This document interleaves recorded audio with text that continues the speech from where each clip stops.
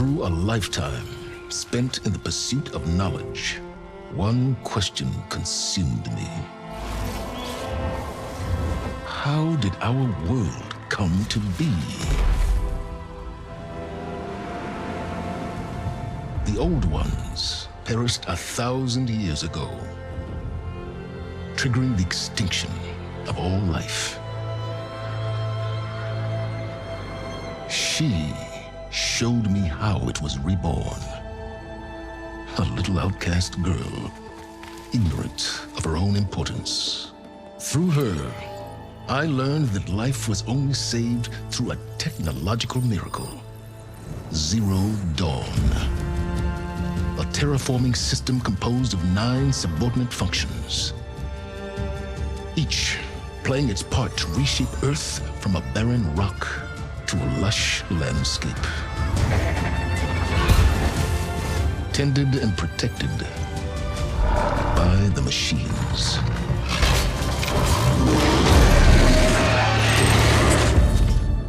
And with her, I learned the deepest secret of them all. The secret of her birth. That she is a clone of Elizabeth Subek, Zero Dawn's creator. Born to prevent a new extinction.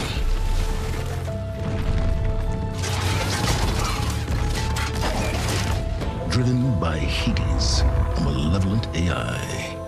Given sentience by a mysterious signal of unknown origin. And with a little help from me, she prevailed in a great battle at the city of Meridian, becoming a champion for all humankind. But as useful as she has been, now I must leave her behind. For as she strives to put right what Hades sundered, I have made a new discovery. One that heralds both destruction and opportunity.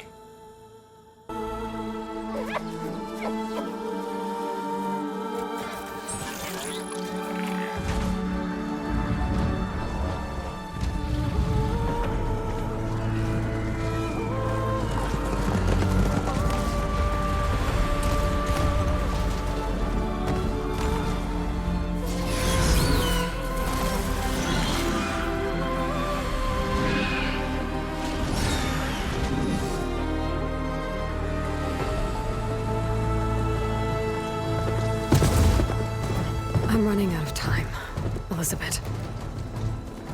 The land is dying.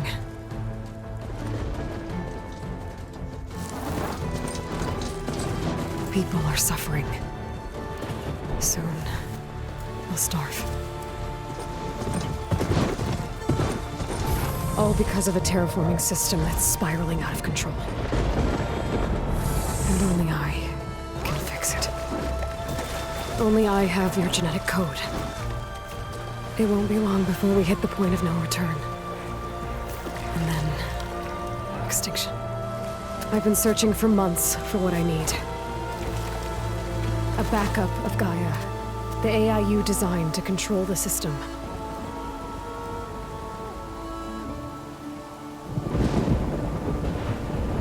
But every time I think I have a lead, it comes to nothing.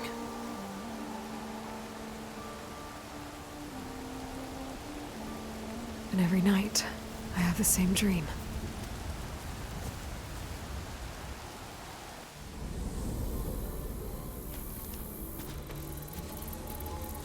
I'm walking under a brilliant night sky, through a field of flowers. And when I arrive at the center, I see you, Elizabeth. Waiting for me. Even though you've been dead for 1,000 years. You're the closest person I've ever had to a mother.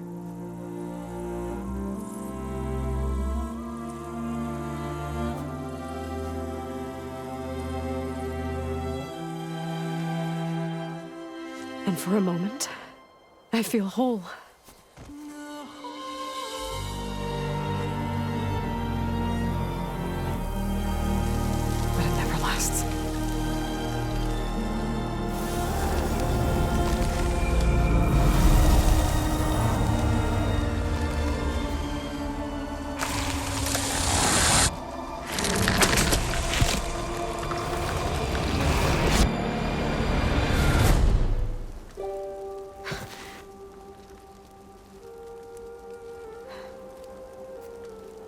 I'm always left alone.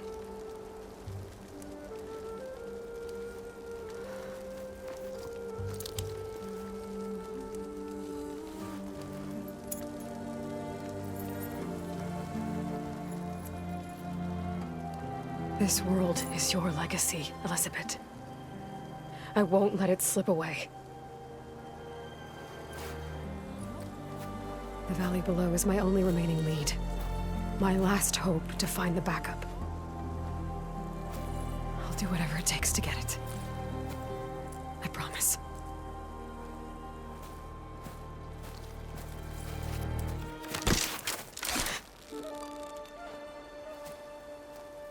Varl? If it isn't Aloy, savior of Meridian, anointed of the Nora. You know I hate being called that stuff. Well, consider it a punishment for running out on us the very same night we beat Hades. I grew up an outcast. Remember, I'm not much for parties. Yeah. That one was in your honor. Just saying. So, what are we doing? Must be urgent since you left so fast. Delving into ancient ruins? Or maybe it has something to do with the Blight. Both, actually, but,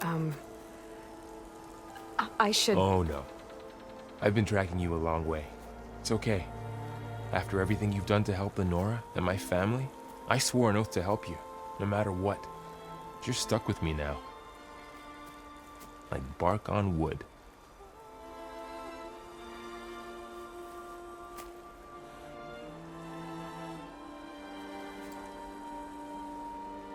Okay, but if you're going to come with me, you'll need to be able to see what I see.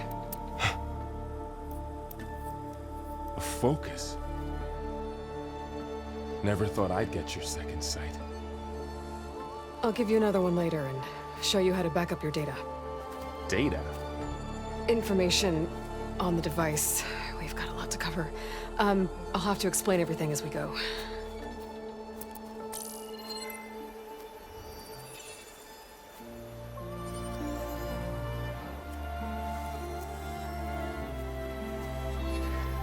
You see like this all the time? Since I was a little girl. Come on.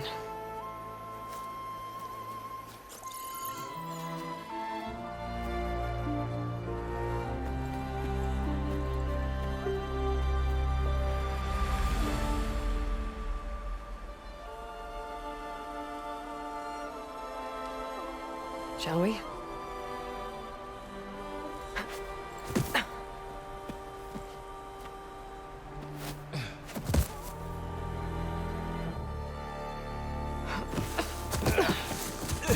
All right, I got a couple of scrapes on the way here. We should find some medicinal plants, stock up. So it's time for your first lesson with the focus. Sounds good. Let's get started.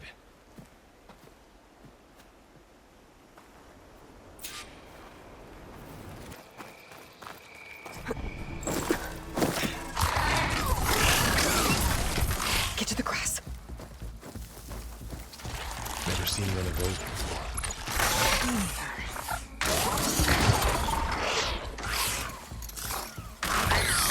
Those dead machines have it on alert. How do you want to handle it? The focus can help us. We can scan the machine before we make our move. Okay, over here. I think I got something. It's some kind of Oseram prototype, I think. This hook looks like it can latch onto things. And this gear pulls it back. It looks broken, but maybe we can repair it. Hook it to the debris. And pull it out. That could work. The focus can help us search the camp and identify anything we can use to fix the tool.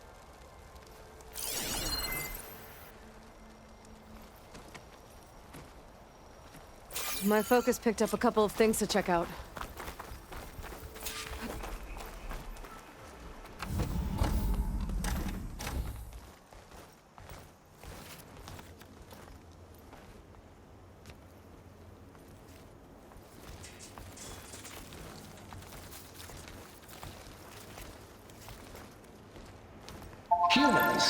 Homo sapiens.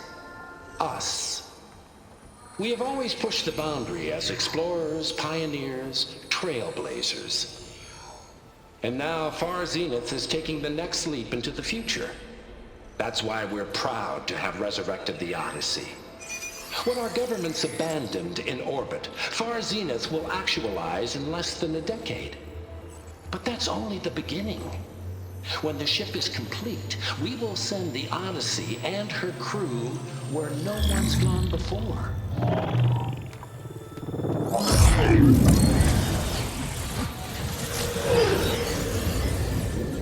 The Sirius system. There, we'll create humanity's first off-world colony.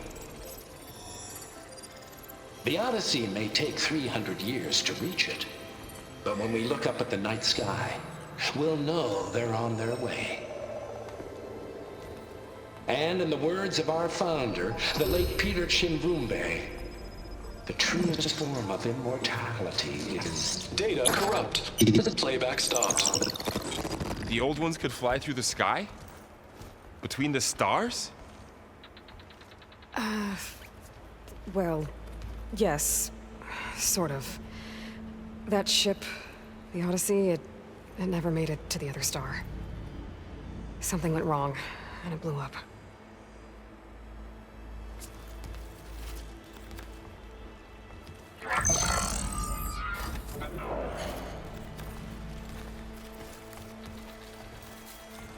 Is that why Elizabeth gave them a backup of Gaia? For their colony? Error. Public presentation file corrupted. Member recruitment file available. Do you wish to reactivate? Yeah. Reactivate. Let's see what else they had to say.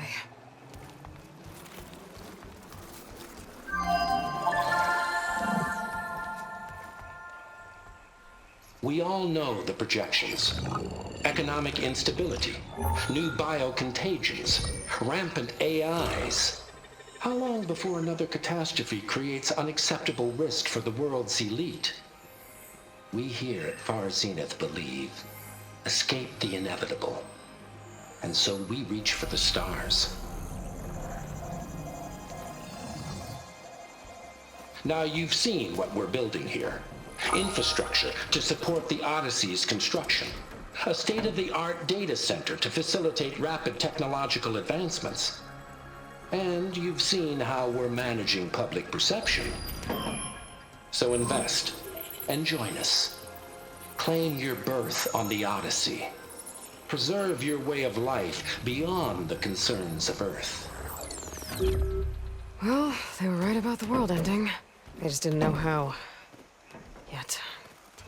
So everything they said back there about the next step for humanity, it was all a lie. These people only cared about saving their own skin.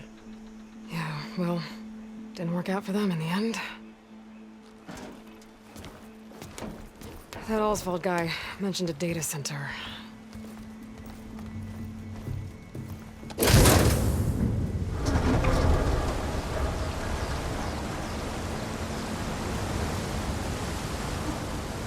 There. The backup. It should be stored in there.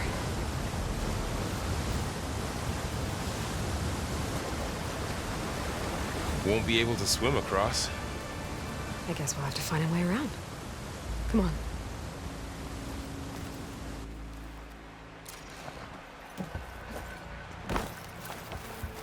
Up here. Oh my god.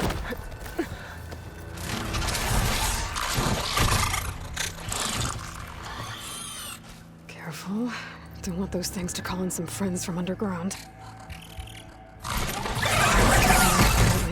You take the left one. I'll deal with the one on the right. Okay.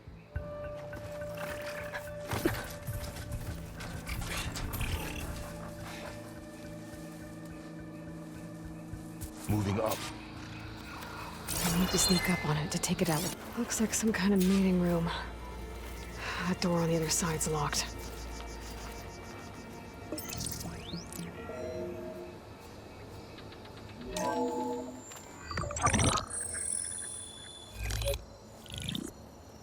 Onzu.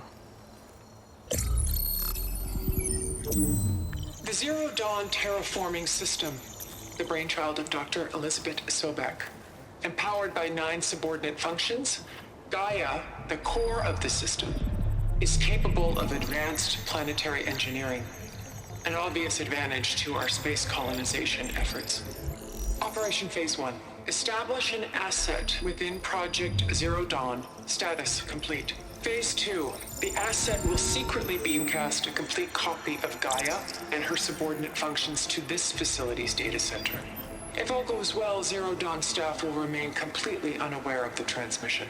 Risks. Discovery of this operation could result in Zero Dawn withholding the already negotiated Apollo database.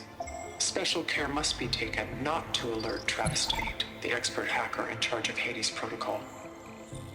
In addition, extreme caution must be exercised in regards to Dr. Sobek herself. As one of the world's preeminent technologists, she may have instituted unforeseen security measures. A complete assessment is attached. This concludes the executive summary. I thought Elizabeth sent the backup here, but she didn't. Far Zenith stole Gaia. Aloy, why does that woman look like you? It's okay, Pearl. We look alike because we're the exact same. Genetically identical. But she was one of the old ones. How can you be her? Because I wasn't born. I was made. By a machine. It's why I'm motherless, why I was cast out as an infant. I don't understand. What kind of machine can make a person? Remember when I said the backup is like a set of instructions? It's more than that. It's called Gaia. And for a long time, she cared for the world until she had to destroy herself. So she made me to bring her back. I'm the only one who can. And this place is my last hope. You once said the goddess spoke to you when you went into All-Mother Mountain. Was that this Gaia? Yes, but she's not the goddess, Laurel. There isn't one. How can you be sure? It sounds like she anointed you with a sacred task. I've had a lot of time to figure this out. And you will too, with the focus. But for now, the report said they were going to store the stolen copy of Gaia in the data center. So that's where we have to go. Okay?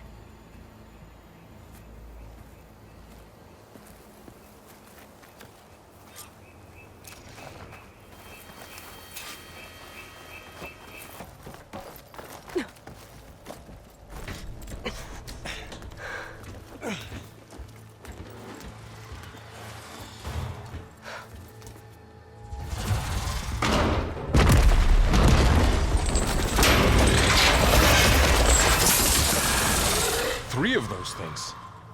And if they slaughtered all those Oseram, we'll never get through to the data center. There's no way to slip past them. They're too tough to fight head-on. We could find a settlement. Convince some hunters to help us. That would take weeks, and we don't have that kind of time. Maybe all we need is that shuttle to fall. That thing? How? I'll figure it out. Just wait here. Aloy. Trust me. And there she goes. Just need to get over to the shuttle to figure out how to make it fall into the basin. Hey. I'll push those machines down below.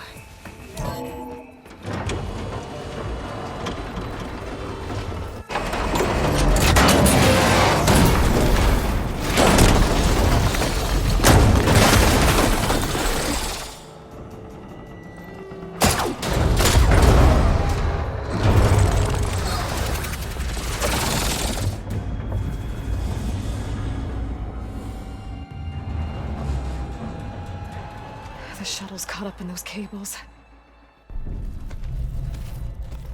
I'm gonna have to climb the tower to find a way to disconnect them.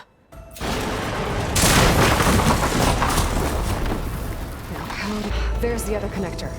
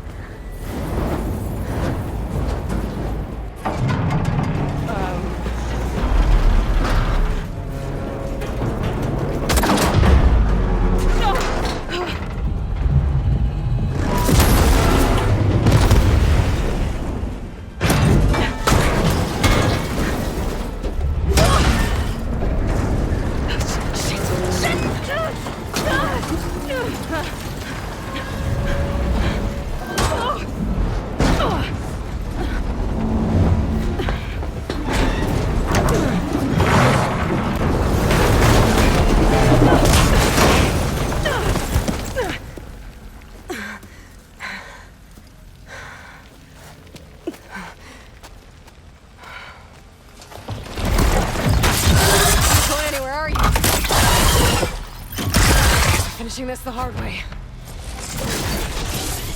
I need to take this thing down to get to...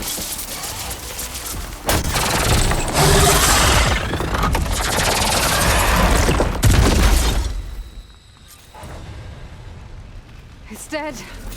Finally. Here.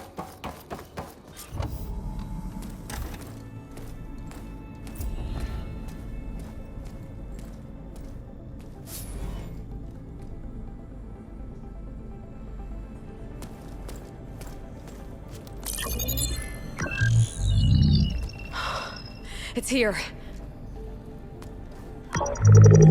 Gaia version 6.9. Initializing. Hello. Hi. Elizabeth? Travis Tate. Now, what's this we got here? A Far Zenith conspiracy to steal a copy of Gaia? And her subordinate functions? Naughty, naughty. You want me to handle this, Liz? Blasphemers! Brood of vipers! With a mighty hand I smite and pour troubles upon you!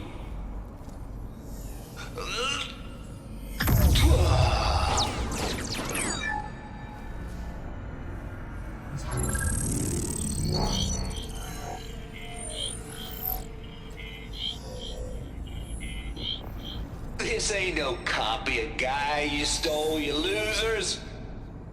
But it's the mother of all logic bombs. So good luck repairing your data. And next time you start thinking you can outsmart a Tate, remember my salute.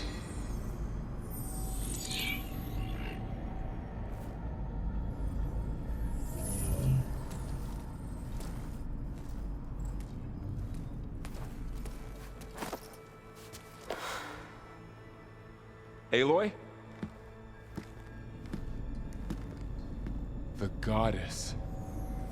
There is no goddess. I told you that already. That's not Gaia. It's not what I'm looking for.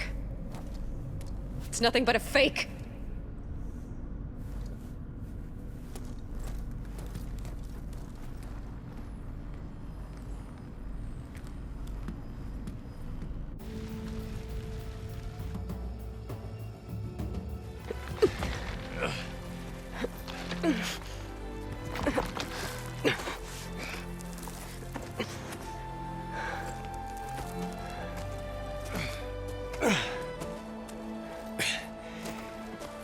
I got it.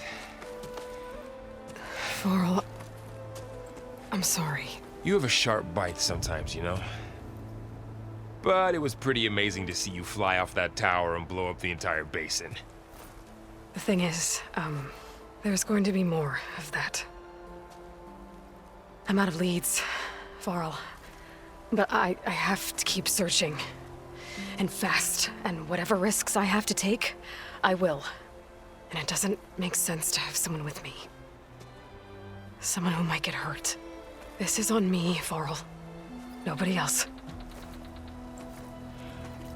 Hold on. Before, in Meridian, you said there was a man who helped you. Silence. You said you used to talk to him a lot about things you discovered from the old world, things no one else understands. And he gave you the lance you used to defeat Hades. He's gone, Varl. I haven't heard from him since the battle against Hades. Sure, but Spy Master Murad back in Meridian, he's good at finding people, isn't he? Varl, Come on, it might work. Plus, you'll get to see some friendly faces again. Okay. I guess it's worth a shot. We've got a long walk ahead. Actually, I've got a better idea.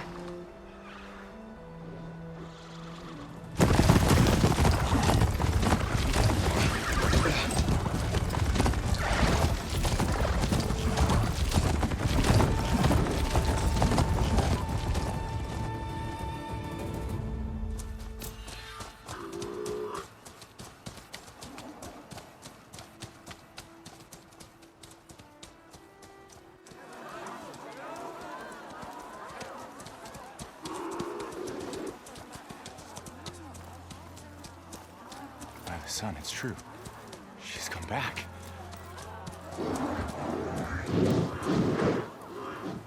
Bless us. The savior of Meridian has returned. You earned this welcome. You saved them. Not yet.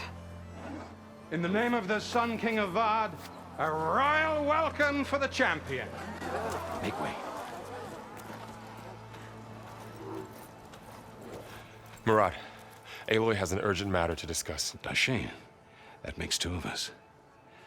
I've sent forth hunters for weeks, to sunfall all the way to the sacred land, searching for you. Something happened at the spire.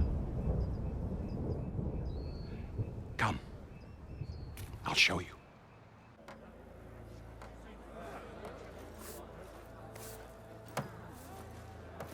Watch your step. You saved us all, to be sure, but we're still cleaning up the mess.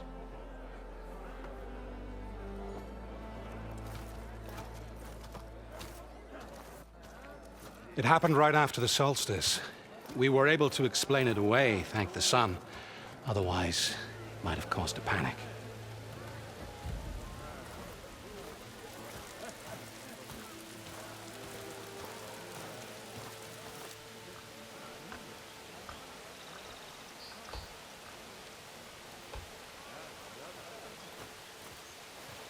One night, for less than half a minute, it glowed an angry red. From Meridian, it looked like a trick of the light. But those who were closer, atop the light, said it could not have been a reflection. Much to my dismay, they said the light rose up from the tower's base. From that. We left everything just as it was. What do you think happened? I don't know. The Spire's supposed to send out signals, messages, for the terraforming system. But Hades tried to use it to wake up ancient war machines. I was sure I got the connection to that thing. Wait here while I check it out. Let us know what you find. I don't know. I could pull this thing out of the... What?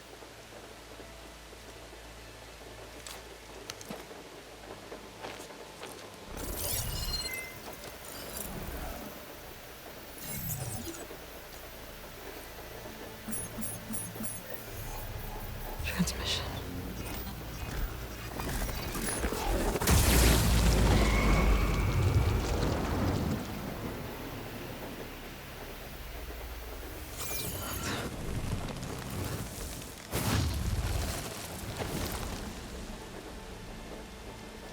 No, he wouldn't. He couldn't. Something was transmitted from the top of the spire. I guess I have to find a way up there.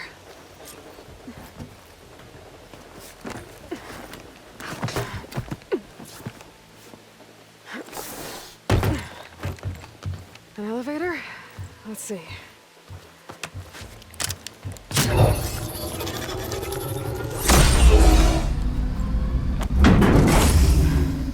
Access lift activated. Lucky day. Engaging Experience configuration. The whole thing is opening up. Wonder what the Karja will make of this.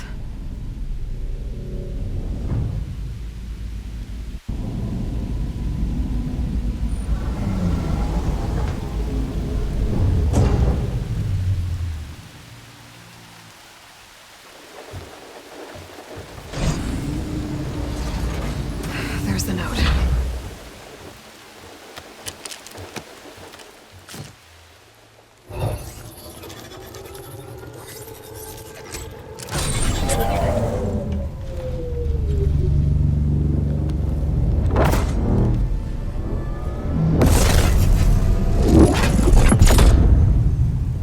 Sword of the Far West.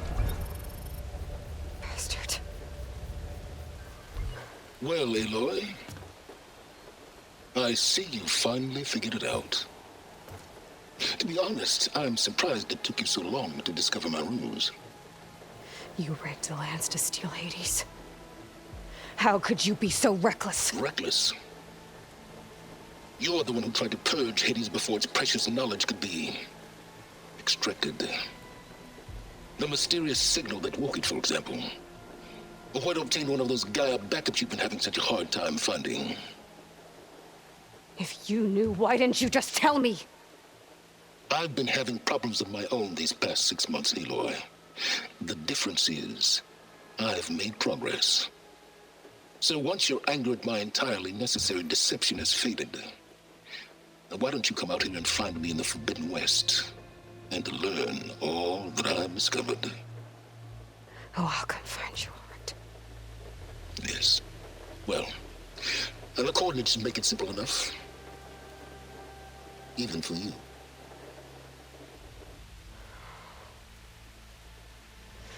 Ugh!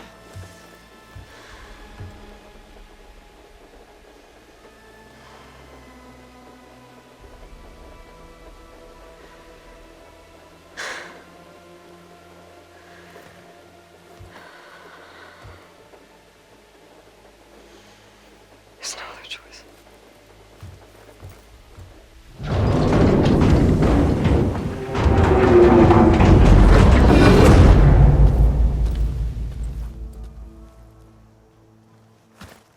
Better let Varl and Murad know what I found. The incredible.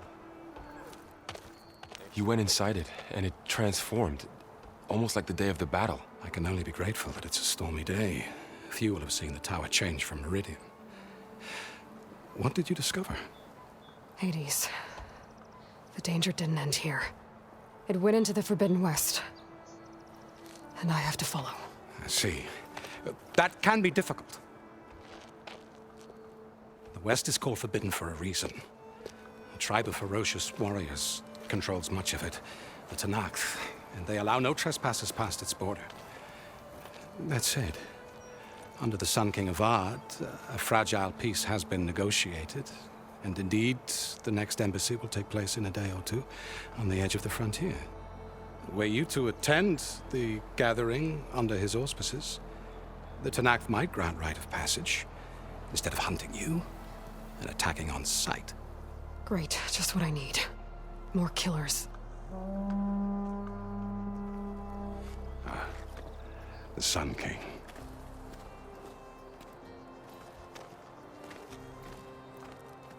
Aloy, it's good to see you.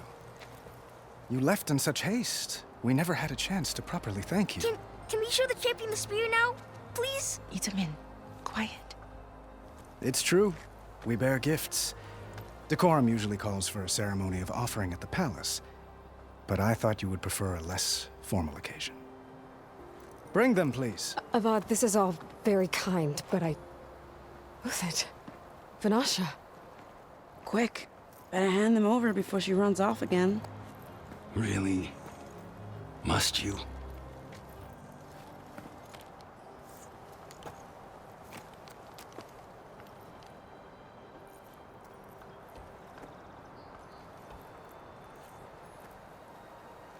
Try it on.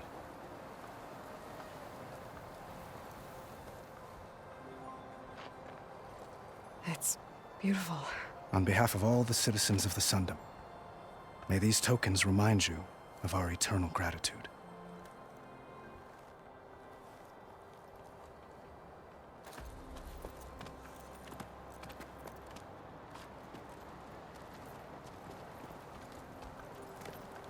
Perhaps you'd like to spend more time with your friends. Come speak to me when you're ready to depart.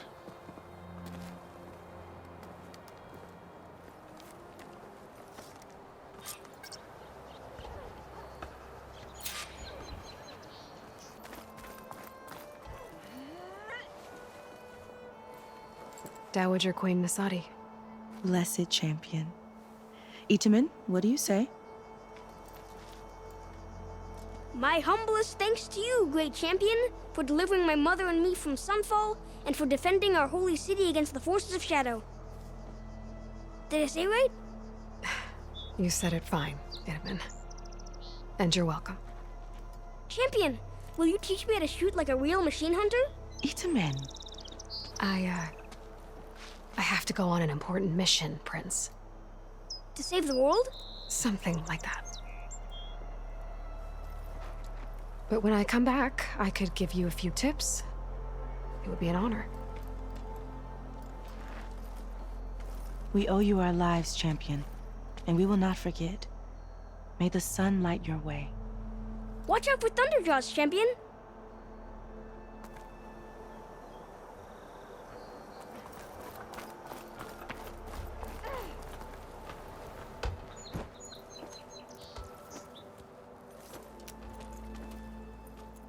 The sculptor wanted something even bigger, twice the size, covered in gold and jewels. But I was quite certain you wouldn't appreciate that. You were right.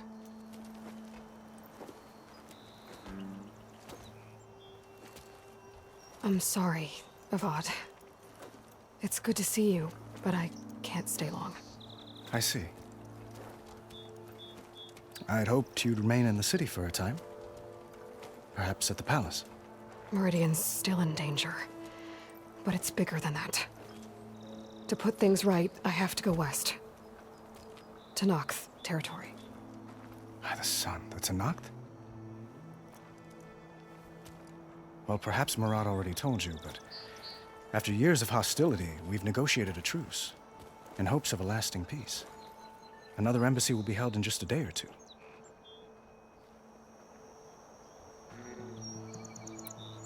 When you say years of hostility, I assume you mean the Red Raids? Ah, yes. My favorite subject. I wouldn't ask if I didn't need to know. As you know, my father raided all the border tribes. The Asurum, Banuk, and Nora suffered greatly, resisting as best they could. But none fought back like the Tenakth. They rose up and assaulted our western front at Barren Light, sweeping us from their lands. Getting them to talk to us again after that was tricky.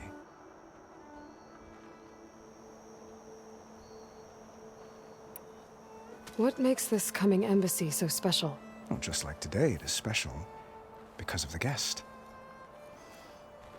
Our delegation will meet with the Tenakth just outside Barren Light. We'll give them treasure, and they'll return a prisoner. Fashav, one of our finest soldiers. Soldier? Don't you mean raider? No, not in this case. Fashav is my cousin, nothing like Helis and his ilk. He joined the Western expedition with the hopes of reining in certain excesses. But he was captured during a heroic defense of our forward base at Cinnabar Sands, and has been held ever since. How did you get the Tenakth to talk again after the war? The same way I got you to talk. By giving gifts. The Tenakth like tiaras? More like medals, spices, and relics looted during the fighting. We've met with them on several occasions, and the gifts seem to have eased the tension. But this coming embassy is the most important yet. The best sign we've had so far that the Tenakth want lasting peace.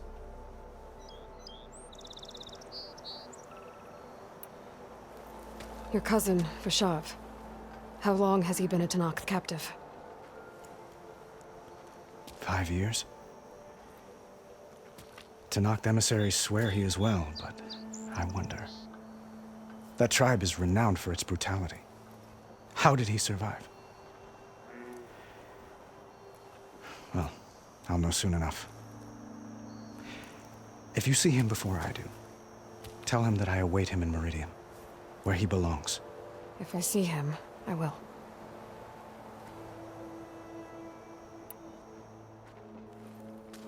Itamen looks happy. You got him out of Sunfall. Any happiness he has, he owes to you. He's turning into a fine young man, which he'll need to be if he's to inherit the crown. Wouldn't the crown go to a son of yours first? Yes, well, I'd have to get married for that to happen. Murad keeps throwing noble matches at me. But I find I'm always trying to make them into someone they're not. At any rate, I never aspired to the throne, and I don't wish to sit there forever. When Itamen comes of age, I hope to step aside. Free of the crown. I might finally be able to travel the world. Who knows? Perhaps even accompany you on one of your adventures. You make it sound easy.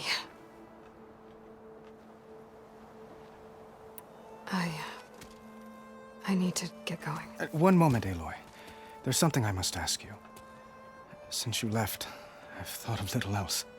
This isn't really the time. But it has to be.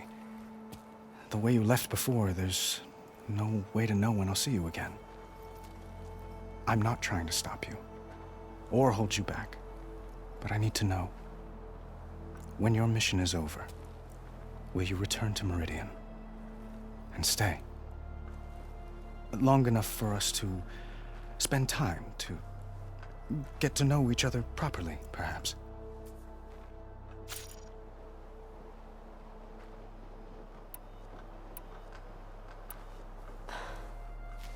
I do hope to see Meridian again, Avad. And you. But this mission, it's my life. It's all I can think about. I have to stay focused. What happens after? I can't imagine that. I wouldn't know where to begin. Well, if that place were to end up being Meridian, know that you will always receive a boundless welcome here. Tend to your mission, Aloy. I will hope for your success, and look forward to your return.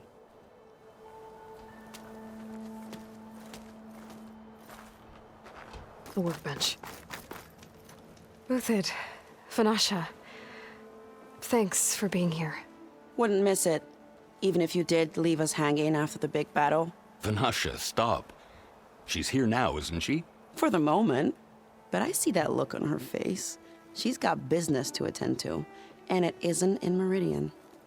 You know, I didn't vanish before because I wanted to.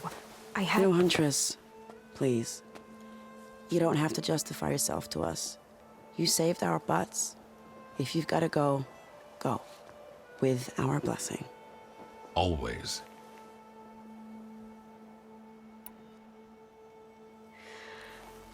You both look like you're doing well.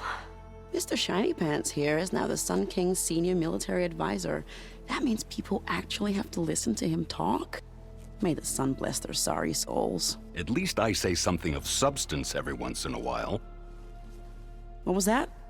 I just fell asleep while you were talking. And how about you, Vanasha?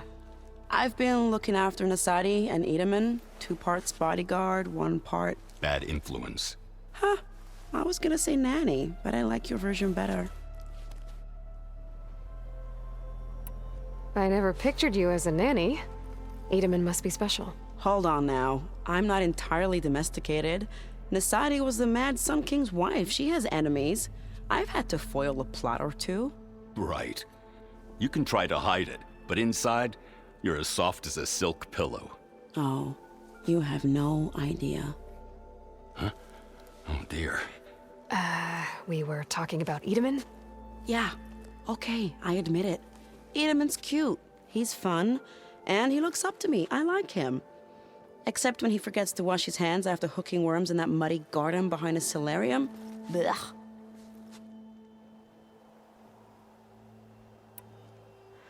It's been months since I was in Sunfall.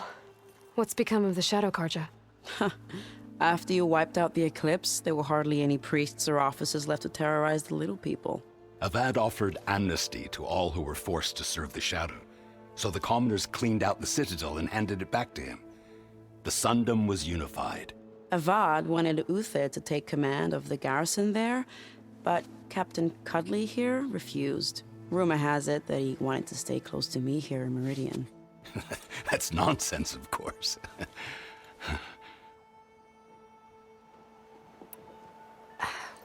Well, I know. You're out. Go! Away with you. Always an honor, champion. Always a pleasure. But please, little Huntress, come back someday and tell us about your adventures. If I can't get in trouble, at least I can hear about yours. Drinks later. Are you ready to go? Or do you need a little more time?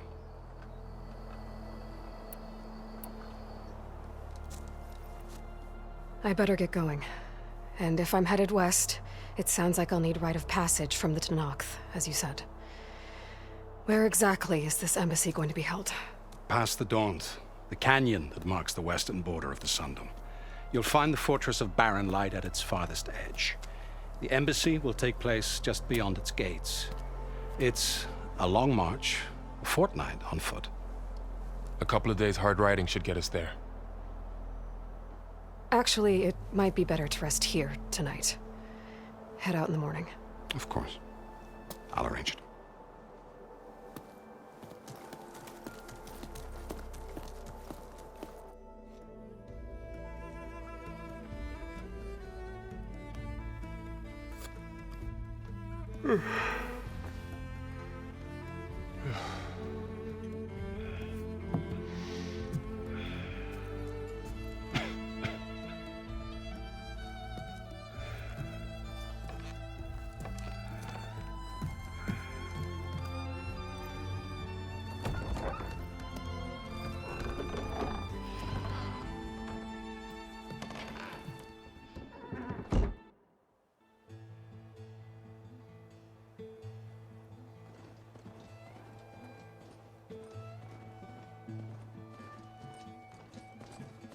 Am I the one to hold this crown of ash and salt? That kindness calls to me. I have to block it out. My voice has grown so somber. These words don't seem like mine, but the iron won't subside. No matter what I try.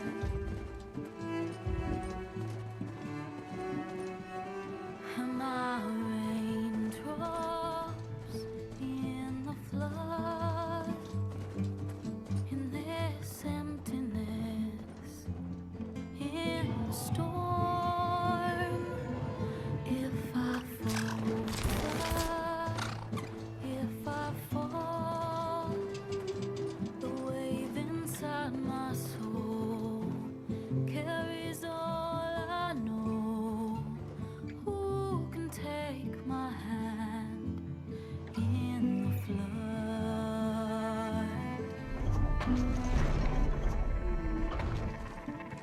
Her voice calls me forth through darkness unknown.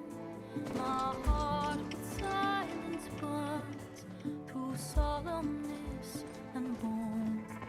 The edge beyond the shore, this weight of root and rock. I long to reach the other, to find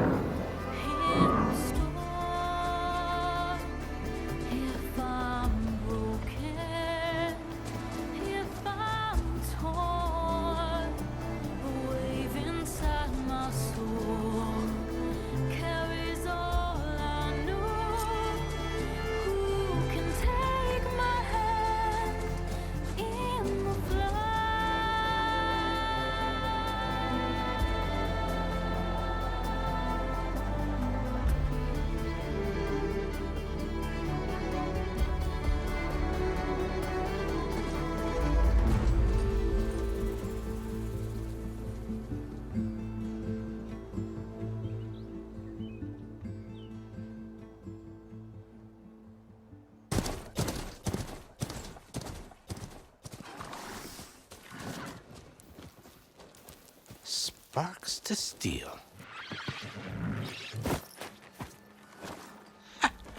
Never seen anyone use one of those to get around. Is that how I get to Barren Light? Yes, I mean usually, but not today. Not yet. And why is that? Well, the Daunt. The whole valley. It's infested with machines.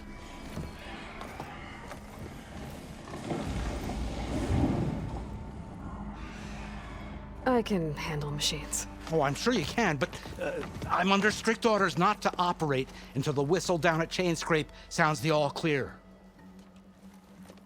Look, I didn't come all this way just to stand around and wait. I'll crank that car down myself if I have to. Well, but then who would crank it back up? Fine, fine.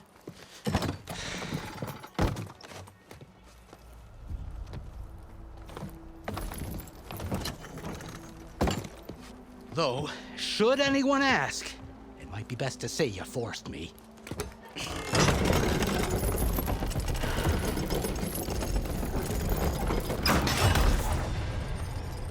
I see smoke, but not a lot of activity. Smoke's probably coming from something the machines wrecked. As for the quiet, well, there's a work stoppage in effect because of all the fuss. What sort of machines are causing the trouble? Nasty ones, and lots of them. Bristlebacks, they're called. Strangeness is, they're not native to the Daunt. Just showed up, all of a sudden. No hunters to kill them? Oh, we've got hunters, just none that want to cross Ulvund. Boss of Chainscrape. He is self-appointed. Work stoppage was his idea. Yeah, well, I'm just passing through. Got an embassy to attend. You should have said. That ain't gonna happen no time soon. What are you talking about? Hear that? That's your answer. Who is that? Karja's Sun Priest. Cranked him down yesterday, about an hour before the machine trouble started. He's a very important man, or so he says.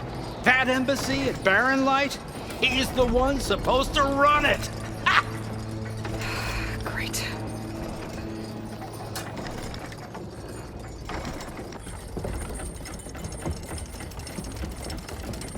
If you don't do as I say immediately, the Sun King himself shall hear of your insolence.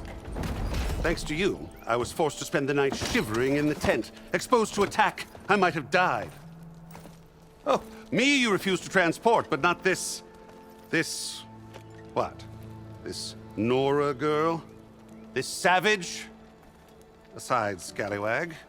Wadis. That's Aloy. Studious Wadis. Aloy, you know, savior of Meridian. Really?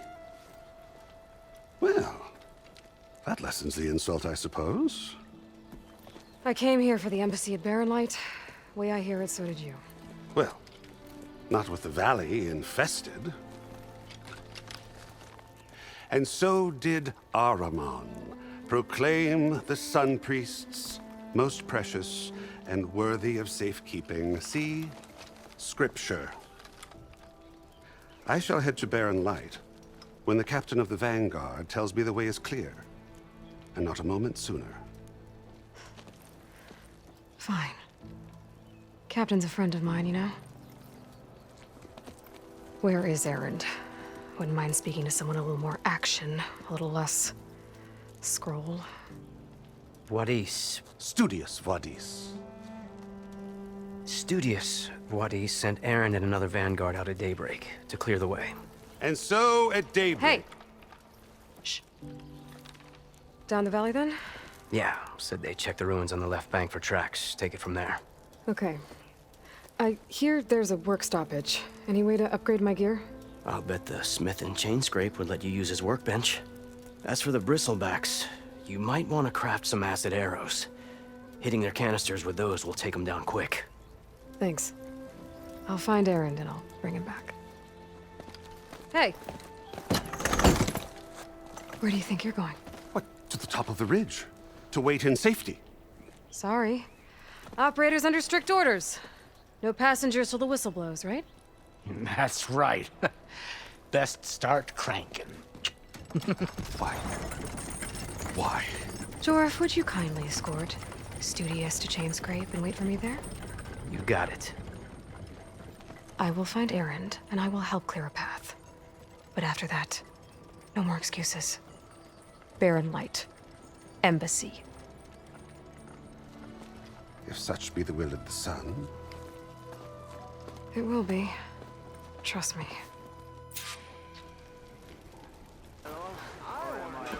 Welcome to Chainscrape, Savior. Open up, guys. Jorf's orders. Good enough for me.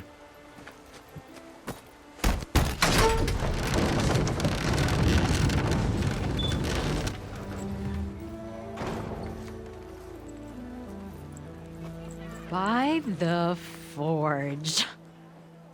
Petra? Aloy, what are you doing here? About time there was something worth looking at in this dump. It's nice to see you too. And not a moment too soon. Come on.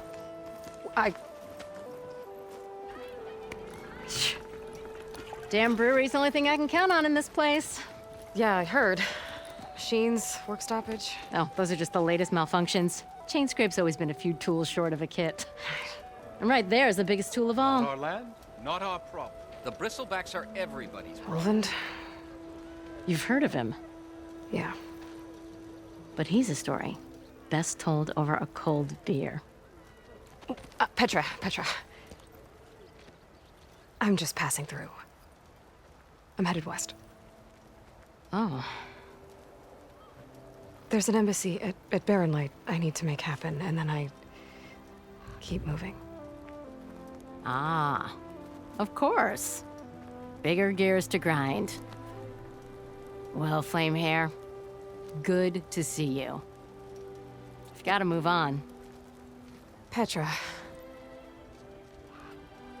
But if you want a cold beer and a few laughs with an old friend, come find me at the brewery. Your choice.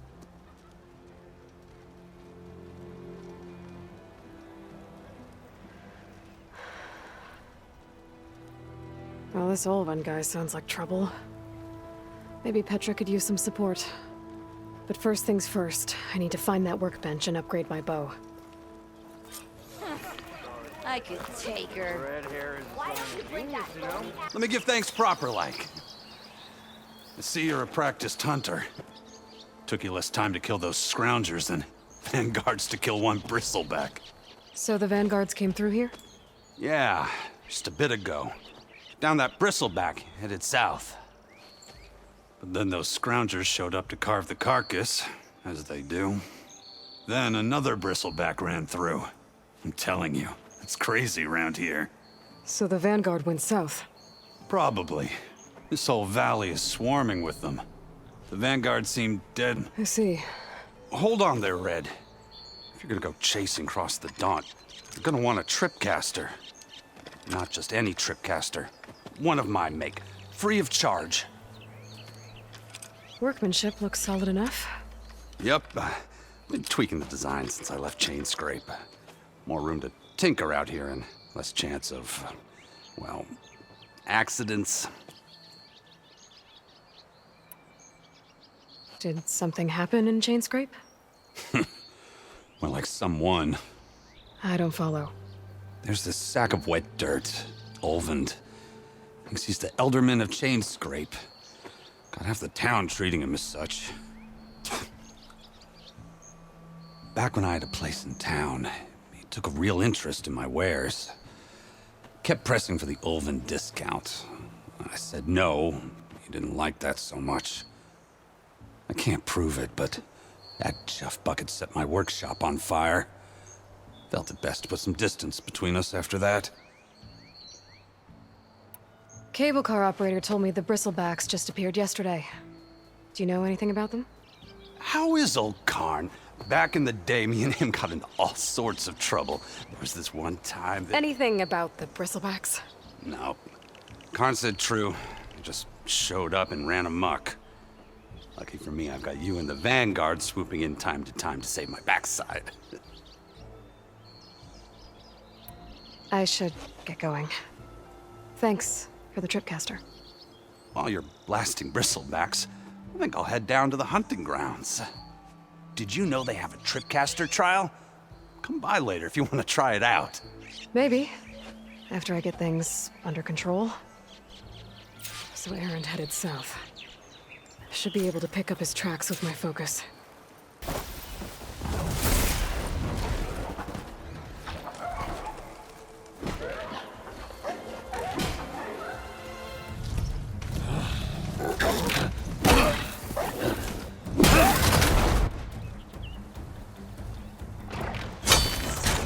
Another one down! Now this is what I was forged for. No ledgers to fill.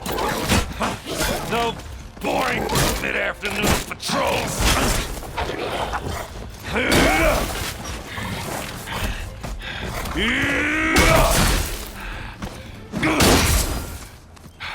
Just a hammer. Just the fight. Aloy?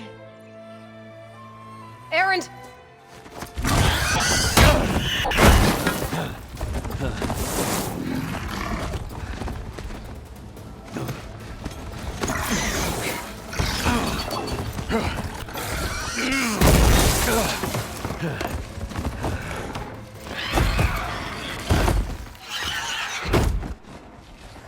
Stay where you are. I'll handle the rest.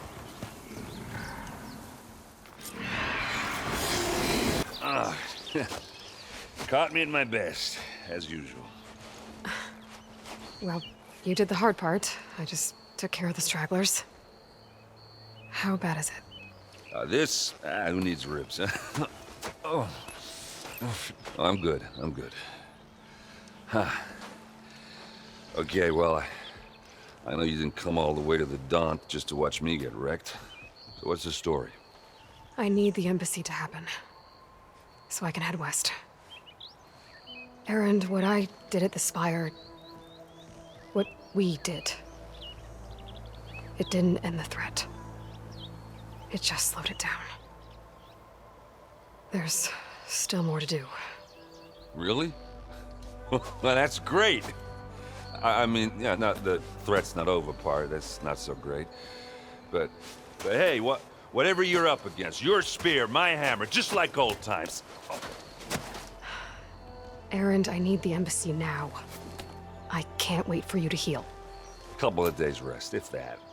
Actually, even if you weren't hurt, what I have to do, it's better if I do it alone. Alone? That figures. Erend! I hate to interrupt the romance, but I'm pretty banged up here. Don't blow your blaze, I'm coming. This just keeps getting better. Listen, I'll go to Barren Light, get patched up. If you want this embassy to happen, we're gonna need this sun priest, Studius Wadis. Oh, I know him. I'll clear the Valley of Bristlebacks, then send Wadis to Barren Light. I'll catch up with you there. Well, I guess that's sort of like a goodbye. I'm sorry? You? Sorry? Ugh. Yeah, that'd be a first. Where is this coming from? Hey, just, forget it, yeah. Oh, it's nothing. It sounds like something. All right, fine. Now, after the battle at the Spire, when you took off, you left without so much as a handshake. I mean, people like me, we fought and bled at your side, Aloy, and you just disappear? What kind of person does that?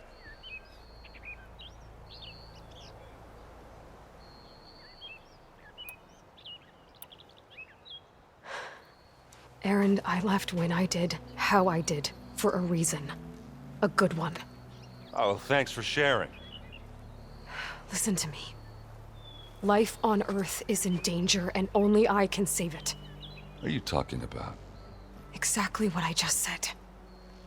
Everything living is going to die unless I fix a piece of technology created by the Old Ones. and time's running out. Well, I guess that's the reason, all right. I'm an idiot. Erend! By the forge. I guess that's my cue. Maybe I should go with you to Barren Light. No, hey, you're needed elsewhere, obviously. We'll make it without you.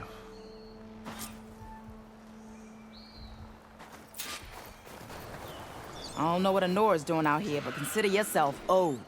We tried to hold off and wait for the Vanguard, but one of them bristlebacks charged us. Next thing you know was a full-fledged fracas. Is everyone okay?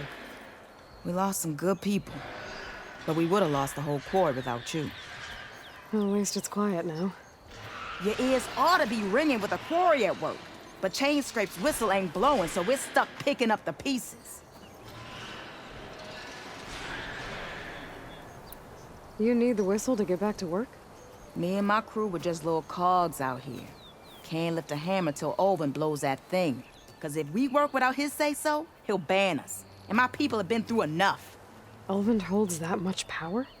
He's got the money and connections to snuff our fires for good. Almost feels like we stood a better chance with the bristlebacks. What are you and your crew working on? We're supposed to be working Olvin's claim, digging out stone to shore Barren Light. But the work stoppage and the bristlebacks cut us short. Never seen those blasted things in a Daunt before. Where in Forge Fire did they come from? I'm not sure. At least not yet. I need to get going. Stay safe. Thanks to you, that might actually be possible today. Again, if you don't mind, Savior.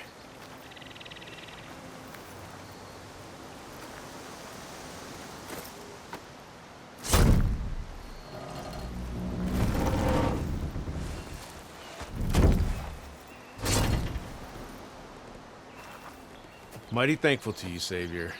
Just Aloy is fine. Aaron mentioned you're not one for fancy titles. You're Vanguard. Well, here to escort Wadiz's delegate behind to the embassy. If we can get rid of these bristlebacks. Captain said to keep an eye on Chainscrape, then these ugly lugs showed up. Gave the first one a good beating. But didn't quite have time to roll out of the way when it fell. Told you it wasn't a good idea to eat that much before heading out. I should probably get going. Now, if you see any more of these bristlebacks... I'll make sure to roll out of their way. Might want to take some of these with you as well. They're handy in a pinch. Thanks. Stay safe, Aloy.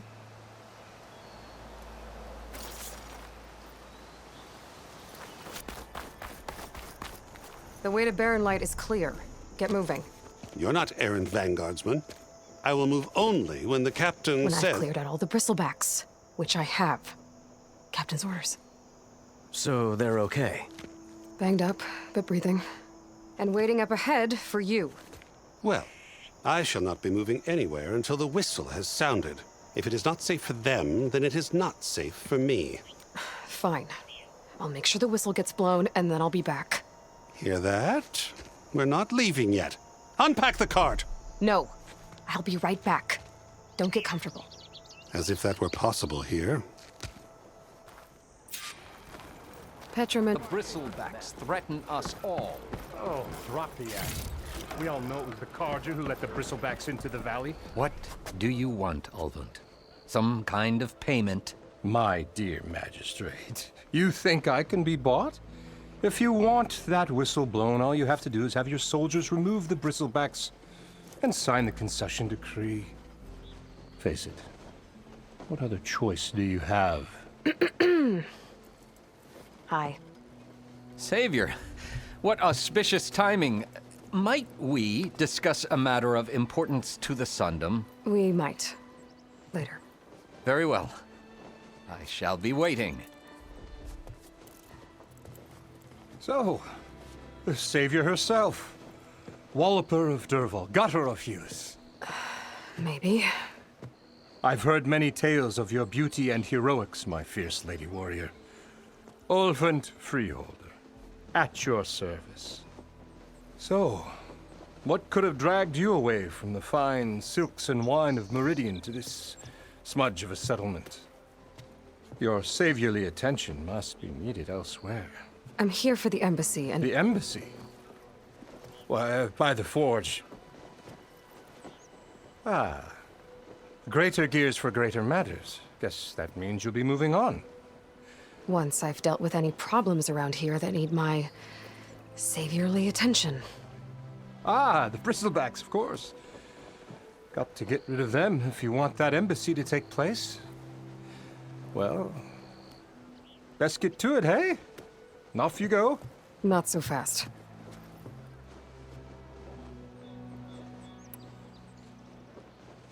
You don't seem to have a high opinion of the magistrate? Well, I refuse to play nice to some fancy-robed parchment pusher when my fellow laborers are being bullied, intimidated, and taken advantage of. How noble of you. Noble? Ha! Born with a hammer in hand, I was. Nobody handed me anything or dropped opportunity into my lap. Everything I've achieved, I've done on my own. And where is this hammer now? The, burden of leadership forced me to set it aside. The Carja risk nothing, while demanding that good Oseram gamble with their lives out there. Someone had to step up and say no more. You ordered the work stoppage? Indeed I did. We're laborers, not soldiers. Until the Carja clean up their mess and give us the fair deal we deserve, I'm not risking Oseram lives. Fair deal? You mean your concession decree? It's not my decree. It's on behalf of all the good Oseram laborers of this land who do all the back-breaking work, while only the Carja reap the rewards. All we're asking for is the ability to share in this prosperity for a land worked by the people, for the people. Right. And just how much would be your share? Only an amount appropriate to my contributions to this community, of course. I cleared out all the bristlebacks. Oh, you did? Now that you've recovered from your shock, time to blow the whistle. Oh, there, not so fast. I'll have to send someone out to confirm the kills. Make sure the valley is safe again. It shouldn't take more than a day. Or two. No. You blow the whistle now. These are innocent Oseram lives we're talking about here. Surely the delay... Either you do it now, or I will. Ah, I knew you could do it! Friends, gather around. The savior of Meridian has done it again. What? The bristlebacks are defeated. You. What? Sound the whistle. Chain Scrape is open for business. Terrific. Great. Yay. And Ulvund has agreed to personally pay every worker their lost wages. Yeah! That's more like it! Yeah! Woo! Ha-ha! Yeah! Yeah! Don't you have an embassy to get to? Yeah, I guess I do.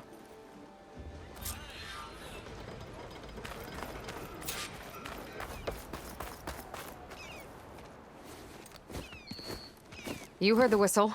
Time to go. But I was supposed to have 3 escorts. I'm off to Barren Light, buddies. Like Aloy said, Captain's orders. You can stay here. Abandoned to the riffraff? I think not. Guess you're coming with me then. See you there, Aloy.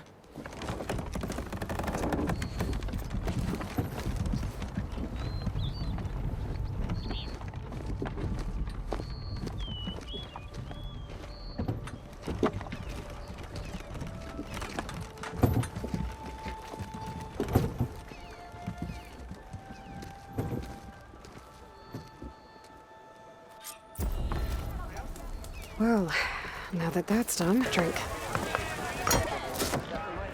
Hey, Milda. Milda. I took some of your stew last time I went into the wilds. Kept me going for a week. Felt like I could have put a strider in a sleeper hold. Enjoy it while it lasts. Sounds like you're serving up some impressive provisions here. Not again. You can have the discount too, but you'll have to come back later. I think you have me confused with someone else. Olvin didn't send you? No. Oh, my apologies. It's just that his minions won't stop pestering me. Now I've even worn out my special grill. Since I'm in the midst of a crisis, perhaps you could skip to what it is you wanted? Some of your food? Of course.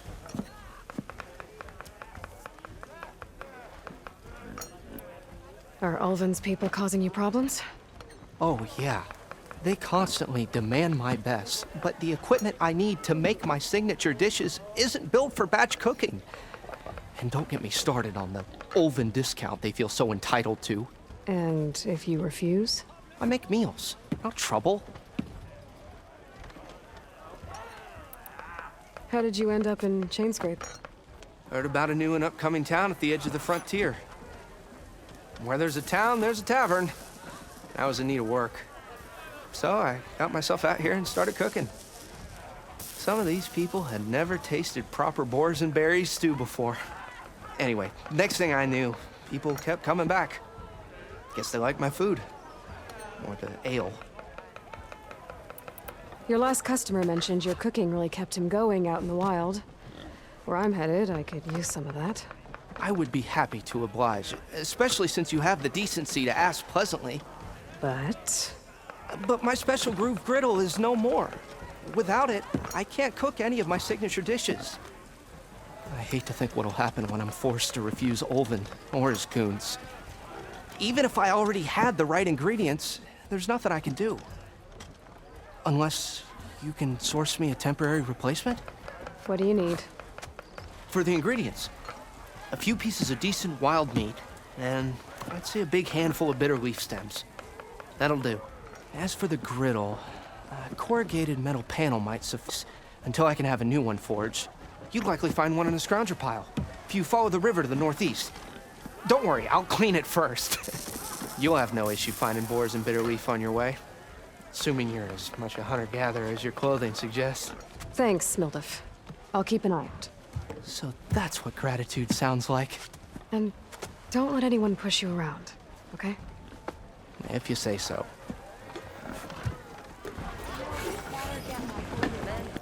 Come for that beer after all, eh? Here, sit down. Get a pint in her hand. Wasn't expecting you to swing by. Since when do I do what's expected? Ha! There's that spark. Fire and spit. Fire and spit.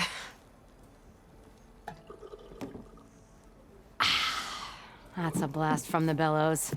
Won't fix the forge, but at least I can forget about my troubles for a while. Like what? Well, things aren't as bad since you got this place running again. But we still got Ulvin grating the gears about his concession decree. If you don't put that down, I'll come over there and show you how that game ends. Anyway, right now, I'm just worried about those refugees out from Sunfall. To come all this way enduring Forge knows what. Shadow Carja refugees. What are they doing in the Daunt? Looking for a new home, I gather. They're camped out by an old trailhead, southwest of here. And therein lies the problem. A stormbird crashed up on the cliffs last week, and Talon Cleanbrokers had his eye on the salvage ever since. But the refugees have barred entrance. Mustn't interrupt their sun-scorched ritual. Something about finding a twilight path. Huh. I never heard them talk about that before. Yeah, well, these particular Shadow Carja are an odd bunch. But overall, they're peaceful folk. Not that it matters to Talon. He'll crack some heads to get to that salvage. Maybe you could swing by, convince him to set up camp somewhere else? So the bristlebacks in the Daunt.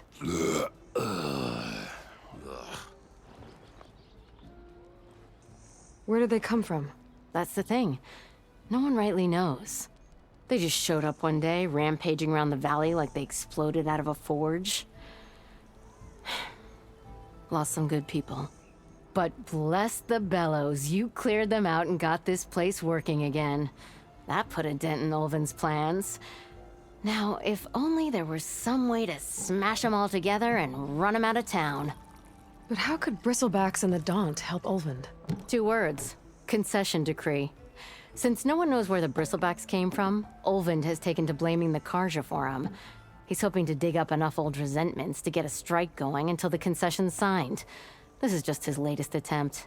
He's been trying to rile up the workers since the day he rolled into town. And people actually believe him?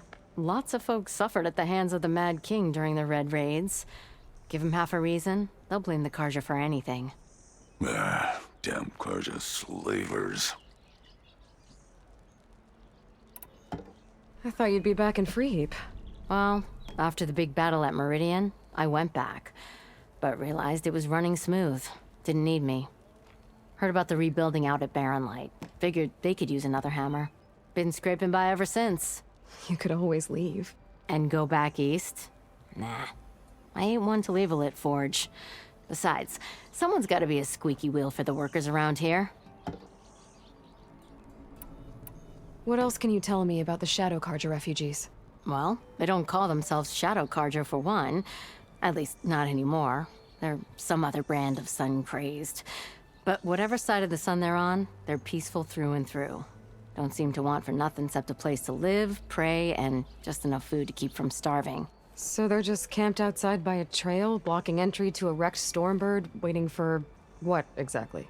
Don't rightly know, but I'll tell you this. Should they ever wise up and salvage it, a Stormbird heart is worth a lot. And if they get there first, then by Ostrom law, it's theirs. Not that Tolan Cleanbrokers ever lost sleep over any law breaking.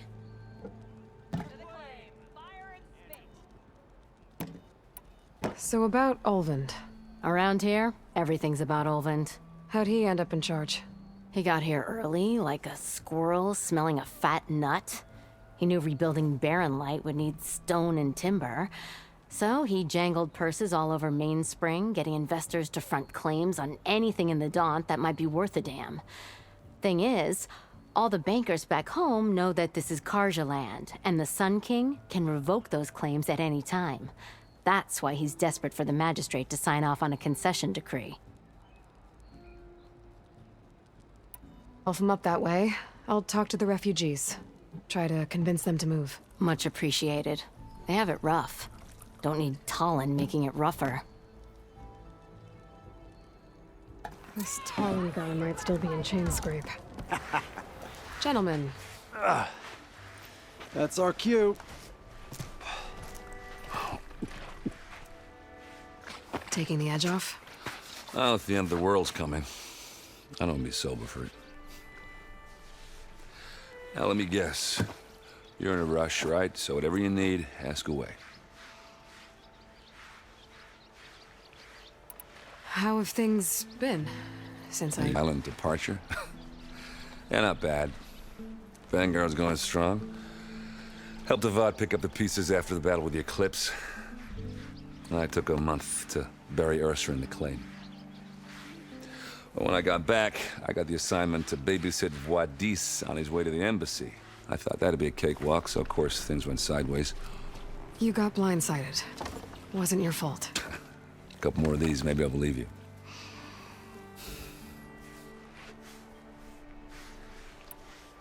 I was, wondering if you were able to lay Ursa to rest, like you wanted. Yeah, we did. Just seen the crowd that showed up to pay their respects. Half of them owed her a favor, and the other half owed her their lives. In the end, everybody drank. You know, it's the rowdiest funeral since ever. Feels like she would have liked that. Yeah, damn straight. Damn straight. She would have put them all under the table.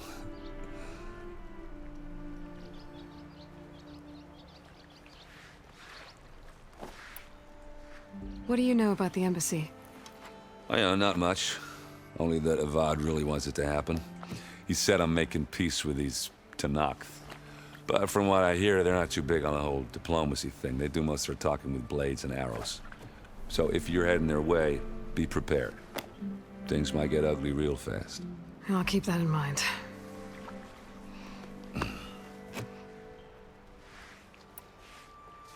What do you know about this place? Well, nothing good. It's where the Karja dragged all the captives they took from the Forbidden Western raids. Lucky ones became slave labor.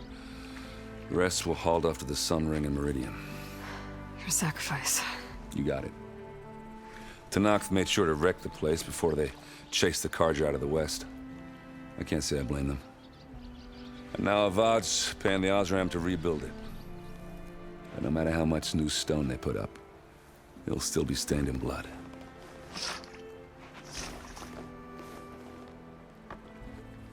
I better get going. Right, you'll have to do complicated Aloy things. Maybe just don't disappear completely this time. No promises. I guess what I'm really trying to say is, if you ever do need me... I know where to find you. Hopefully sober next time. Don't count on it. Be careful out there, Aloy.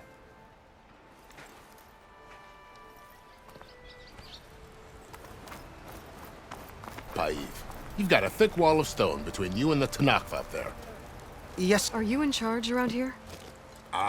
Apologies, no. That would be Commander Nozar. I'm Lawan, his second in command. So, what brings Aloy of the Nora to Barren Light? I'm here for the embassy.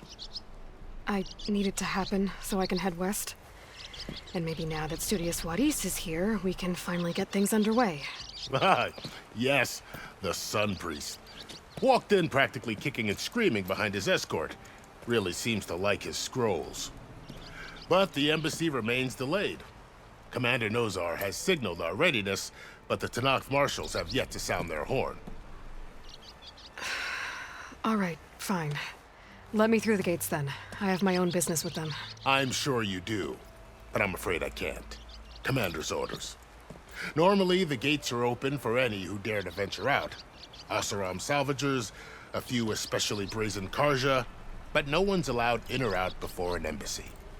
They'll reopen, once the Tenakth have left.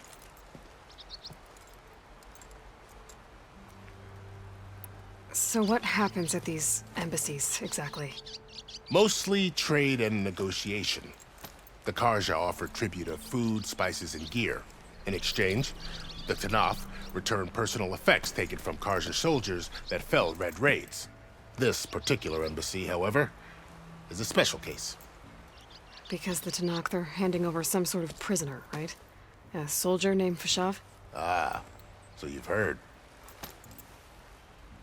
The exchange has got everyone on edge. You never know if an embassy's going to go well until it's practically over. You said something about Tenakth marshals. Who are they? They're the tribe's elite warriors. Before every embassy, they arrive with a contingent of soldiers from each of their 3 clans. Then, during the proceedings, they negotiate on behalf of their leader. And by negotiate, I mean stare down our Sun Priest until they concede. Paiv over here came face to face with them for the first time at the last embassy. Came back drenched in his own sweat. It was hot that day, sir. It was indeed. Where is this Commander Nozar, then? If he's the one keeping the gates shut, I'll convince him to open them for me. I'll take you to him, but I have to warn you. The commander isn't one to break protocol, especially when he's already high-strung. We'll see about that.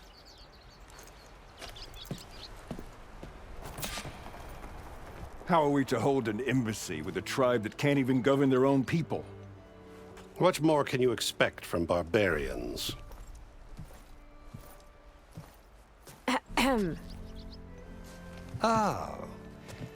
Aloy, was it? Yes. The one who cleared the valley for you? That Aloy. We appreciate your service. At least we are ready for the embassy to begin. Didn't you just give the signal? Both sides must signal readiness. Until the Tenakth sound their horn, we wait. Yea, for as the first shall be... Shut up. Why the delay? The Tenakth are a tribe composed of 3 clans. How many banners do you see? You're just gonna wait? Go find out what's wrong. Oh, this isn't some forgotten corner of the East where you come from, Nora. It's the Forbidden West. If you don't like it, run back to Meridian, file a complaint. The Meridian I saved, you mean? That's right. Nobody walks to the gate until the third clan arrives and the Tenakth horn has sounded. Not even the savior of Meridian.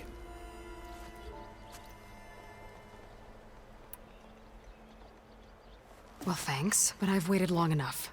It's time to go. Absolutely not. This embassy depends on diligent adherence to... You shall not! Keep telling yourself that. Someone approaching! On a machine! Varl.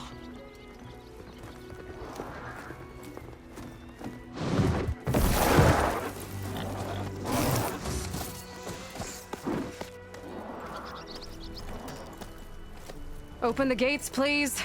Do not let her through that gate! That is a direct order! Sorry, can't do it. Sir, it's the Savior! I don't care if it's the Dowager Queen herself. The gate stays sealed until that horn blows. I'm asking nicely. I don't know what to do. Hey, Var. Hi, Aaron. What's happening? You know, the usual. Aloy wants something. People try to Open stand in her way. the It's not gonna work. gates. That's it! Arrest her! I'd like to see you try.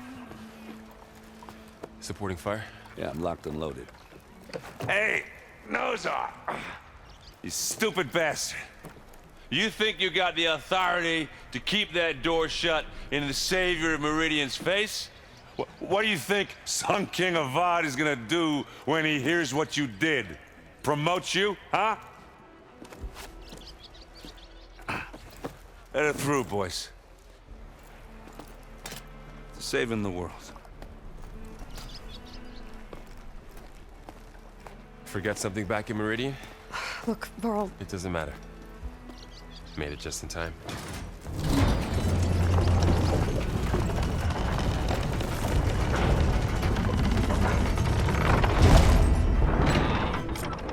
So this tribe that Murad told us about, the Tenakth, we need their permission to go west? I guess I do. We'll see how it goes.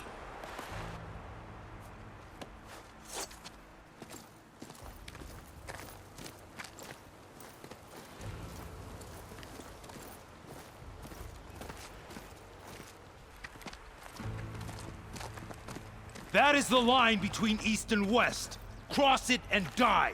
Hold on now. Let's take it easy. None may walk this valley until our signal sounds. That was our accord with the Karja. I'm not Karja. I came here on my own to ask for rite of passage.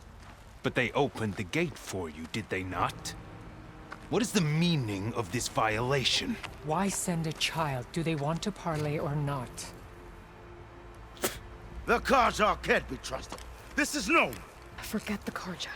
This has nothing to do with them. I need to go west to save lives. Maybe even yours. The only lives you can save are your own. By turning back. Now. Hold! She's telling the truth about one thing. She's not Karja. She's a Nora from the Savage East. And if she seeks to save lives, should we not listen? Let me speak to her. One last favor for a fellow marshal before he's taken away.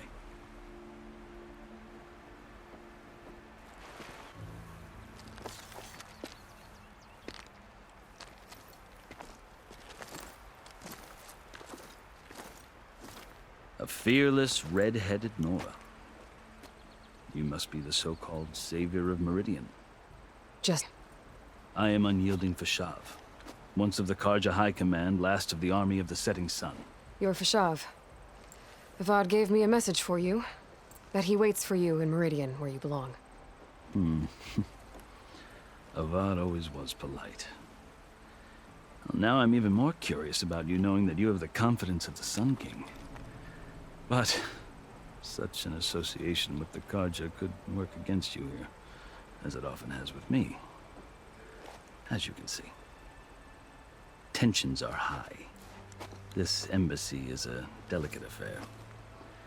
They're about to return me to the Sundom, a gesture that might help soothe painful grievances. And now you arrive. unheralded. I'm not here to cause trouble. I just need to go west. So you say. I might be able to help, but I need to know why. Along with some assurance that I won't regret it.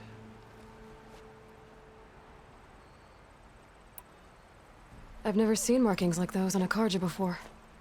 The Karja see incarnation. For the Tenakth, it is much more. A litany of deeds. A record of vanquished enemies. Looks like you've vanquished quite a few. I've fought my share of battles. But I feel that my life, like my markings, is only half complete. This side shows my martial deeds. Before I die, I'd like to see the other half marked with the laurels of peace. How did you come to be among the Tenakth? It's quite a story, but not a quick one. Though I suppose neither of us is going anywhere before the embassy begins. Are you sure you want to hear it? I guess we have time. Very well. I marched with Sun King Jiran's raiders when they came west, hoping to moderate their worst impulses. I failed, of course. They committed unspeakable atrocities, stirring the Tenakth into action. When the clans overran our forward encampment at Cinnabar Sands, I stayed behind to help the last stragglers evacuate, and was taken prisoner. I didn't make it easy for my captors, mind you. And they paid me back in kind on the journey to their capital. I lost so much blood on the way that I was white as a corpse when they threw me before Chief Hekaro. I thought I was dead for sure, so I resorted to desperate measures. So when you met the Tenakth chief, you did something desperate? Now, I'd kept my ears open as the Tenakth dragged me along, and I heard mutterings about a kind of trial by combat that they revere. So, when they flung me at Hekaro's feet, I demanded this rite, called the Culrut, thinking that by winning I could request a boon, my life or even my freedom. The other Tenakth howled, but Hekaro stared them down, and then his gaze fell upon me. Evidently, he appreciated my ingenuity. He allowed me to participate in the Culrut. Little did I know what I was in for.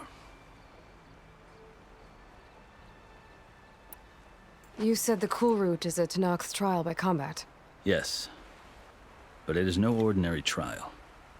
It doesn't pit men against each other, at least not directly. Instead, the combatants fight machines in a great arena, and only the strongest survive. Believe me, it is no easy thing to stare down a charging machine while hundreds around you scream for blood. I know more about that than you might think. Do you? Well, then you have my respect. Like you, I lived through it to claim my prize. I had hoped for freedom, but well, that wasn't on offer. Only service to the chief. You wound up serving the Tenakth chief. The winners of the Culrut must serve the chief as his marshals. You mentioned that word before. What does it mean? The word itself refers to a kind of protective spirit from the ancient past. In practice, marshals are Hekaro's roving lawgivers, part magistrate, part judge, part executioner.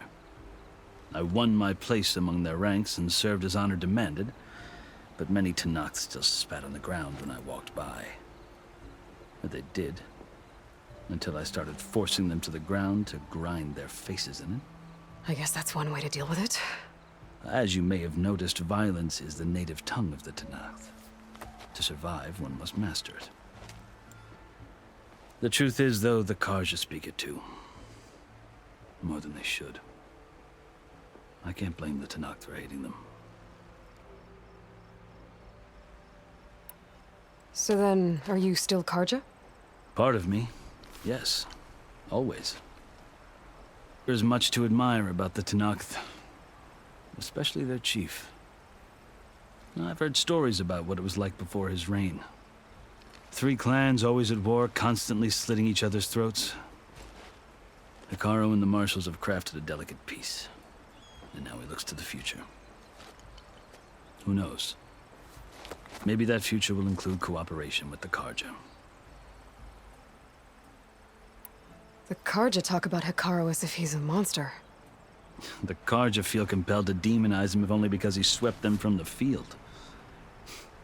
It is true that he is fearsome. When I was first taken before him, I thought he would flay me alive. But he is no bloodthirsty tyrant like the Mad Sun King was. I think that if you were fortunate enough to meet him, as I was, you would find that he only wants the best for his people. I hope you do speak to him. I'm sure you'd interest him.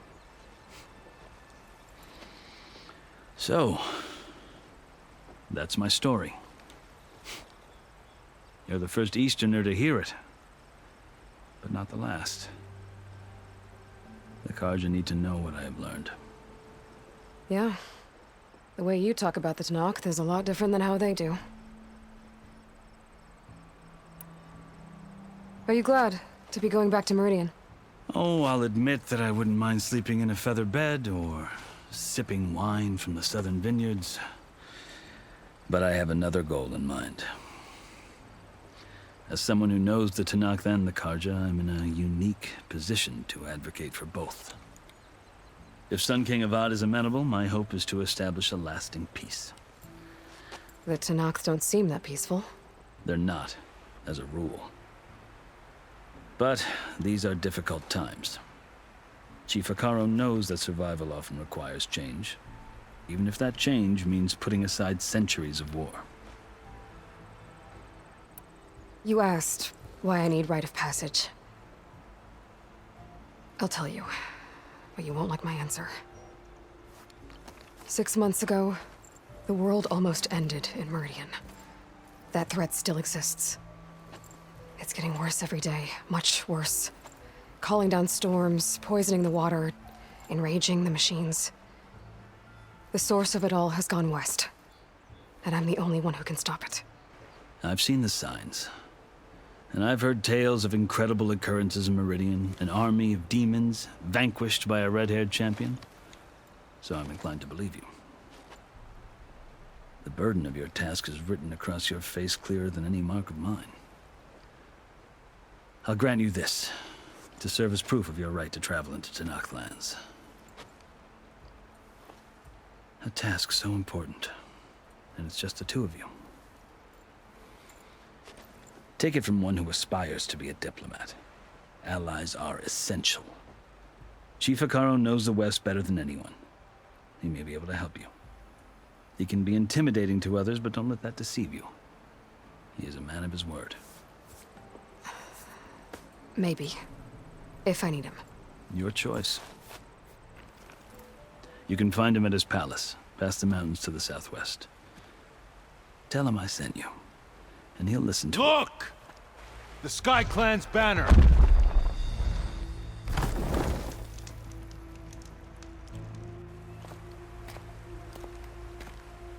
Marshals. It wasn't easy, but I brought the Sky Clan with me. And the commander? No. I could only convince a few. He isn't yet aware we left. We have from all 3 clans. If there are fewer from the Sky Clan, it can't be helped. He's right. Sound the horn. What's going on? Not all Tenakth can stomach the idea of parley with the Karja, but enough have come for us to begin. Then I'll be on my way. No! The other marshals will not permit it. You wanted safe passage, you have it. After the embassy.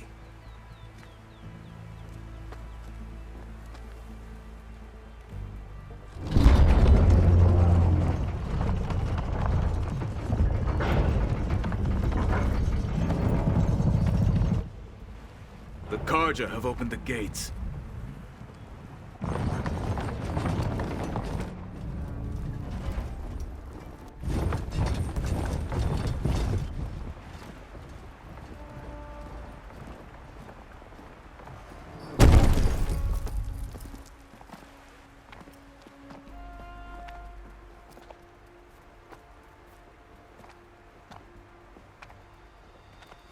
As the sun rises over a land at war, so too can it set over a land at peace.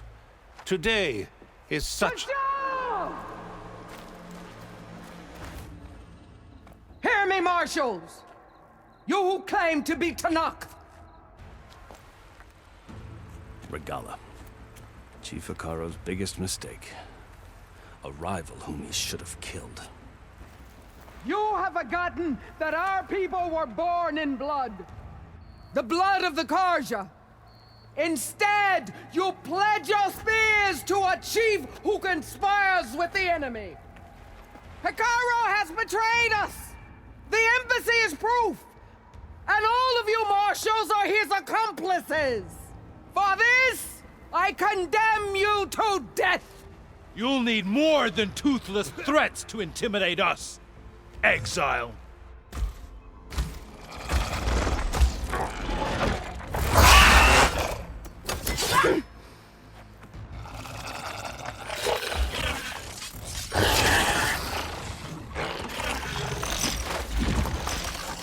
Lancers!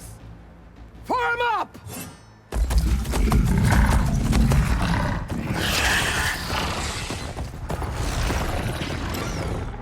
They're riding machines! Where'd they learn to do that? Silence. Vashav! Come with us now, or not at all! Archers! Light them up!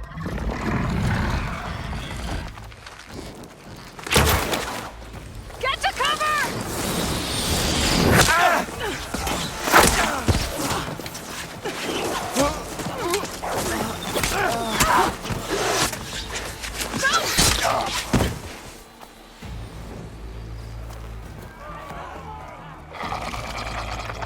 Archers! Keep them back!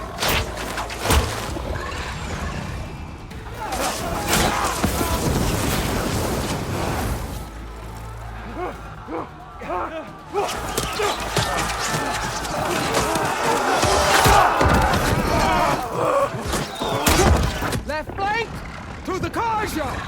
Run them down!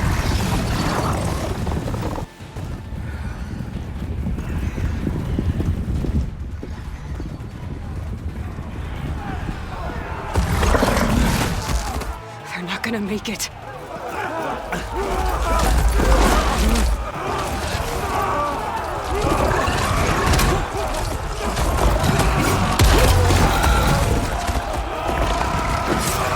Open the gates! Open the gates! Open the gates!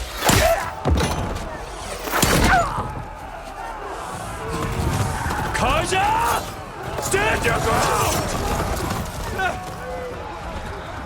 Fire at will! I don't have a shot!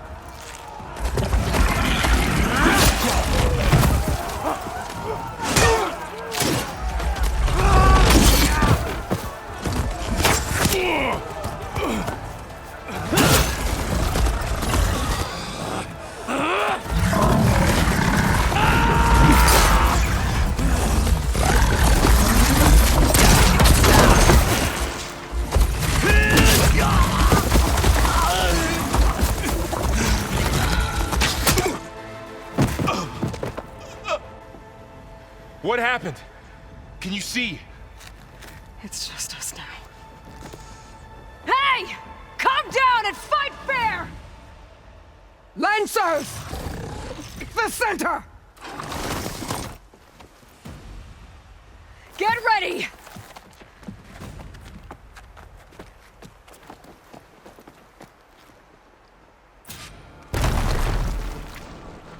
Stick to cover!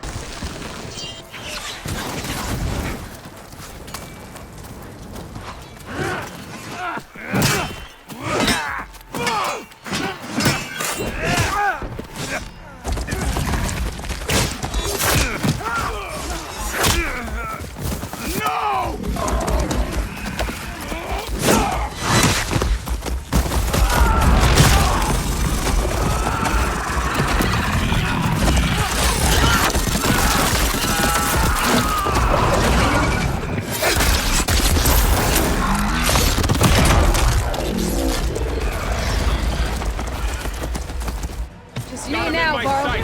We've survived worse!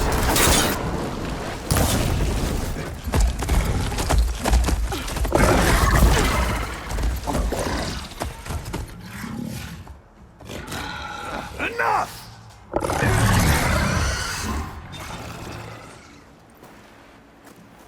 You, Outlanders! I'll skin you both! Chief, grant me the honor of this challenge.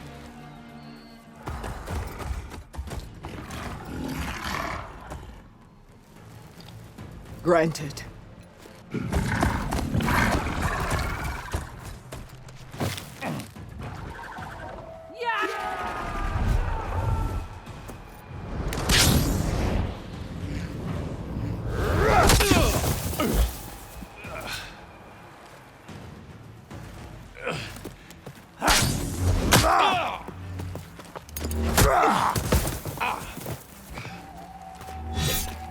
You're next, girl. I've never seen a shield like that. Better scan it.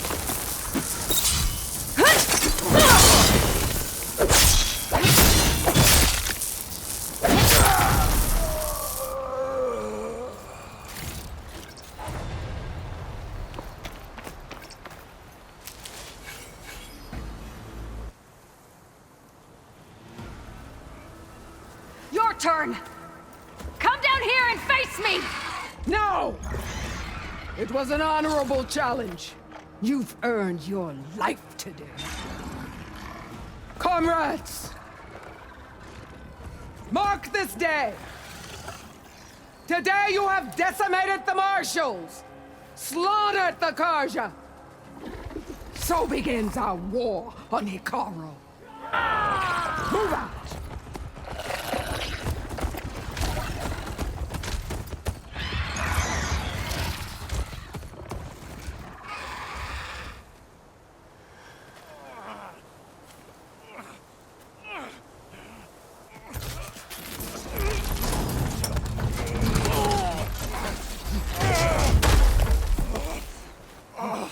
Get him to the camp. Now. You gonna make it? You're going on without me, aren't you?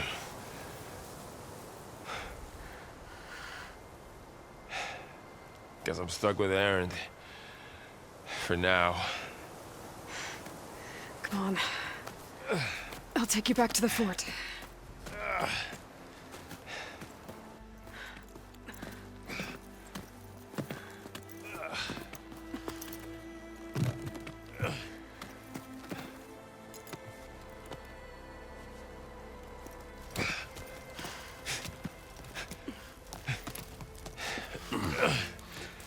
I got you.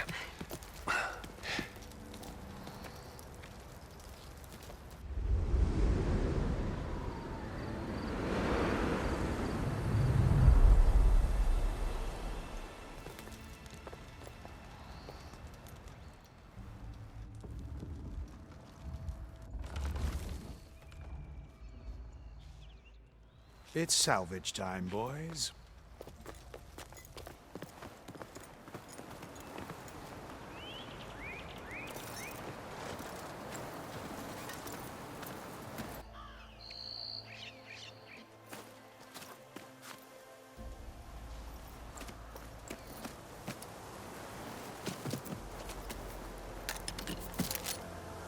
I don't think it can take a hit.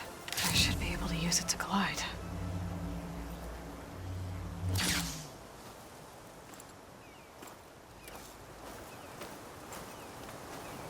Aloy. We're still trying to sort out this mess. Seems like the Tenakth have a civil war in their hands. That sounds about right. The marshals weren't expecting Regala to attack. And the entire Karja delegation was slain. Nozar, Voidis, Fashav. A massacre. What will you do now? I have to head west. Hopefully this rite of passage is still good.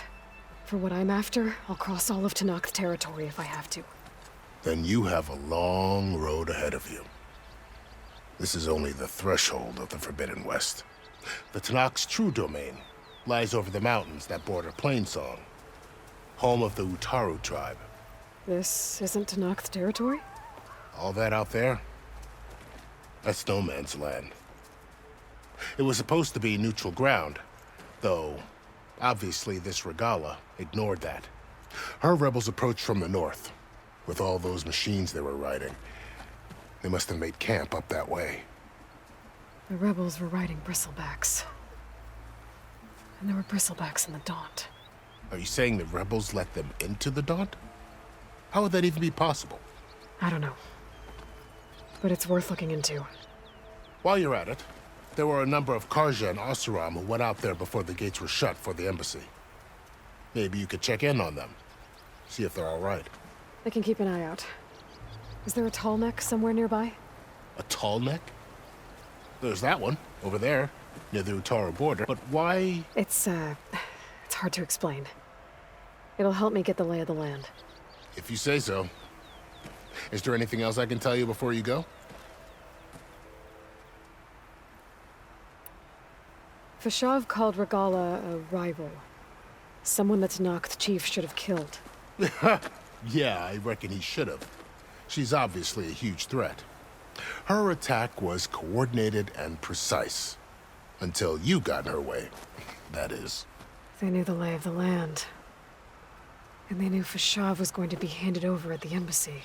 If the Tenakth weren't expecting her, she must have spent months gathering an army in secret. They had to have made camp nearby. Somewhere they could lie low until the perfect moment to strike. About Fashav. The man was taken captive by the Tenakth. Survived for years out in the west, only to die just short of the Sundom. It's a cruel end for a good soldier. There was more he wanted to do. He spoke of advocating for lasting peace between the Karja and Tenakth. Too late for that now. What will happen to him? His body will be carried back to Meridian. As the cousin of the Sun King, he will be accorded official rights and buried with honor. No soldier could ask for more. It's too bad about Nazar and Wadis. At least Nozar went down fighting. As for the Sun Priest, well, no one deserves to go out that way. I'll make sure they're given proper funeral rites. It's the least I can do.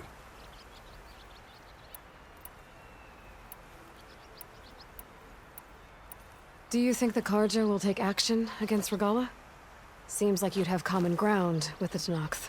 An expedition of the Karja army into the west could be taken as the start of another invasion. Sun King Avad won't risk it. That said, we can't allow ourselves to be caught unaware by an attack like that again. You said the Tenakth lands are far to the west. What can I expect to find between here and there? Well, as I mentioned, you've got a stretch of wilderness known as No Man's Land, and then new Utaru farmlands. Past that are the Tenakth. Their territory is split into 3 clans: Desert, Lowland, and Sky. Right. I saw their banners at the embassy. The Desert clan is closest. Ooh, vicious lot. Where everyone else sees an inhospitable wasteland, they see a challenge to dominate. Somewhere beyond the desert is the tribe's capital and the territories of the other 2 clans. You don't sound certain. I've only heard the stories. During the Red Raids, the Karja army tried to push into Tenakth territory, but the United Clans rose up against them, forced them all the way back to the Daunt. So no one except the Tenakth really know what's beyond the desert. Maybe the scholars do, back in Meridian. All those scrolls have to be filled with something, right? You mentioned the Utaru tribe. Their lands are between here and the Tenakth further west? That's right. Plainsong is their home.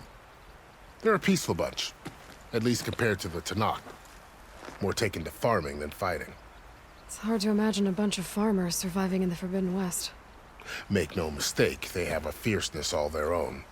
When the Karja were pushed back during the Red Raids, their warriors chased ours through the burning fields of Plainsong. The Sun King has made several overtures of peace to them as well, but so far, they've declined. If they're so peaceful, why decline? don't know. I heard they have their own troubles to deal with. Something about a food shortage. You'd think that'd make them open to trade, but no. They just want to be left alone. This area is no man's land. That it is.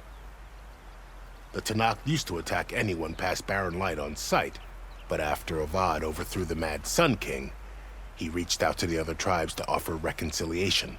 The Tenakth agreed to a neutral border zone as part of the peace talks. Karja and Oseram have been striking out into the area ever since. But now, it seems like Regala and her rebel army have moved in. Well, I'd never call no man's land safe, even in the best of times. The ancient ruins of the Southwest are a testament to that. Remnants of some forgotten war. You said there were others who went out when the gates were open before. Like who? Well, in addition to the salvagers that just went through, there were a couple of other parties of Oseram delvers. Even saw 2 Karja scholars trekking southwest with an Oseram crew. Not sure if they're exceptionally brave or just foolhardy. I need to be on my way. Then I wish you luck. The gates will always be open to you should you wish to return.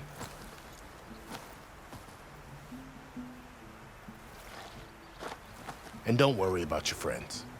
We'll get them patched up.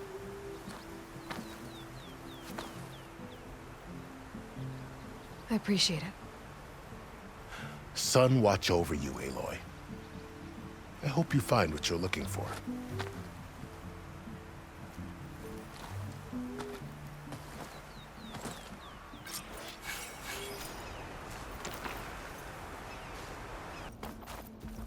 Come on, Hades. You still in there?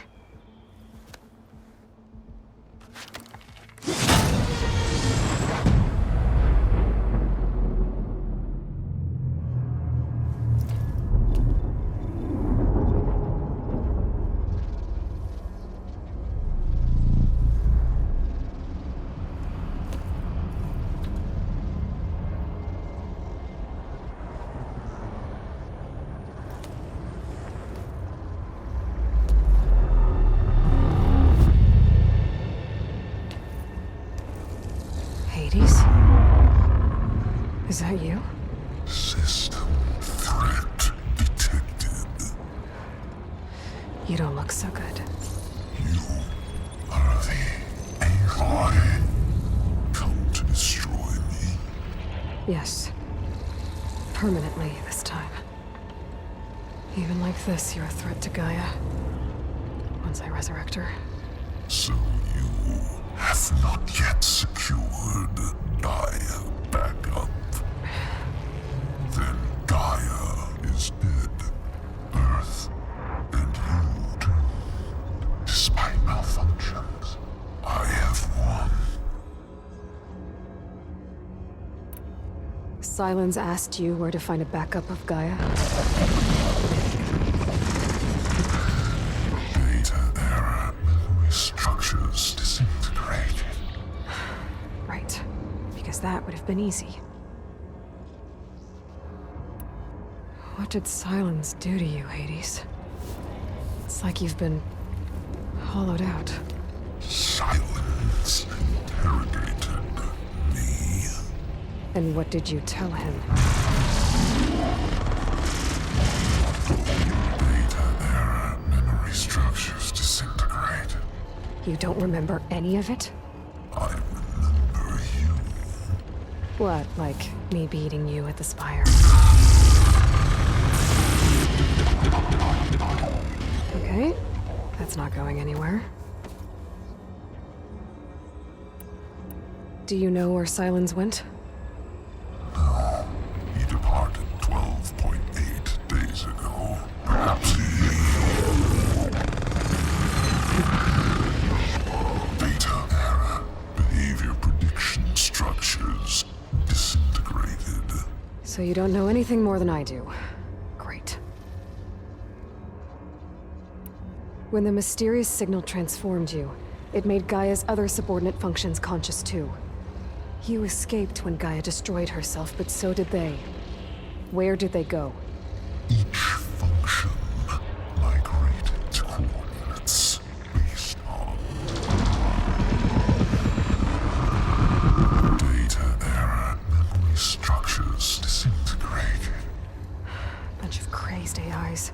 scattered who knows where, doing who knows what. Hephaestus kills thousands every year with the combat machines it keeps making. And you nearly ended the world. 7 more functions out there, cooking up trouble. It's not a happy thought. You are unhappy. Good. Anyone ever tell you you've got a great personality, Hades? Sarcasm detected. Yeah, didn't think so.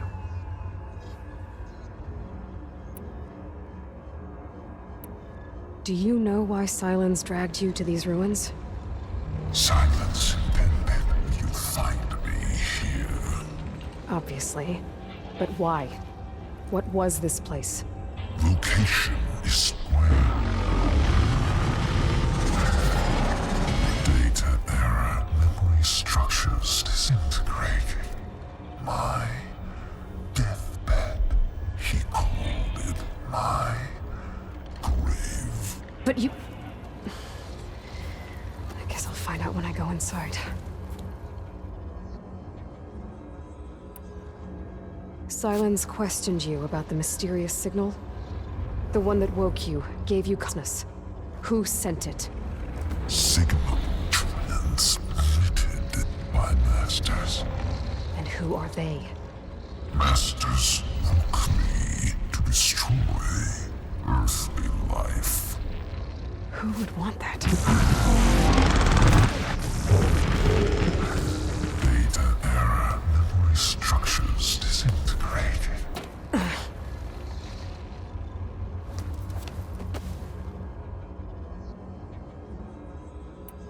Enough. It's time to finish this. Does Aloy still think she can restore Gaia? Save life on Earth? Yeah, Aloy does. Then you are deleted. Extinction inevitable. What would you know, Hades? Twice you tried to destroy life on Earth, and twice you failed. The only extinction you ever brought about. And there's no tricked-out lands to save you this time. You are incorrect. 3 times. Hades extinguished life. What? You remember this? Yes. Data intact. Non-viable biospheres aborted in years 2154, 2161, 2168. So? That's centuries ago. It's what you were designed to do.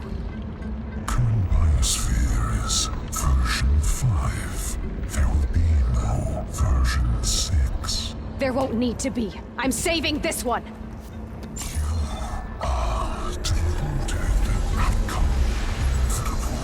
Master Override armed. To activate, state name and rank. Elizabeth Sobek, Alpha Prime. Extinction. Master Override activated. Bridging extinction protocol. Last white.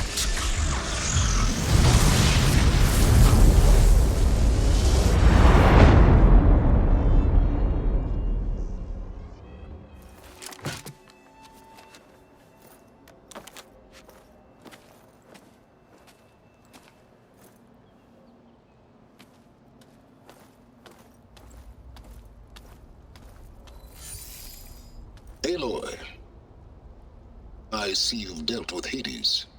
Yeah. Think maybe you can stay dead this time? It will. You can trust. Trust? Yes. Trust.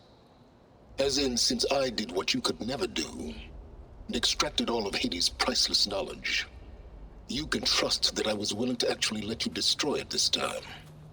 So back to holograms instead of face-to-face? What, afraid I'd stab you or something? There's a reason And using the same spyware. I see, so... all those times I called, you could have just answered? But I guess you just prefer to go on spying all this time. My world stopped revolving around you months ago, Aloy. I've had work to do. Countless hours of research, as demanding and time-intensive as it has been critical to the fate of this planet. Right. Of course. You're just trying to save the world, too. That's right. The difference, of course, is that unlike you, I've produced results. Did you find a backup of Gaia or not? Oh, yes. I believe I did. Where? Voila. Why do you think I summoned you here? Behind that gene-locked hatch lie the ruins of the ancient facility where the Hades extinction protocol was perfected. A testing process that ran hundreds of trials, each of them using a backup of Gaia. Hades told you this? It took some convincing, but yes. So, are you ready to go get what you've been searching for the last 6 months? Or are you just going to stand there with your mouth open? You mentioned you've been busy. Exceptionally busy. But not so busy you couldn't teach Tenakth rebels to override machines, ride them as mounts. Aloy, the only issue you should be concerned about is obtaining a Gaia backup. Perhaps if you focused more, you might actually see results. That's not exactly a denial, Silence. Take it any way you want. Just to confirm, Hades said that there are backups of Gaia in there. Yes. Or were anyway. 1,000 years ago. Backups that didn't get purged when Ted Farrow wiped every copy of Apollo. Correct. According to Hades, this facility could not be accessed by remote signal. Not even Ted Farrow could touch the data here. Backups. Data complete, Gaia and her subordinate functions. Everything needed to reboot the system. Restore control over the terraforming system, save life on Earth. And there. So Hades said. So what are you waiting for? Did Hades reveal the source of the mysterious signal? The one that woke it, tried to destroy life on Earth? Yes, it did. Care to share? In due time.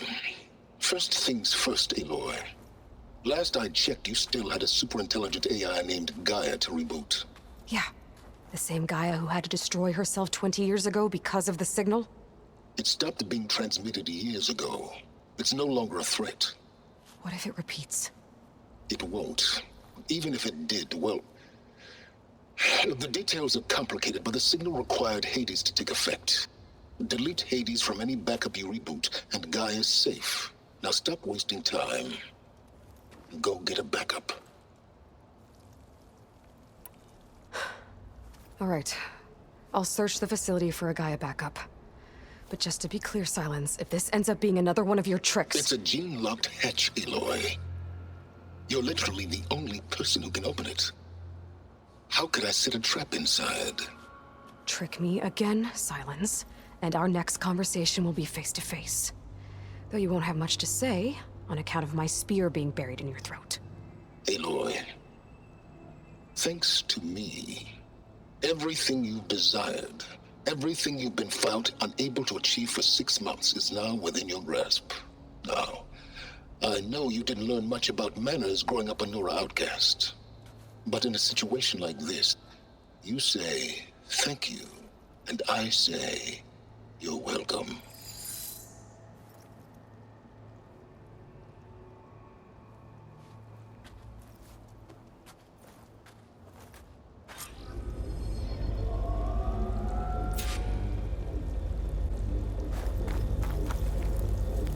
Hold for identiscan.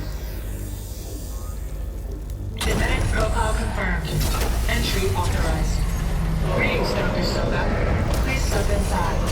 Please step inside. Please step inside. Are you kidding me? I think we're in luck. In luck? The door is completely messed up. Obviously. But despite the malfunction, you can still get through. If you'll be patient for a while longer. See those crystals there? The Osram call them Firegleam. They're combustible. Not nearly powerful enough to blast through a door like that. But maybe just enough to jolt it open a bit more. Exactly. It will only work with an igniter. I'm sending you the schematics now. To build it, You'll need some machine parts and the oil from a kindleweed plant.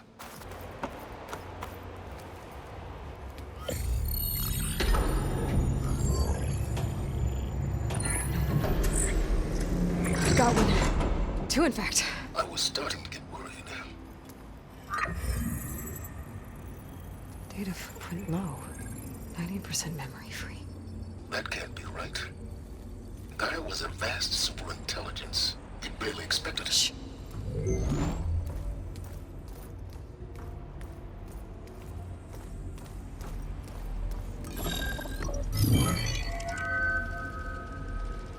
Root kernel.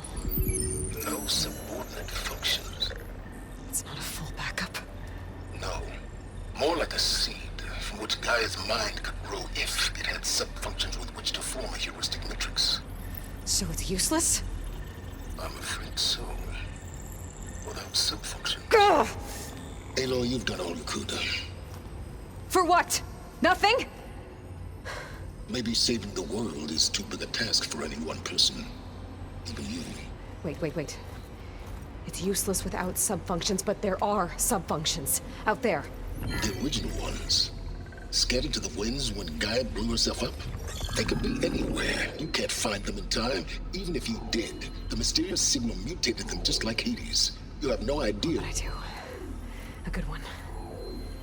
If it works.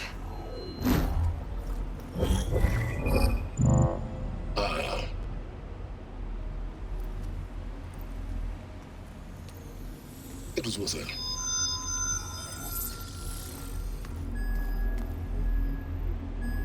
You found Minerva, but it won't connect. It's close. Mountains west of Plainsong. Close enough for me to go get it. I was hoping to find all the sub-functions, but one's enough to get started, right? It is. Recover Minerva. One could use it to launch Gaia's heuristic matrix. And when she's conscious, she helps me find the other sub-functions. I go gather them. And rebuild her piece by piece. Very clever. Still think I can't save the world on my own?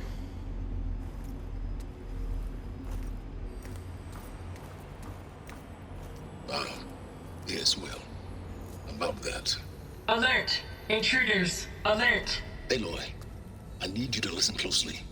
These intruders want the same thing you do. Gaia reborn. It's why they're here. Friends of yours? No. They don't know me. The data pulse I transmitted indicated that a Gaia backup could be recovered here was anonymous. Now, they're very powerful, but they won't harm you. Not when they see who you are, what you are. A clone of Elizabeth Sobek, a genetic key with which they can reboot Gaia and rebuild the system. They need you. I warned you, Silence.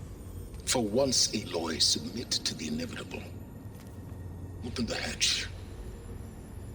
First I rebuild Gaia, save life on Earth, then I track you down and end yours! I'm trying to help you here.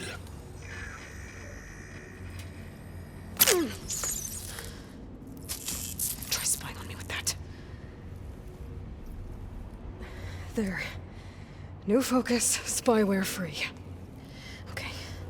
Think. I don't care how powerful they are. The only thing that can open that hatch is me. Question is, can I find another way out? There's a current in the water. Not much, but maybe it's a way out.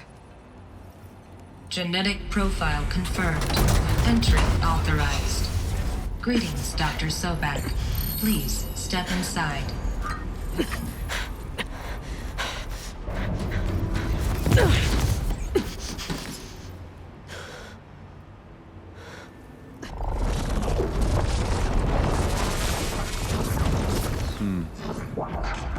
Looks promising. Beta.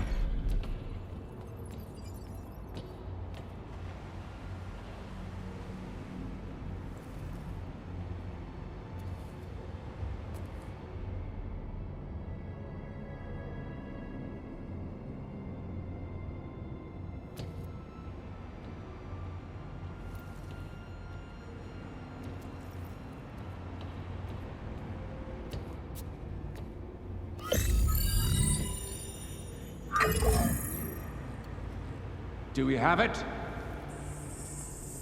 Fantastic. Did the pulse originate here?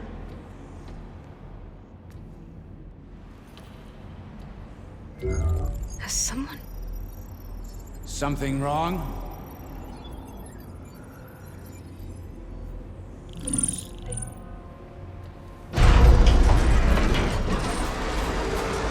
Shit! Spectres, Beta!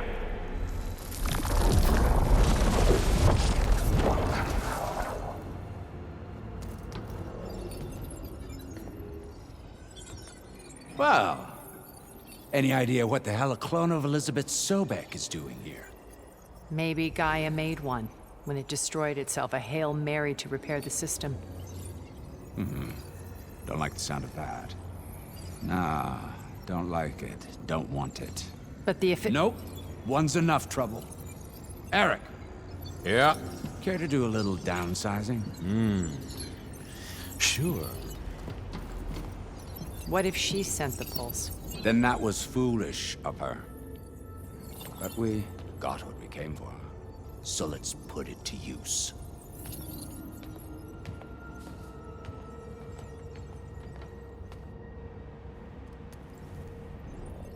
I snap a lot of necks in VR.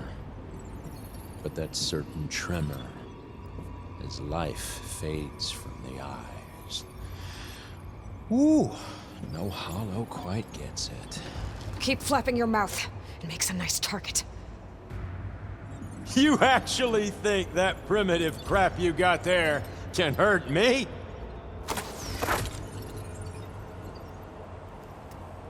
This is gonna be fun.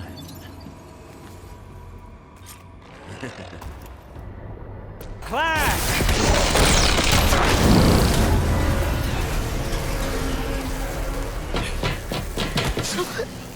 Reckon that thing ain't gonna help, girl.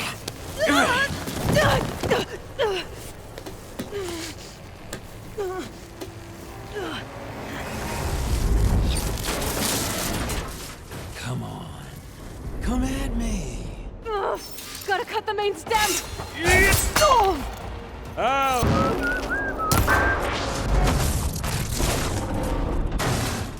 If that thing comes down, it's only gonna kill you!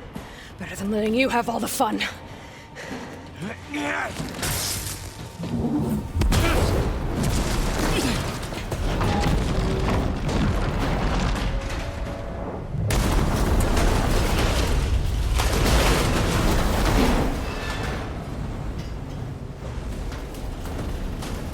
God damn it!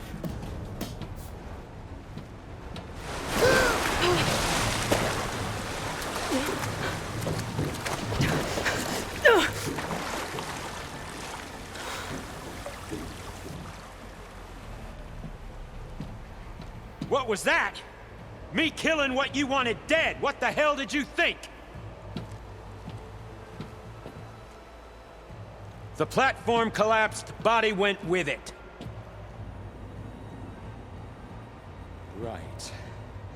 And since when don't you get what you want, huh? Spectres, search.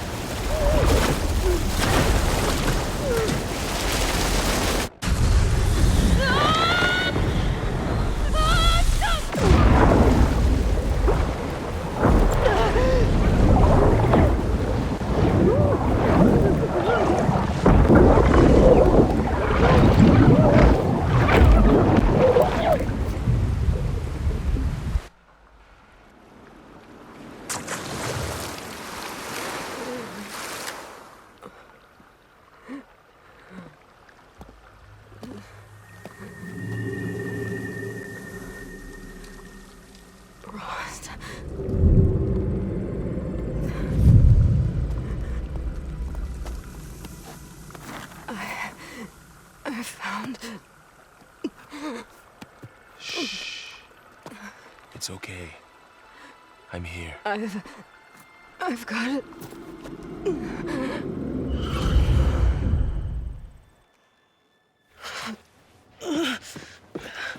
Hey, easy. Easy there.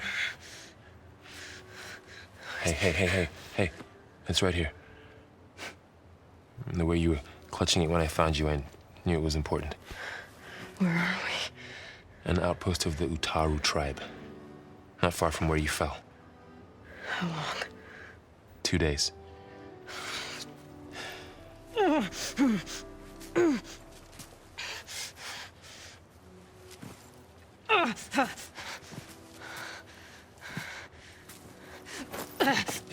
Aloy, There's no time. I found something. In the mountains west of Plain Song. Yeah. Kept muttering it while I carried you. Look, Aloy, whatever it is that you found, you're in no shape to... I will crawl, if I have to. Okay, fine. But before you do that, there's someone you should talk to. An Utaru named Zoe. She told me there's been trouble in those mountains. A cave spitting out deadly machines. Can't be a coincidence, right? Why don't we... Let's head for the cave. It's in Utaru territory. Her territory. She can help us. You'll see.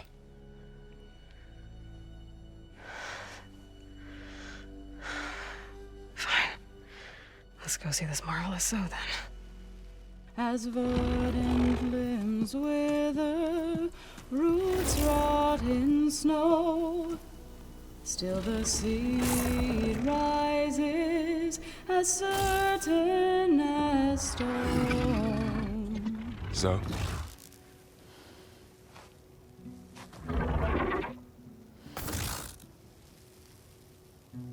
She should be in bed. Aloy doesn't really do should. You're Zoe, right? Varl said I should talk to you. About the machines.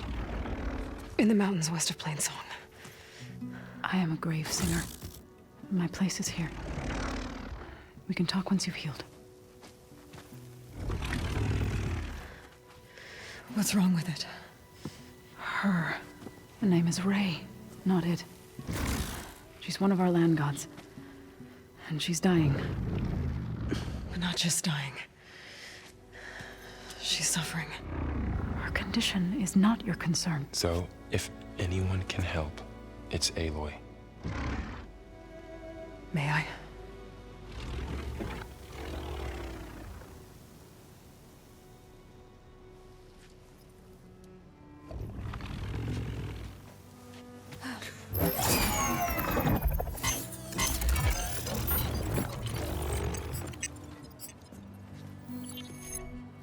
So what I'm about to do might look bad, but it will help. Spear.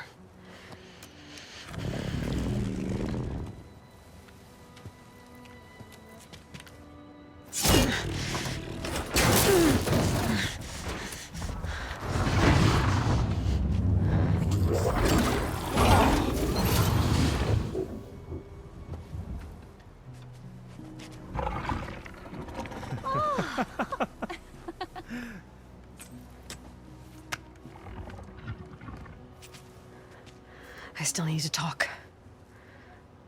Of course. But this way.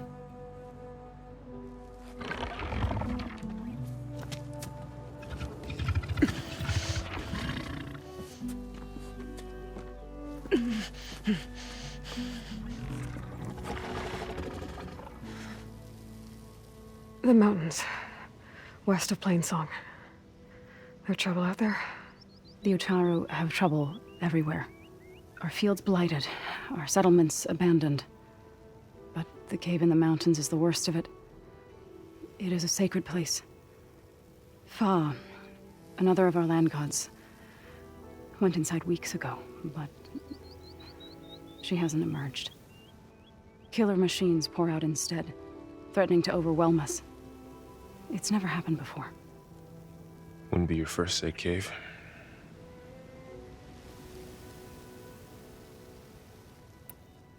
You said the tribe has trouble with its fields and settlements. Yes. Whereas once the land gods harvested endless bounty from the fields, now they sow a poisonous blight. War brews among the Tenakth, so their rebels prowl our outskirts.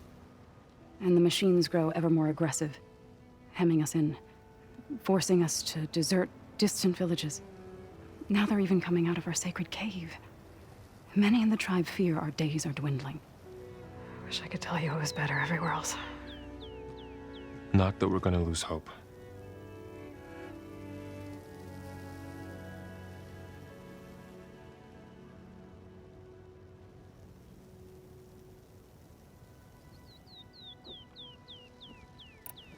Ray and other machines like her, you call them gods?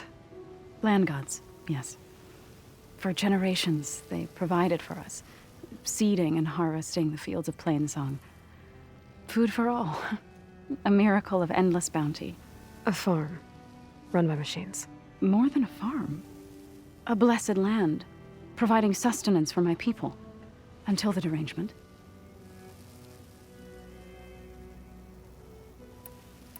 So what happened to the land gods after the derangement? They faltered, year by year.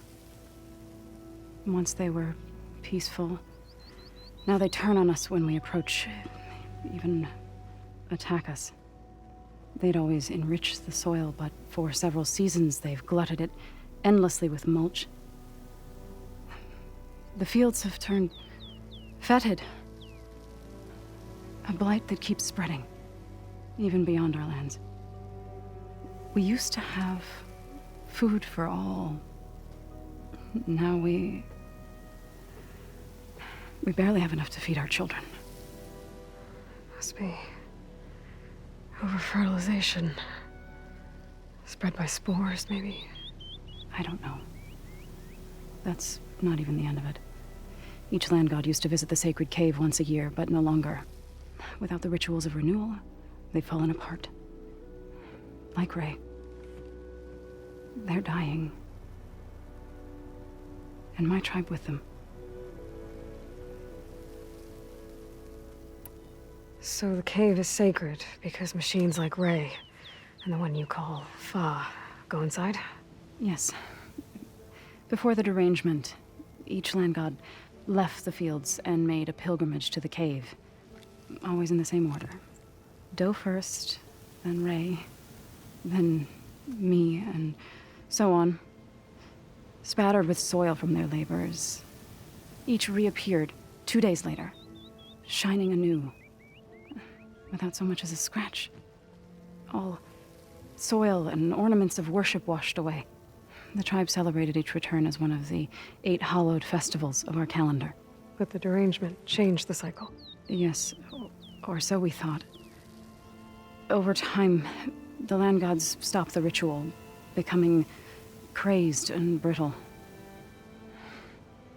But 3 weeks ago, Fa trudged inside. The entire tribe lifted their voices in song, praying that the cycle had begun again. Fa has not emerged. What has are machines built to kill? Are machines being made inside? Like in a cauldron? Sounds like it. With the way these land gods come and go, it's not like anything I've seen before.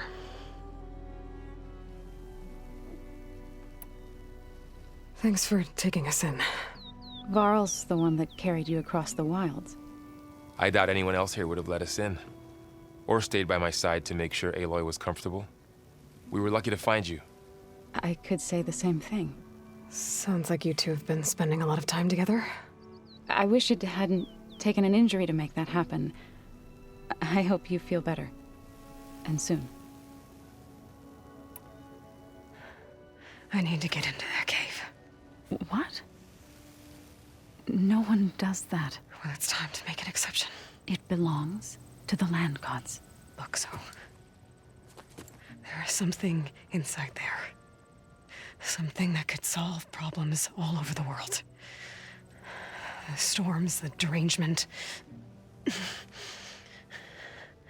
Maybe even your broken land gods. What could possibly do all that? A spirit? Yeah. Something like that. I could journey back to Plainsong, assemble the chorus, tell how you soothed Ray, ask their permission to go inside. Great. I'll get my things.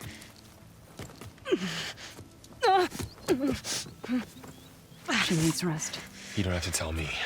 I'm fine. Assembling the chorus will take time. Heal first, then join me. Fine. Bed rest. I got it.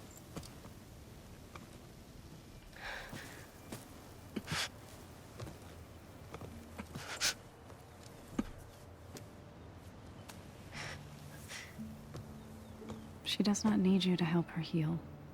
You could come with me to Plainsong. Lend your voice to mine as I try to persuade the chorus. It might help her cause. I'd like to, but I'm afraid she might run off. Really? Very well. Later then. Zoe, wait. It's not, that I don't want to go with you. It's just that Shh.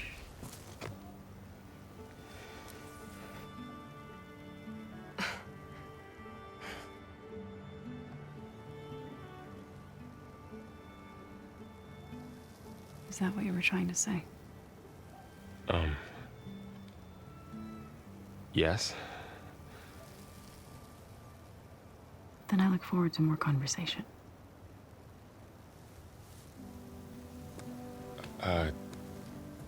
Yeah. Me too.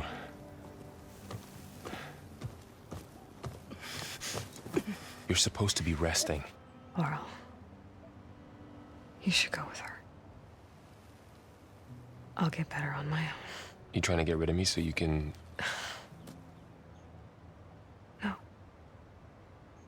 Not this time. I'll meet up with you in Plainsong when I'm ready. You sure about this? Yes. Go. Get out of here. Okay. Zoe, wait!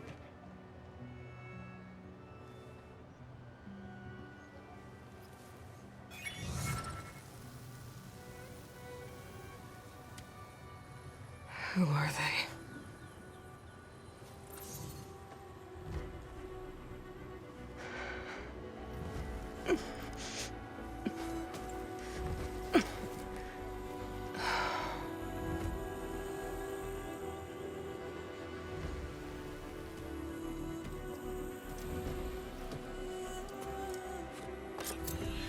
Okay, all healed up.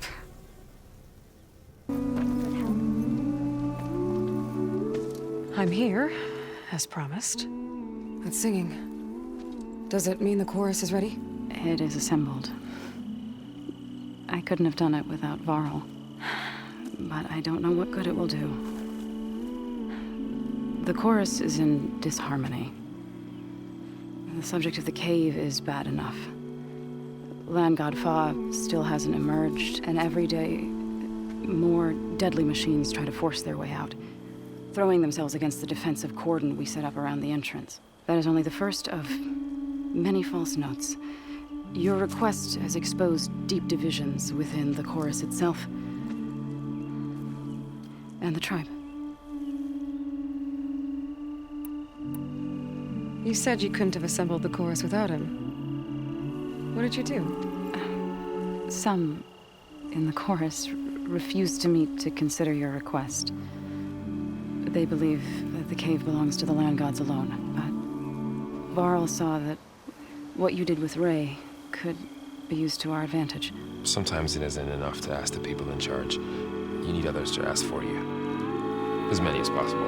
We spread the word about how you soothed Ray. There may even have been a little exaggeration. Growing interest put pressure on the chorus until they finally agreed to meet. I saw it work a few times with the matriarchs, and even with my mother. Once or twice. Nice job. You can handle the politics from now on. Oh, no. I'm sure we'll still need you to cut through them from time to time. I get that the cave is sacred, but how did asking to go inside cause such a fuss? The fuss was already there. Many in the tribe, and most in the chorus, want to keep doing what we have for generations, which often is nothing. But there are others who call for change, or extreme measures. Your request has given fresh life to the debate. Right. Tradition. I've run into that before. But each tribe has to be dealt with in their own way. If you say so. So you put fortifications around the cave? Just some wooden barricades. We don't have the stonecraft of the Karja or Oseram. It is our archers of the cordon that truly hold the machines back. They withstand new attacks every day. I hope they can hold out. What machines are coming out of the cave? Scavengers and hunter-killers. But they're tougher than any we fought before. More vicious, with a strange purple glow. Sounds familiar. You've fought machines like these? If they are what I think they are, then yeah. There may be a whole other problem in that cave. All the more reason for me to get inside and figure it out. So, the chorus is assembled. What now? They're considering your request. Then, shouldn't we go talk to them? When you're ready. But don't worry. Their debate won't end anytime soon. Meetings like these can go on for days. All right. Then maybe I should resupply first. Who knows how many machines are in that cave? Assuming the chorus agree to allow you inside. Aloy can be pretty convincing in these situations. We'll see. Do what you need to prepare. We'll wait for you above, where the chorus has gathered.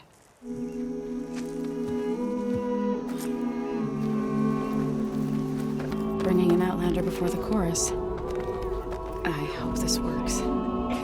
So the singing just keeps going. I guess that means the chorus is still in session? The people sing to soothe the chorus, to help them break their impasse. It wouldn't be necessary if they were in harmony. I'm not gonna have to sing back, am I? Of course not. The singing will stop when we present ourselves. Are you ready? All right, let's go talk to them.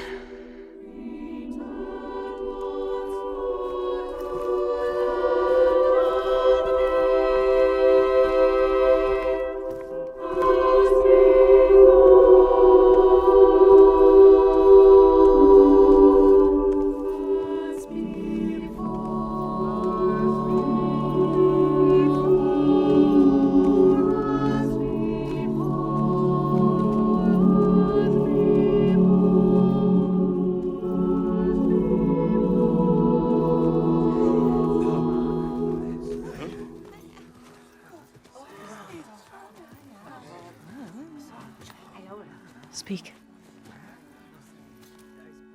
Your sacred cave. There's something inside I need. If I can get it, it will help. Zoe and the Nora have spread word of your story. And what you want. We know of no spirit in the cave. Only Far, our land god, who entered the cave and did not return. The power of the land gods is broken. We are diminished. Tales of spirits will not help us. Nothing will.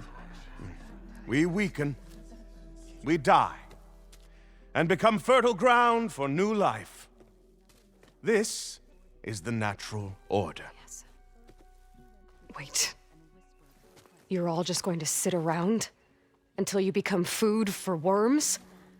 Literally? So says the Outlander, ignorant of our beliefs. Please. Remember how she brought peace to Ray.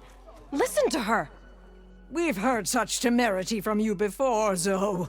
Let us not forget that you agitated for reckless war against the Karja. At least she's trying to help. How? By inviting you to break our traditions? Should we change our ways to suit every impudent outsider who wanders into Plainsong? No. You should change your ways because your own lands are killing you. She has a point. We have stood by and watched as our land gods waste away. You would have us do the same with our neighbors, our children. And this lone outlander can save us. Nonsense. A single seed matters little in the infinite cycle of growth and decay. An alarm. It's coming from the mountains. Was that from the cordon? It's an alarm!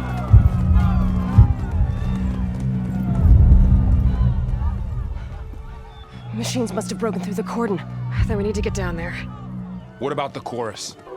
If the cordon has fallen, there's nothing left to prevent us from going in the cave. The time for permission is over. Then off we go.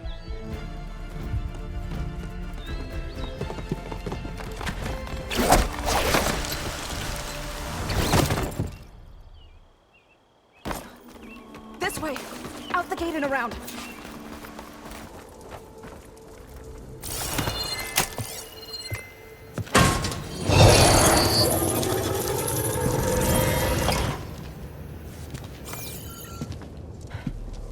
To understand what's going on in there, you're gonna need one of these.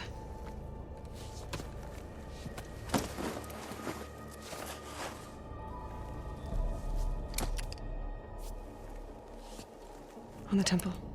Just like this.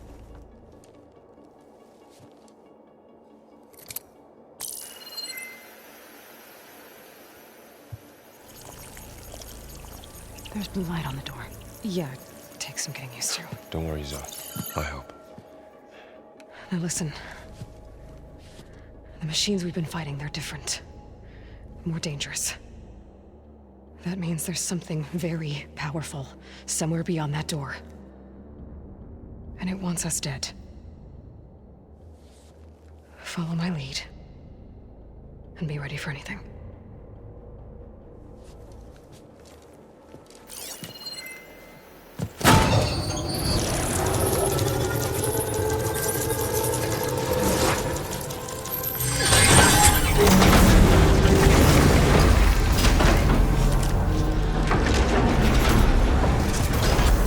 Let's go. We have to find the core of this place. Who built this place? Machines. Not like any you've seen before. I think we're almost at the core. Be ready. Got your back.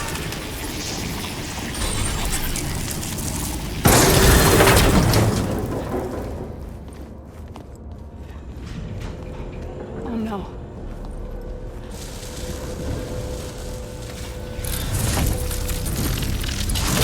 What has Hephaestus done to her? Turned it into a weapon. Which sooner or later will be unleashed. And then, Plainsong. If my people see what it has become, if one of our gods attacks them, you know what we have to do.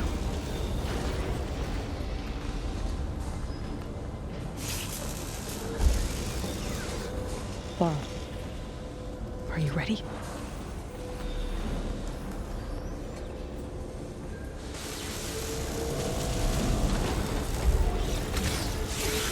We have to get down there.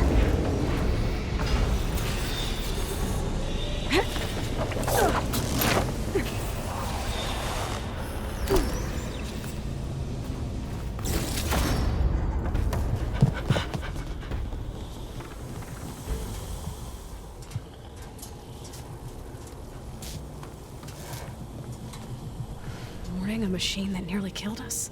It's still her god. I do not grieve for a god or a machine, but because I no longer know what to believe.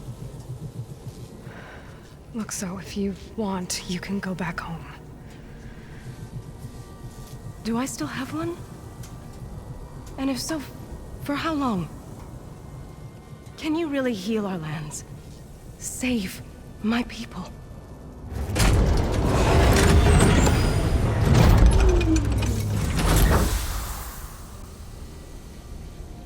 A bit of time. But it starts now.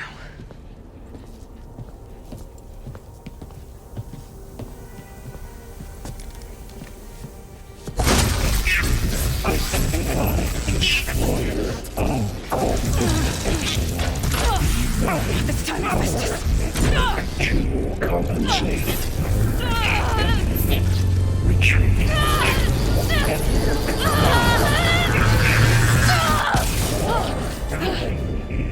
Inevitable.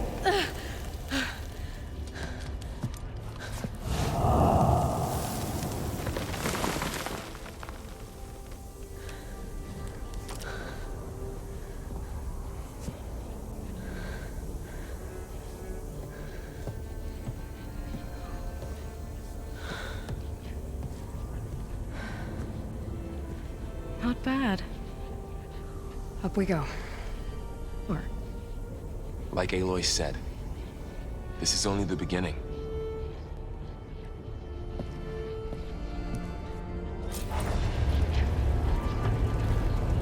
Aloy, the core. My focus.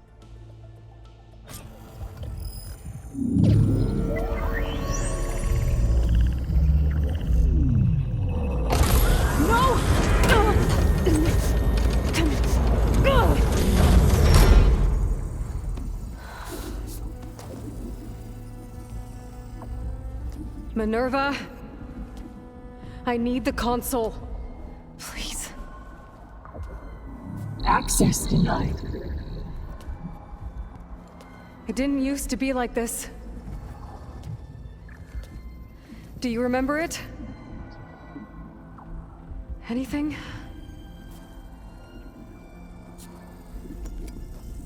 You were part of something bigger once.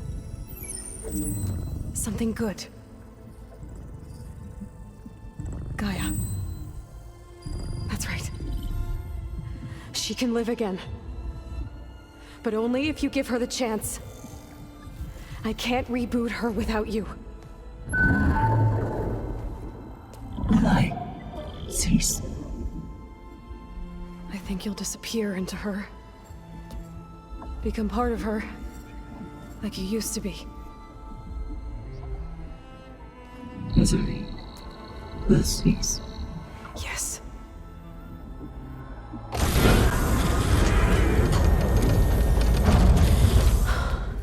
Thank you.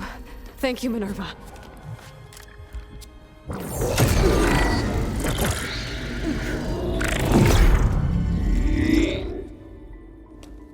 Elizabeth Sobek.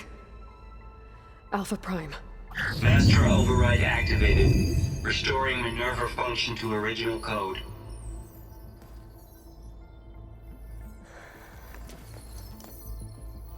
Do you wish to initiate heuristic matrix? Here goes.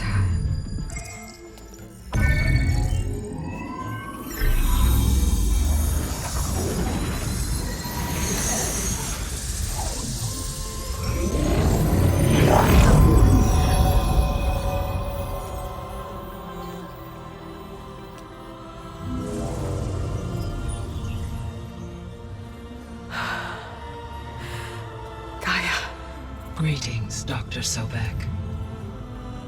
A moment. Scanning data.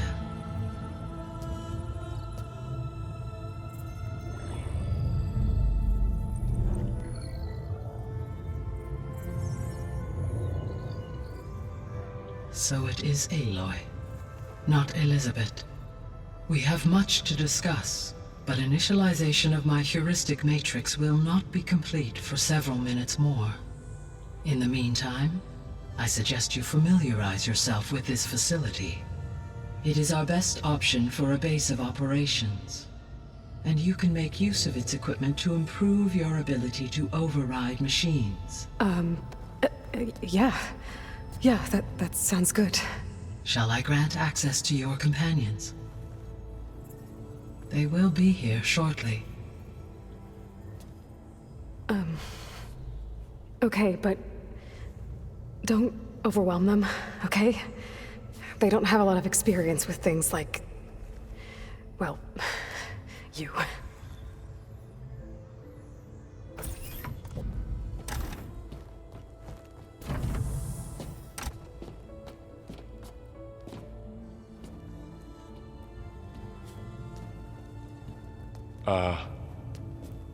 So no fake this time? No. This time she's real. Varl, Zoe. This is Gaia. Hello. Hi. Hi. Gaia's still, waking up. Let's look around. I will highlight the location of the lab on your focus.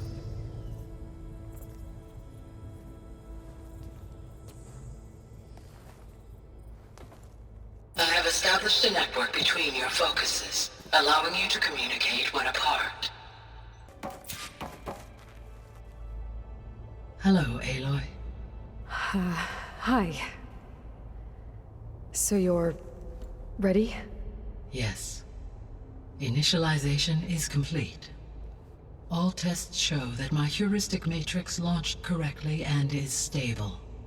You must have many questions. Yeah. But two big ones first. We're not gonna be able to fix the biosphere without making you whole. I ran a search for your subfunctions at the Hades Proving Lab, but Minerva was the only one I found. Thankfully, the sensory capabilities of this facility are far more advanced. I will search for the others now. Transmitting query pattern. Receiving.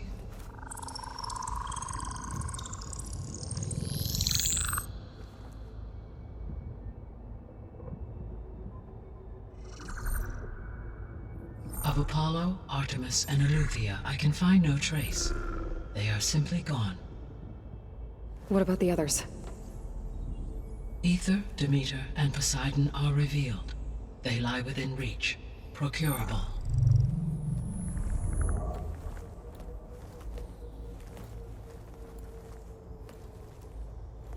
And Hephaestus? It too stands revealed, but it is not like the others. That's for sure. In the years since the extinction signal, Hephaestus has evolved. Moreover, it is not confined to a single location. It haunts the global network that connects cauldrons to each other across the planet, making it exceptionally difficult to subdue. Let me guess. We need it bad? Correct. Its capabilities are essential. Without it, I can only delay the extinction of life on Earth. Hephaestus is our only hope of a permanent solution. So we start there? Unfortunately, we cannot. Procuring Hephaestus can only be attempted after my own capabilities have been significantly enhanced. Grab the other subordinate functions first, then Hephaestus. Precisely so. So, Ether, Demeter, and Poseidon. How do I capture them? To recover a subordinate function, you will have to travel to its location and find the physical processor to which it escaped. Then, exactly as you did with Minerva, you must use the master override to revert the subordinate function to its original code state. And then how do I get it back here? The subordinate function must be loaded onto a data storage device and physically carried back to this facility.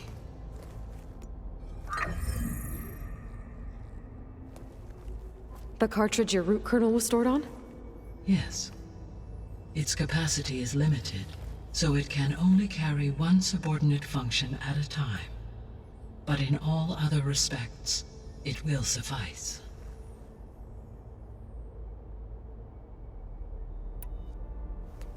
Maybe you can help me make sense of something. A while ago, I had a run-in with a group of strangers who tried to kill me. They had machine servitors and a clone of Elizabeth Sobek with them. Yes, this was recorded by your focus.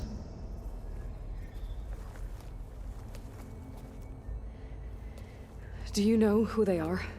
The answer to that question is related to the extinction signal that woke Hades, prompting my predecessor's self-destruction. The extinction signal? Okay, that sounds ominous. The signal did not come from Earth, Aloy.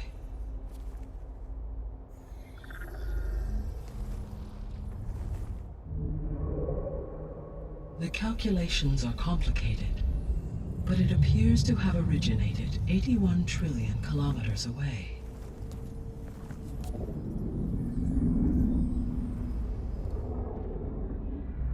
A distance so vast that light itself requires 8.611 years to cross it.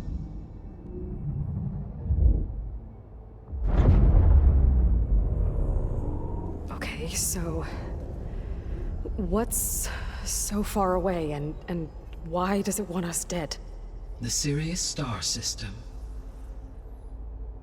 Sirius? But that's where Far Zenith, their ship. The Odyssey. Yes, that's where it was headed. But it blew up. Unless... I don't... Why make it seem like they failed? They didn't want anyone to know. They didn't want future humans to think that they were out there. Wait. The strangers who tried to kill me at the Hades Proving Lab? The ones with the clone? Are you saying that they're from... that they're descendants of... Far Zenith? Yes, that is my conclusion.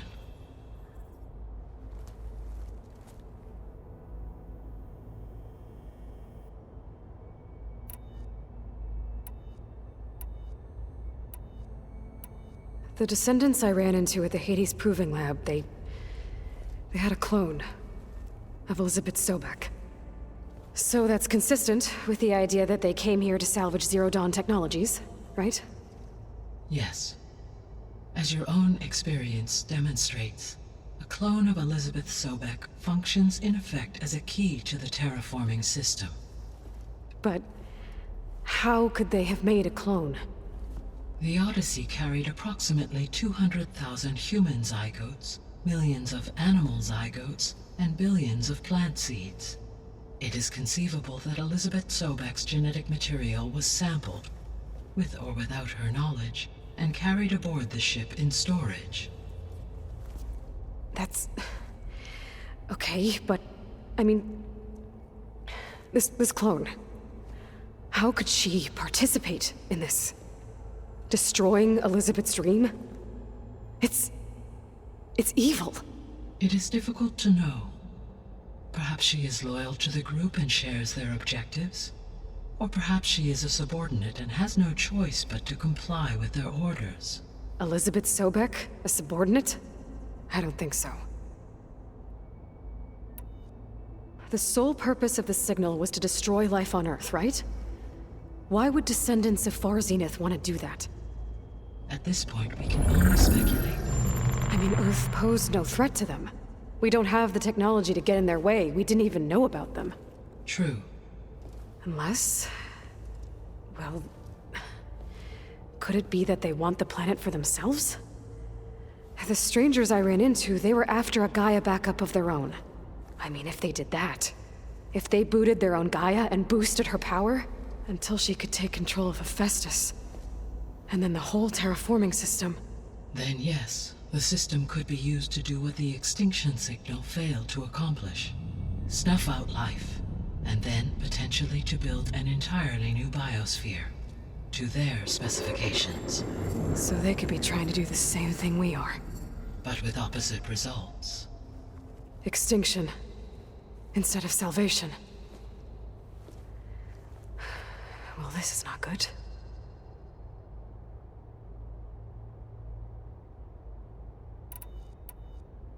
You said Sirius is really far from Earth. 81 trillion kilometers, or 8.611 light years. Right. So, how would the Descendants have gotten here? On a spacecraft much like the Odyssey, though significantly more advanced. The journey from Earth to Sirius would have taken the Odyssey almost 300 years. This appears to have been much faster. If their ship departed Sirius at the same moment the extinction signal first began transmitting, the journey was made in just 29 years at an average of 0.297 the speed of light. If they did not set out for Earth until they learned of the extinction signal's failure, the journey was even faster, a mere 13 years, or 0.662 the speed of light. Okay, enough. You're making my head spin.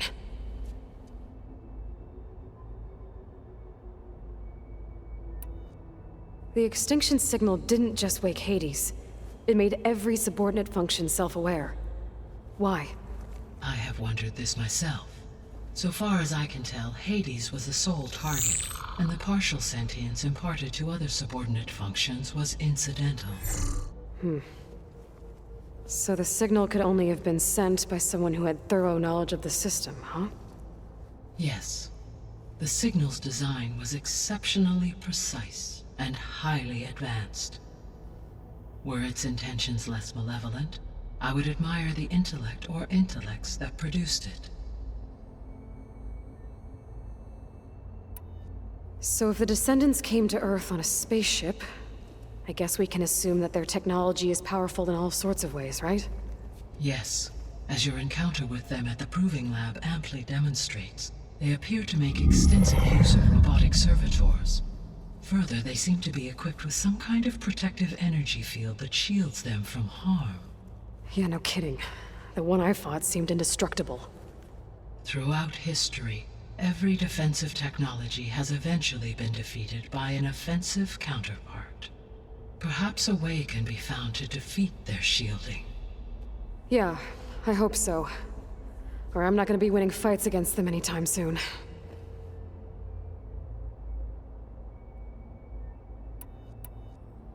How did you figure out that the extinction signal came from Sirius? The key came with data on your focus, from Silent's interrogation of Hades. The duration of the signal itself, 17.22 years. That doesn't make sense. You said that the signal took 8.6 years to arrive from Sirius.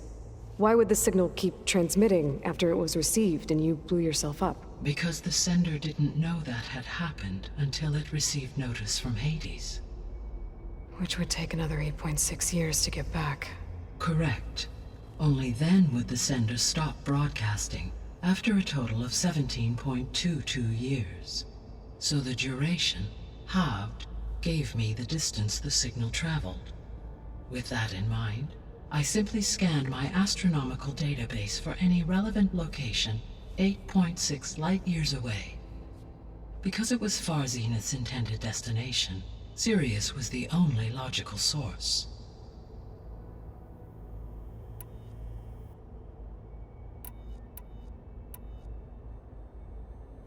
What is the state of the biosphere? Is the terraforming system functioning at all? In a sense, the terraforming system never stopped functioning. The difference, since my predecessor's destruction, is that there has been no central governing intelligence to monitor its robotic agents and assign new tasks. As a result, errors have accrued, and day by day, the biosphere has gradually veered ever more sharply towards destruction. In recent months, disturbances in the biosphere have become obvious.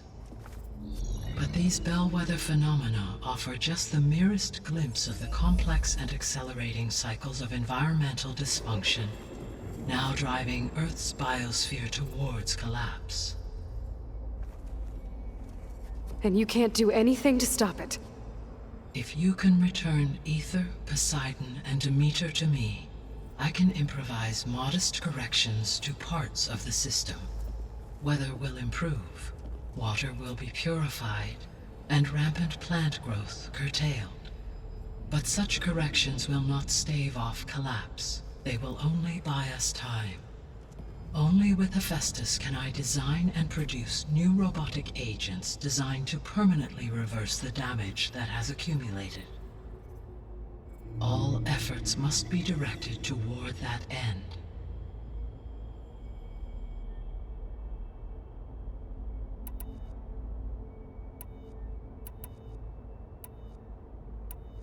The 3 subordinate functions that you detected, what do we know about them?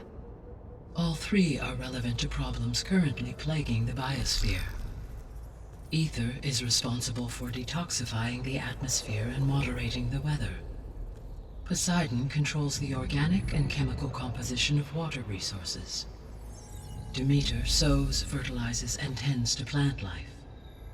If all 3 were restored to me, they would constitute a massive increase to my heuristic processing density. But beware. Their responses to my query pattern were irregular. In human terms, they are frightened, lost, and paranoid. Like Minerva. They need to be whole again. Exactly.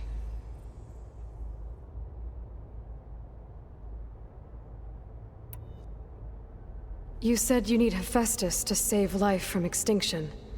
Why? Every subordinate function has value, but Hephaestus is by far the most important. Only by recovering and merging it can I regain my ability to design and mass-produce new machines at cauldrons across the planet. Only through it can I program new machines and alter the tasking of existing machines to completely reverse environmental damage. Recovering other subordinate functions may buy us time, but without Hephaestus, I cannot permanently stave off mass extinction.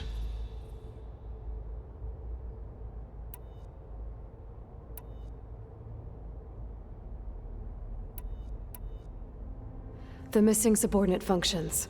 What can you tell me about them? Artemis rewilded the Earth with a variety of animal species. Eleuthia was responsible for gestating, nurturing, and acculturating a new generation of human beings. Apollo was tasked with preserving, organizing, and disseminating vast archives of human knowledge and cultural achievements. Unfortunately, all archived Apollo data was purged on the 2nd of February, 2066, by order of Ted Faro. Pharaoh, huh? I really hate that guy. Understandable. He appears to have been pathologically narcissistic, impulsive, and unstable. All 3 of the missing functions have already served their purpose, or were prevented from doing so. Do you still need them? If attainable, yes. Restoring their remaining elements would increase my heuristic processing density. Unfortunately, I have no way to track them. They have disappeared without a trace.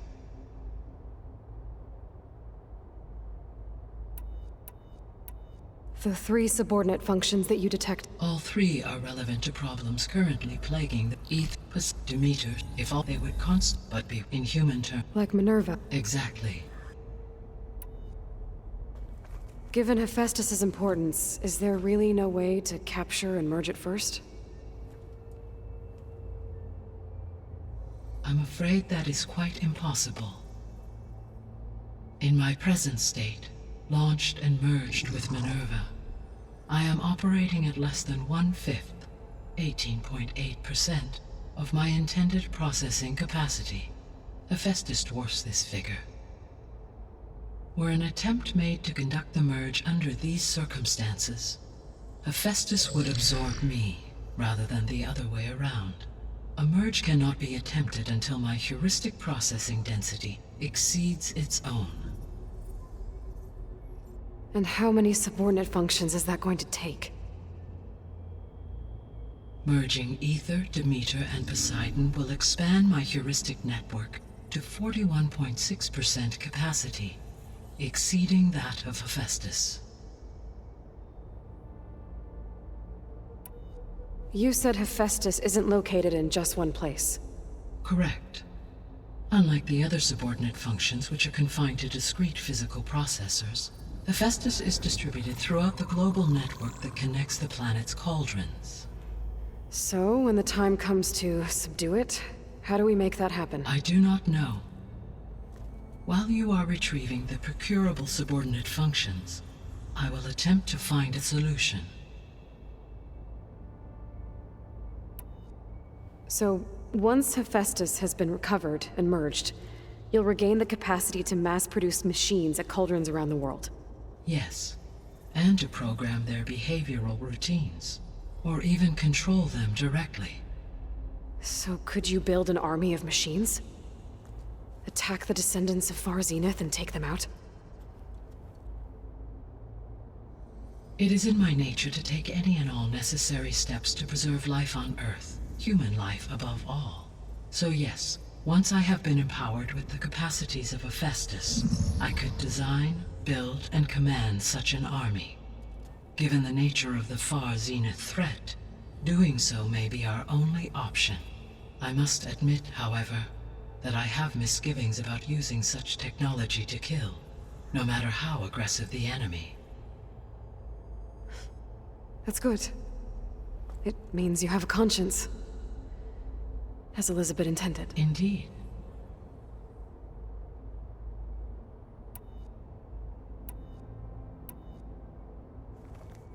How long do we have then? At present rates, without additional factors, the biosphere will cross a point of no return in approximately 4 months. And if I gather Ether, Demeter, Poseidon, merge you with them? We will only gain a few months more. Well, every bit counts.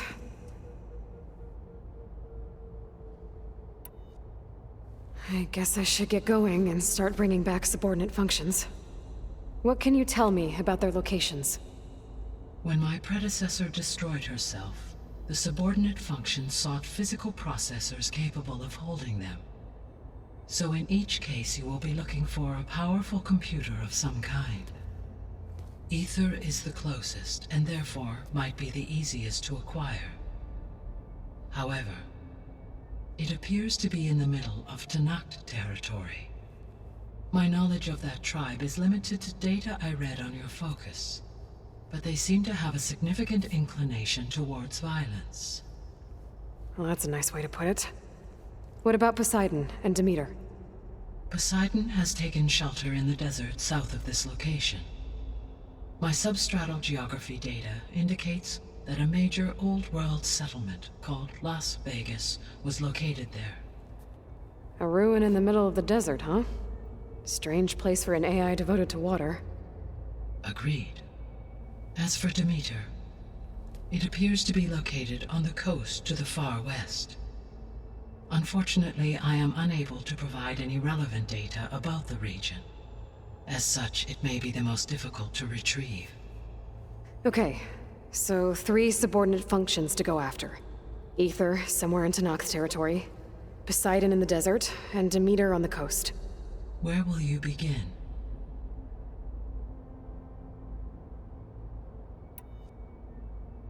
I think I'll head for Ether. Then I will assign Ether as the objective on your focus. If you obtain it, I may be able to use it to quell the most severe storms in the region. Though I will require Hephaestus and the control over machines that it offers to permanently stabilize the biosphere. Should you change your mind, you can update your objective via your focus interface at any time. I will also transmit a summary of available data on all of the subordinate functions to you for reference. Is there anything else I can help you with? I know you have a great deal to accomplish. I do, don't I? Is something wrong? I don't know. It's just that Elizabeth set the bar pretty high. She had a dream for you, for life on Earth, and a lot has gone wrong, and it's all on my shoulders to fix it. Do you think I can do it all? Repair the system, defeat Far Zenith, live up to her example? Absolutely. In her last message, my predecessor declared her unwavering conviction in your success. In you, all things are possible. You prevailed in purging Hades and rebooting my system core. You will prevail in this. Thank you, Gaia. Well, I guess I should get going. I have unlocked the facility's exits. One leads onward to the west. The other leads back down the mountain to Plainsong, should you wish to return east. Varl? Whoa! Gonna have to get used to that. That's you, Aloy? Yeah. Gaia's opened the exits to this place. Can you and Zoe meet me by the west door? Be right there.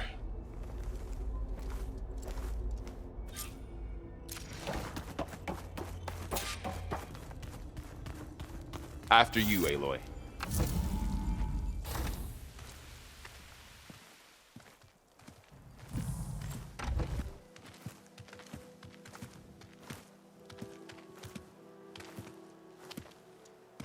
I need to head further west. To, get more of Gaia's components. Make her stronger. You two can stay here in the meantime. And Gaia can help get you up to speed. I'm not trying to shut you out. It's like... training. Actually, I'm gonna go back east to get Erend. Bring him here. Look, allies, friends can help. We have a place to stay now, and like you said, Gaia can teach us, catch us up. It'll be okay. Okay. Take these then. One to wear, one for backup. Are you going with him? No. After what happened in the cave below, I want to stay here a while. There is much I need to understand. Maybe by the time you get back, I'll have a thing or two I can teach you. Looking forward to it. When will you be back? I'm not sure. But hopefully I'll have one of Gaia's missing components with me. Be careful out there. Even in Plainsong, we heard how the Tenakth clanlands are suffering from storms, machines, and now Regala. Don't worry about me. I'll be fine. Good hunting, Aloy.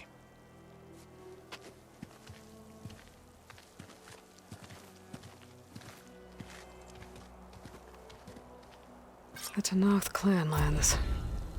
Somewhere out there's 3 of Gaia's subfunctions.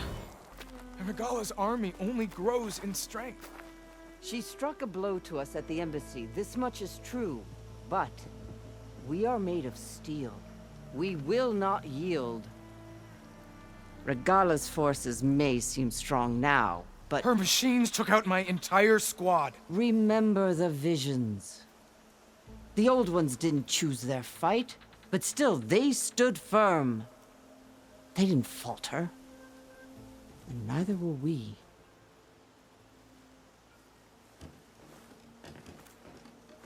Blood of the Ten. You've come to us. You know who I am?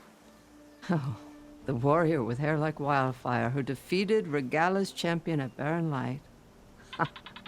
Yes, you are known to us. Imdeka, chaplain of the Lowland clan. You've come to speak with Chief Hekarro. Not quite. There's something I need here. Anything you need, the Chief will provide. Come. Is that one of the visions you were talking about? Yes. The records of the 10. I can show you them, if you like. On the way to the Chief.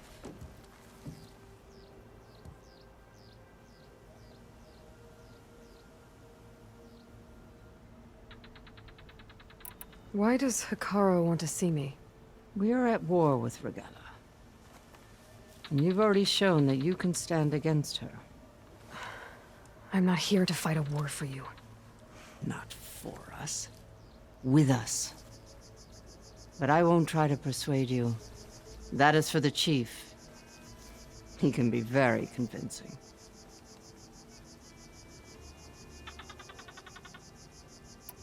These visions, you said they're the records of the 10. Who are they? Old ones. who fought a heroic battle against machines on this very soil long ago. Their deeds are honored in the visions. At least what remains of them. To be remembered and exalted. There used to be more of these visions? Many more. Once this place was filled with light and sound, but over the years, they've fallen into darkness, one by one. That is why chaplains are so important to the tribe. We remember all we can of the visions, etched in our flesh, passed down by word of mouth from generation to generation. One day the whole grove may go dark. But chaplains who come after me will keep the memories alive.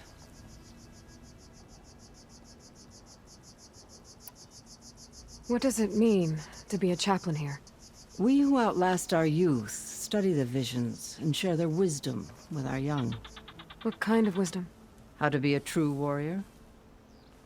To fight with bravery and unflinching honor. And to know when to call for peace. You can see for yourself when we go inside. All right, let's go see Chief Akaro.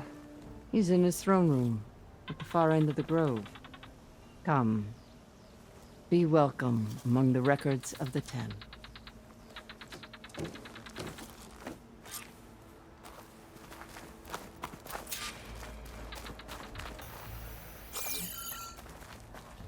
You have an old world recording?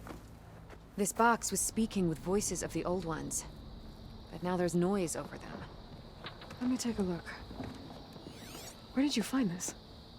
We took it from an Oseram Delver. She was trying to steal it, and other artifacts from Tenakth territory. The others were going to bury it in the sand with her. But then I heard the voices. Well, the data here is badly corrupted, but... Delta Juliet 9, you are weapons-free and clear to engage the swarm. Good hunting. Copy that. We'll buy Zero Dawn the time you need. Delta Juliet 9 out. The voices of warriors from the past. And that Oseram wanted to sell them for shards. The bravery of the Ten should be remembered. I'm not sure what you mean by the Ten. These voices came from the final battle of the Old Ones. Another battle? I could learn more about it if I could find the other boxes. That Delver did say there might be more recordings to be found in the wreckage of ancient flying machines. She claimed she had a way to locate them. Yeah. The box with the voice data on it is emitting a locator signal. I could use it to find the others. If you do then, bring them back here. I will see to it that they're treated with proper respect. Whatever sacrifices were made by these ancient soldiers, we will honor them.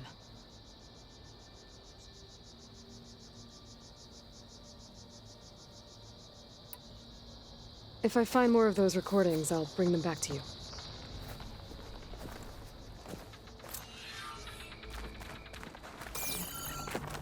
The chief is inside.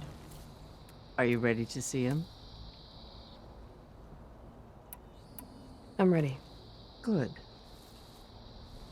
Come.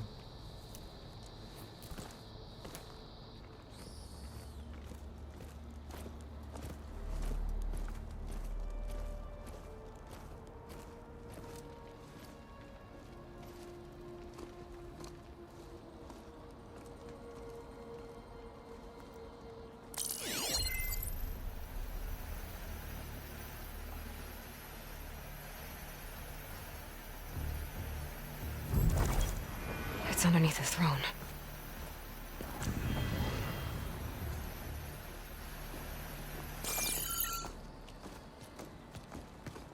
I will see you soon, Outlander. The savior of Meridian. I am told you held back Regala's forces outside Barren Light. And defeated her champion, Grutta, in single combat. Impressive. I met Fashav there, too. He said you were a great warrior. And a man of honor.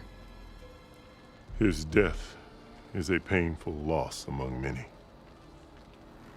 We will not soon recover from the massacre of our marshals. But if you are here to pledge your service, that could help considerably. I am not here to fight for you. I need something in that basement. Something that will save many lives, yours included. It's not something you can see, but it is there. I have seen it. You have named your price. Now I name mine. With my marshals dead, I need your spear. Help me defeat my enemies, and I will grant you access to the chamber below. I don't have a price. I am not a hired killer. I'm here to save lives, more than you can count. I count the corpses of marshals slain. I count hundreds more Tenakth, whose lives hang in the balance. I will fight for them. I will kill anyone who threatens the peace, and you will too, if you want me to open the door to the chamber below. Okay. So by that logic, what's stopping me from killing you right now? And taking what I need to save everyone? You could try. You might even succeed. Either way, you must fight. My way might hold off Regala and the slaughter she craves. Fine. What do you need? I need more marshals to keep the tribe together. Such warriors can only be promoted at a trial by combat called the Culrut. I've sent out a call for the competition, but since Regala seeks to undermine me, she is certain to attack it. She'll want to kill me in front of the assembled clans. So what, you want me to be your bodyguard? No. To defend the Culrut. But there is more. Knowing Regala will attack, one of the clans have balked at sending their contestants. You must go north and force Tenakth, the commander of the Sky Clan, to submit and send his best. Force him to submit? Do whatever is necessary. I can't hold the Culrut with 2 of the 3 clans in attendance. Marshal Kathala will assist you. He was maimed at Barren Light, but he can still be of use. I sent him ahead to the northern village of Stone Crest. Meet him there, and he will guide you to the Sky Clan stronghold. If you have any questions about your mission, now is the time.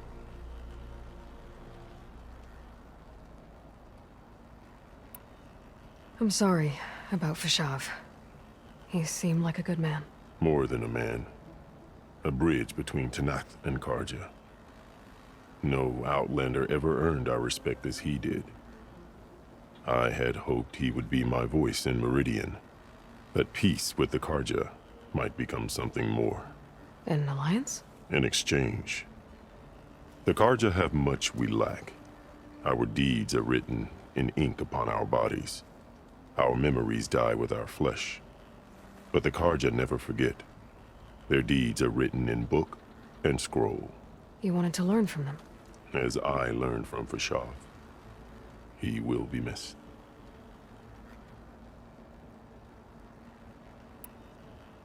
Fashav called Regala your greatest mistake. Why?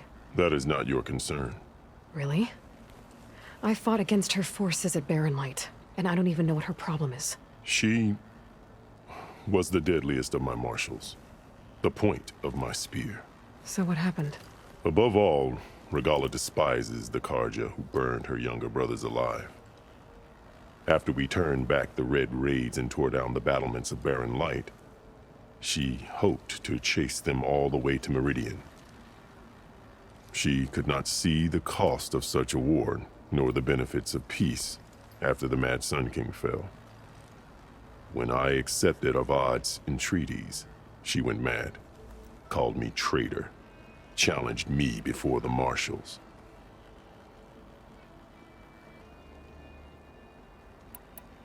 What did you do when Regala challenged you? If you were Tenakth, you would know that such a challenge cannot be refused. It was not easy to subdue her, I bear 7 scars from that fight. The other marshals wanted me to execute her on the spot, but I found I could not sever the bond between us. Her loyalty had been as boundless as her rage, so I spared her. Rather than mercy, she took it as a humiliation, one she will never be free from.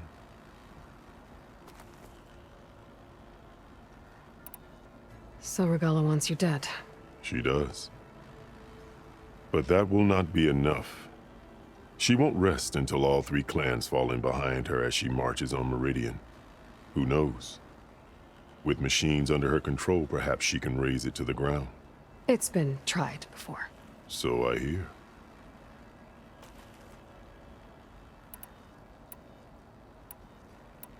You said you saw what's in the basement? I did, on the day of my greatest victory. What do you mean? For a dozen generations, the 3 clans battled for control of this hallowed ground. Only I achieved it. I fought for years, killed whoever stood in my way. When I had finally slain all rivals, I stood alone in the grove. Victory was mine to savor, or so I thought. Thunder roared from the east, and a bolt of blue struck this place. That chamber.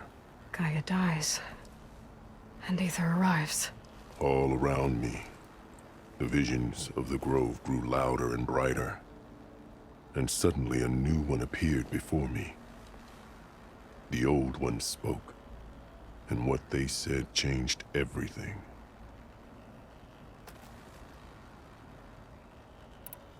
What did the old ones say to you in this new vision? The one called Faraday foretold the growing danger of the machines, and said we must unify to stop them. She called for marshals to enforce the peace. Then the vision faded, never to be seen again. I marked the spot where it shone with my spear, and I took Faraday's words to heart. Renounced war between the clans, trained warriors to fight machines, ordained marshals through the Culrut. Since then, the tribe has been at peace, until Regala attacked at Barren Light. And the chamber, beneath the throne. You went in after the vision? I did. Inside is an ancient device. It hums with power. You will see it for yourself after the Culrut. This I swear.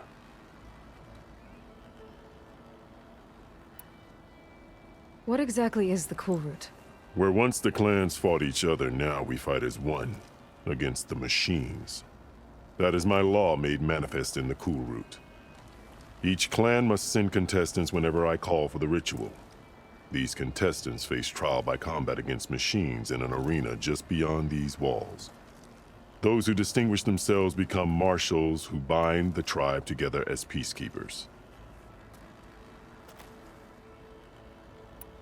Why won't the Sky Clan send contestants to the Culrut? Of the 3 clans, they have the most defensible base, protected by a mighty wall called the Bulwark. Their commander believes he can wait out the war between Regala's forces and my own, safe behind his barrier. Staying strong, while you and Regala weaken each other. You think like a seasoned marshal. Good. You called them peacekeepers, but the marshals I met at the embassy were warriors. Warriors, yes, but more. They renounce the clan that birthed them and pledge themselves to order and peace. They enforce my law. They settle disputes and stand for Tenakth in parley with other tribes. Without them, I cannot rule. Which is why you must ensure the next Culrut takes place.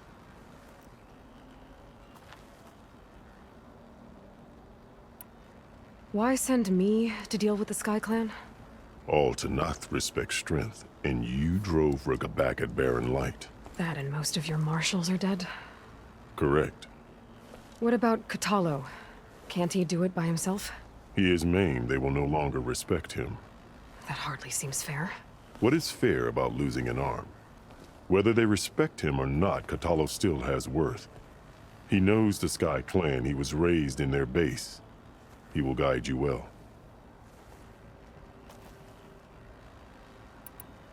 I'll do what you want, and go north to deal with Dakota. But you'd better not forget about our deal. You will have what was promised, if you succeed.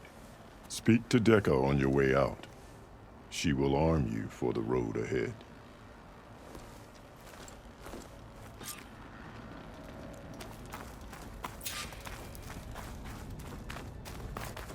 Come, let us speak. Hikaru said you have something for me? A weapon to aid your mission. You'll need it for the long road to Stonecrest. Many machines prowl along the way, and our scouts have sighted Regala's rebels in the area. Machines and rebels. Nothing I haven't faced before. Indeed. Head north towards the foothills. Ascend its slopes until your legs burn and the chill air catches in your chest. Then you'll know you're in the Sky Clan's domain. Strike true as the 10, Aloy.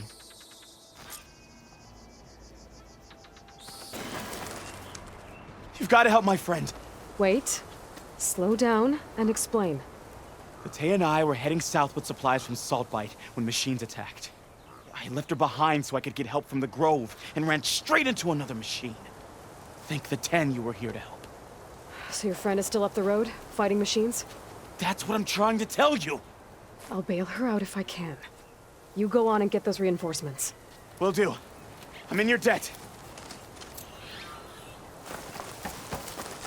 Box full, but my stash has room. Not one more step. The Tenakth don't suffer outlanders in the clan lands. I was given rite of passage by Marshal Fashav. I'm not here to fight. Hair like blood. This is the warrior who defeated Gruta, champion of the traitor Regala. Her life is not ours to take. You may enter, but mind our ways. You will be watched. I'll keep that in mind.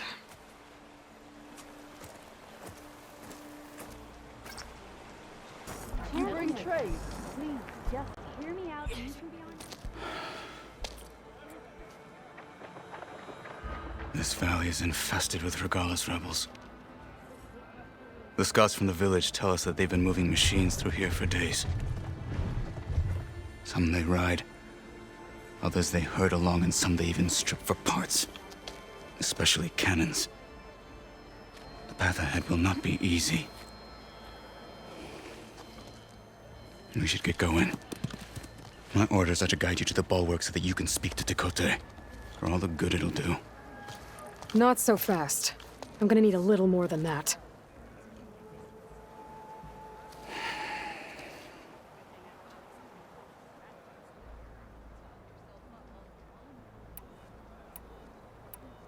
What is this place?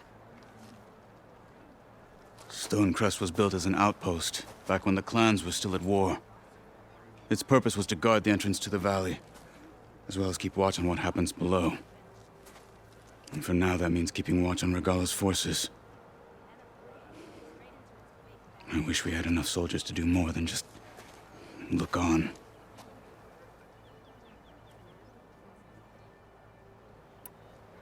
For all the good it'll do? What's that supposed to mean? The Bulwark has stood unyielding since the birth of our clan. Behind it, Tekote believes himself to be invulnerable. If he insists on defying Hikaru's orders, an outlander and a maimed marshal aren't gonna change his mind.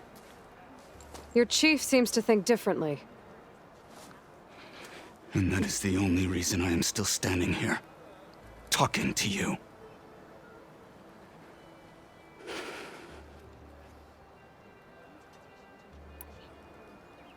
What makes you so sure Tekote won't listen to us? A snake safe in its lair hears nothing but its own rattle. Come on, is that all you've got for me? Hikaru said you were from the Sky Clan before becoming a marshal.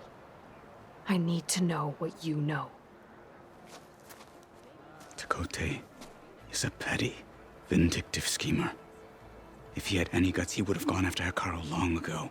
But instead, he covets the chiefdom from behind the Bulwark, biding his time, hoping that his foes will weaken one another.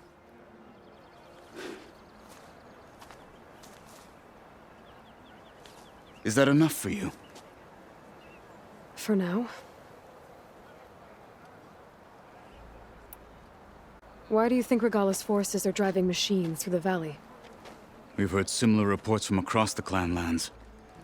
The rebels are gathering machines from the wilds, but whatever control they have over them doesn't seem to last. So they herd them into camps. Something else happens there. Something that makes their control permanent. An override with 2 phases. I don't know about that. But it gets worse. We've heard rumors that the rebels are scouting larger machines. I don't know what kind. Let's hope they don't learn how to override them, too.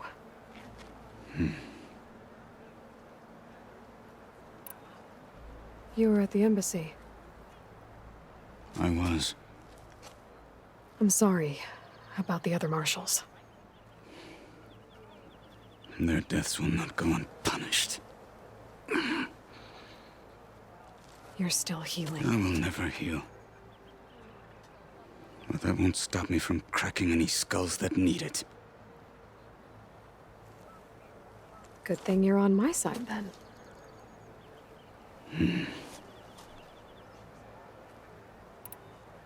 What makes the Bulwark so impenetrable? It's made of massive boulders, impervious to any frontal assault. No army or machine has ever penetrated it. I am the only thing that can get you inside. If we're done talking, that is.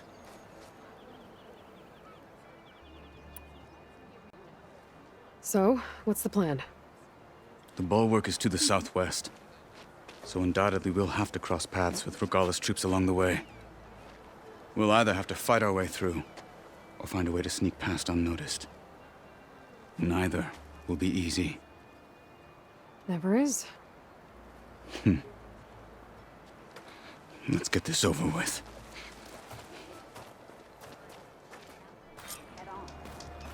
Not bad.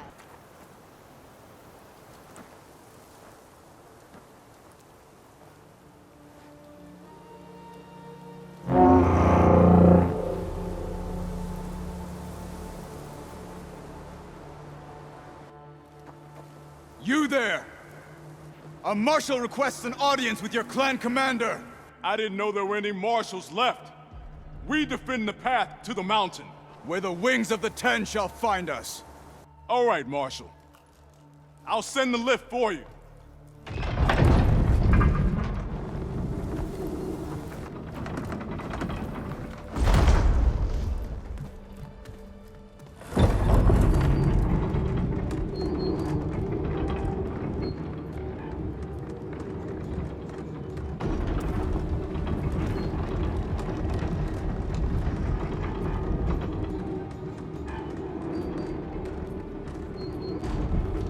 When we meet with Teakote, I'll do the talking. We'll see how it goes.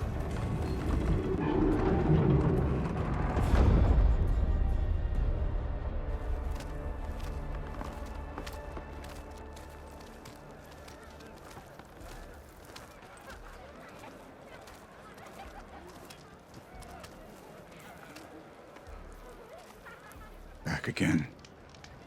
So this was home. A long time ago. Come on.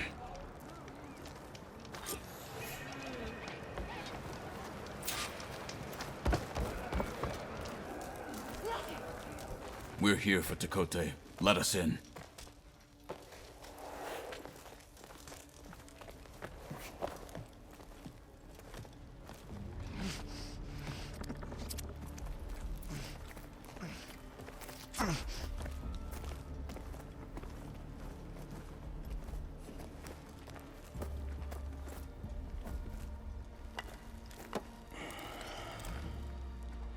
The Sky Clan's mighty son returns. Bless the Ten. Your chief has demanded an immediate dispatch of all challengers to the Culrut. We're here to make sure yours haven't gotten lost on their way to the Grove. I see. Regala must have dealt our chief a mighty blow, if he's sending you two as messengers. This one defeated Regala's champion, Grutta, at the embassy. She fought honorably. I had the sense to bar our soldiers from that embassy. Just as I have the sense now to keep our challengers here. If they must fight, then they will fight here. Defending our walls. Our clan. That wall won't protect you. Not from the machines Regala controls. They're already at your doorstep. And what do you know of the battles that the Bulwark has withstood? The blood shed upon stone. I know it wasn't meant to be used as a coward's shield.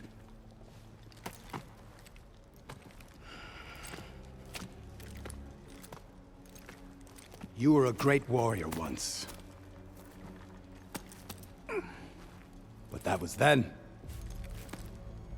You tell Hekarro, with all due respect, that we will keep our challengers here for as long as we are safe behind the Bulwark.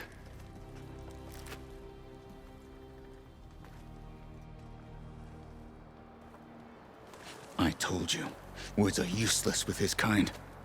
We're gonna have to kill him. It won't be easy with all his men about. Are you even listening? For as long as we are safe behind the Bulwark, he said. Wait here. I need to get a closer look at that wall. What? Why?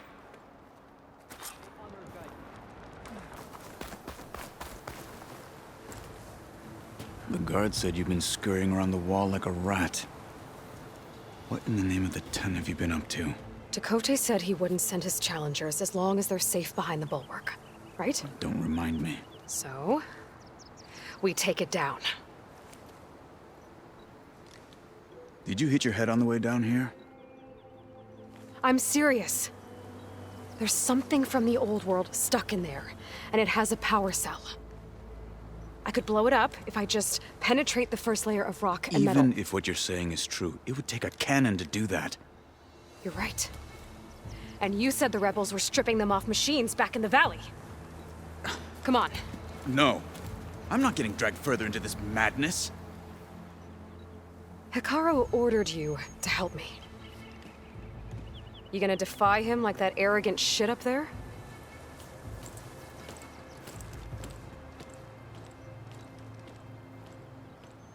That was an unkind comparison.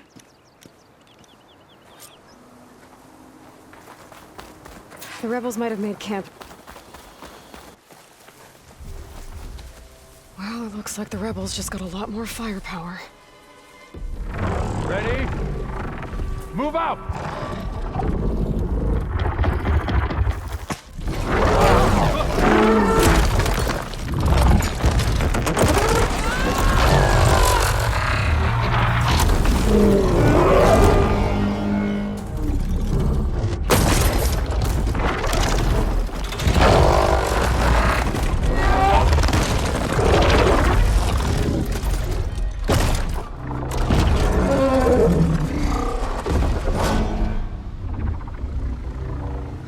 Your cannon, and that thing has him. This won't be easy to take down, especially with this. I'll handle the big guy. You focus on the others. I'll follow you in.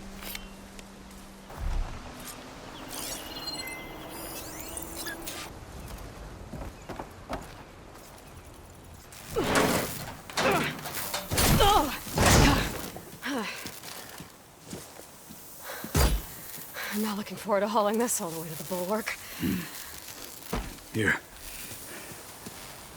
I may be maimed, but I've still got a strong back.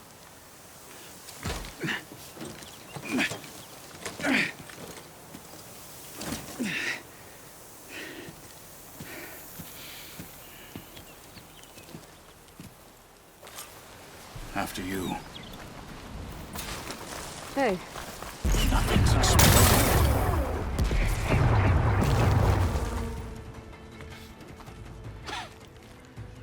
This isn't gonna work. Well, isn't this impressive? 2 children playing siege. I hope they haven't hurt the Bulwark's feelings. Come now, stop embarrassing yourselves. And leave this poor mountain alone. This is your last chance, Tekote! You can still answer Hikaru's call! This is your last chance. You have it backwards. Leave this place, Savage, now, and take this cripple with you.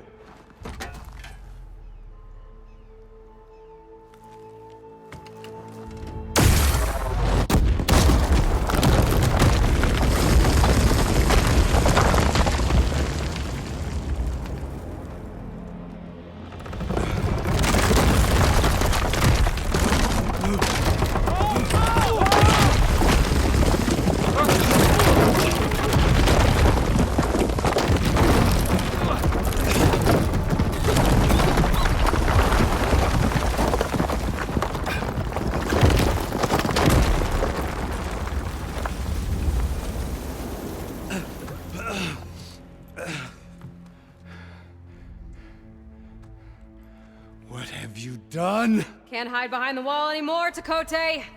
Now you have to join Hikaru. Never.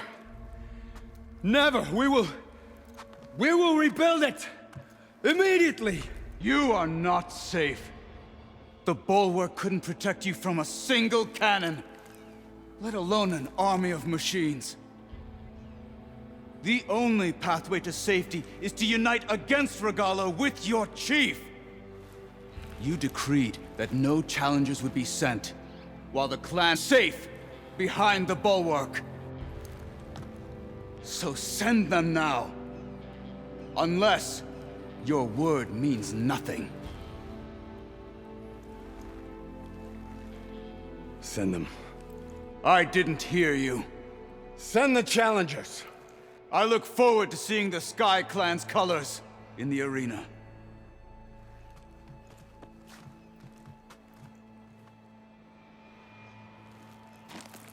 Nicely done, Marshal. What's gonna happen to this place?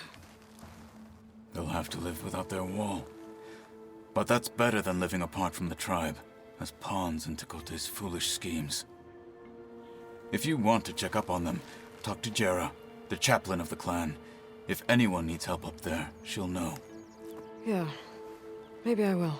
I'll take my leave then. I need to report to Hikaru. I'll see you at the Culrut. Good. We may need another miracle there as well.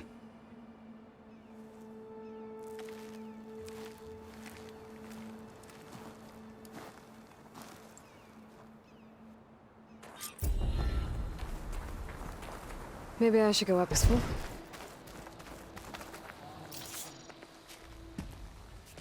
Aloy. It seems you've had to move mountains to bring the Sky Clan to heal. Literally. Kotallo helped. Yes. Tekote reprimanded for all the clan to see. You both served well. But now the Culrut is at hand. Some have come to compete, others to bear witness. They know Regala will come for me. I'll do whatever it takes to hold up my end, as long as you remember yours. So what's the plan? Kotallo. There are only two viable ways to attack the arena. Through the throne room you just passed, and by the trail on the north end. We've set up barricades at both. But if Regala means to assault the Culrut with machines, she will have to attack by the trail. You will join our defenders there. Hold the line, and I'll have my marshals. You will be free of my service and receive your reward. Make whatever preparations you must. Once the Culrut begins, you must see it through.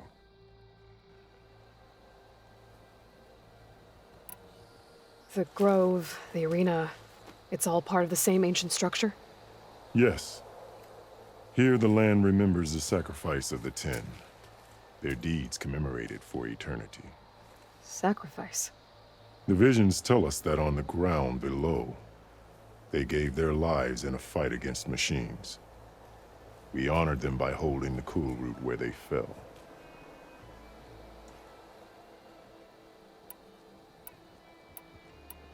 I know where I'll be. What about you two? I will be here with the chief, where I belong. Should the fight reach us, we will take the blood owed for our fallen. If it comes to that. The defenses will hold.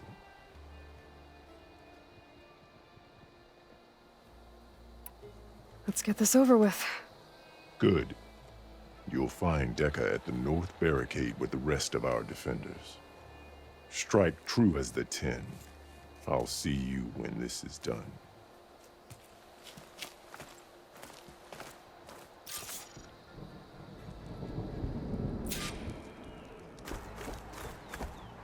Focus on the machines. Take them down. And Regala's forces become no different from our own. Yes, Chaplain. Watch each other's backs. Dismissed.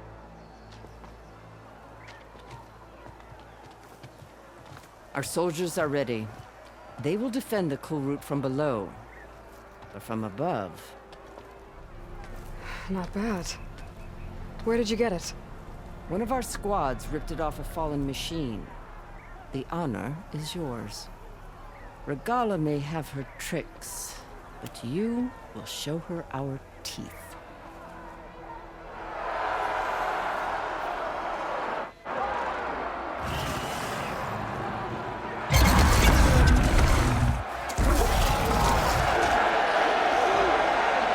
Tenakth!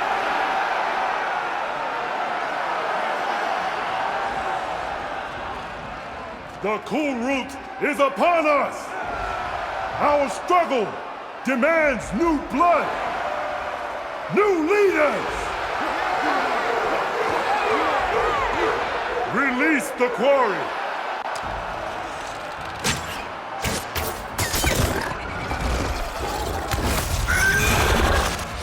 Challengers, approach!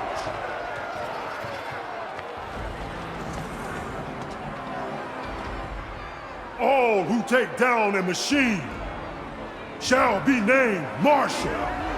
Remember the 10. Strike from the air as they did, and seize your glory.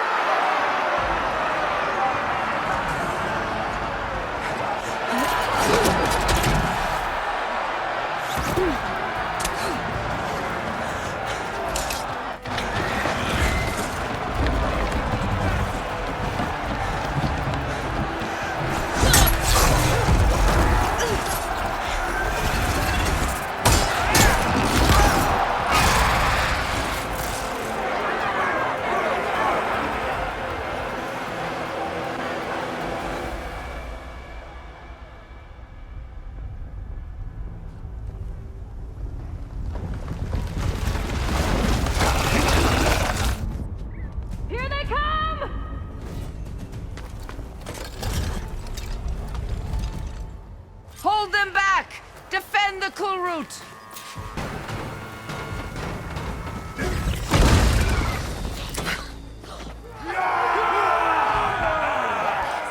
There can't be all of them. There. What is that? I don't know.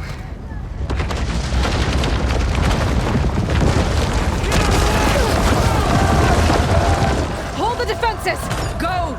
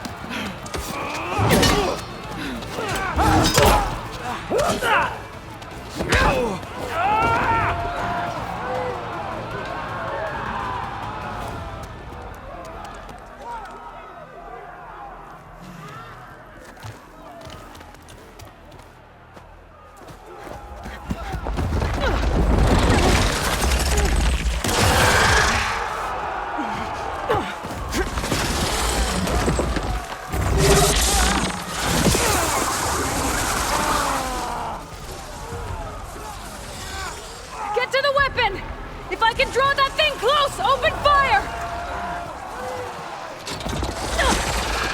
Hey! That's right! Over here, you big worm! I gotta take this thing down and catch up to Regala. Hopefully this...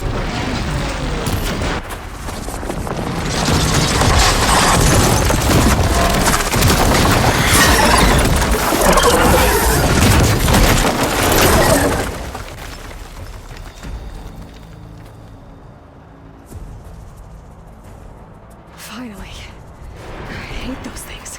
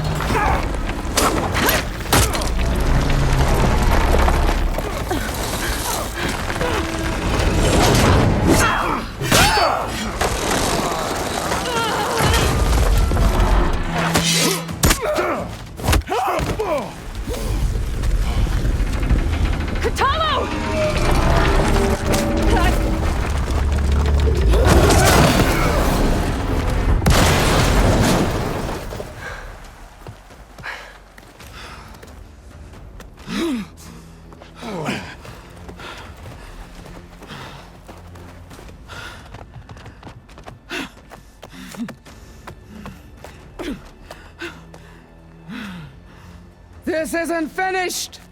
I'll be back with everything I have! And all who stand with Hekarro will be run red.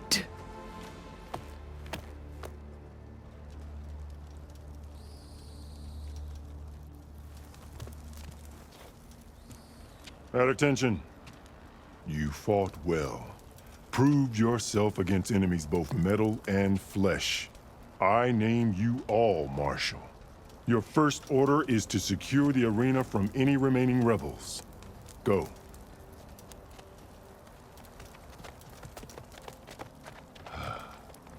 I failed. I should have finished Regala. But now she'll be back with more machines. Stronger than ever. Do what I can to help. No, you've done enough. Far more than our bargain called for. When we first met, you spoke of your true mission on which all depends. I wasn't certain if I believed you then. But I believe in you now. So leave me. And get to your task. What will you do? Tend to the wounds. What you need is there. Take it. Your deeds today will be remembered like those of the 10.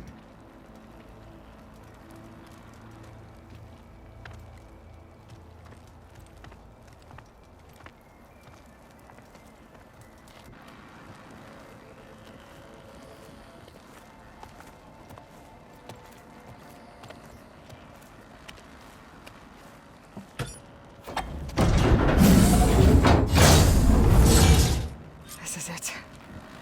Aether's below.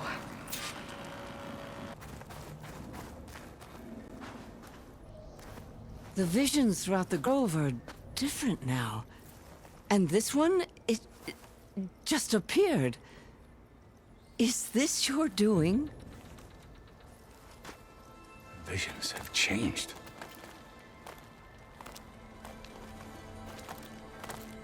That's the one that inspired Chief Hekarro. More testimony of the old ones.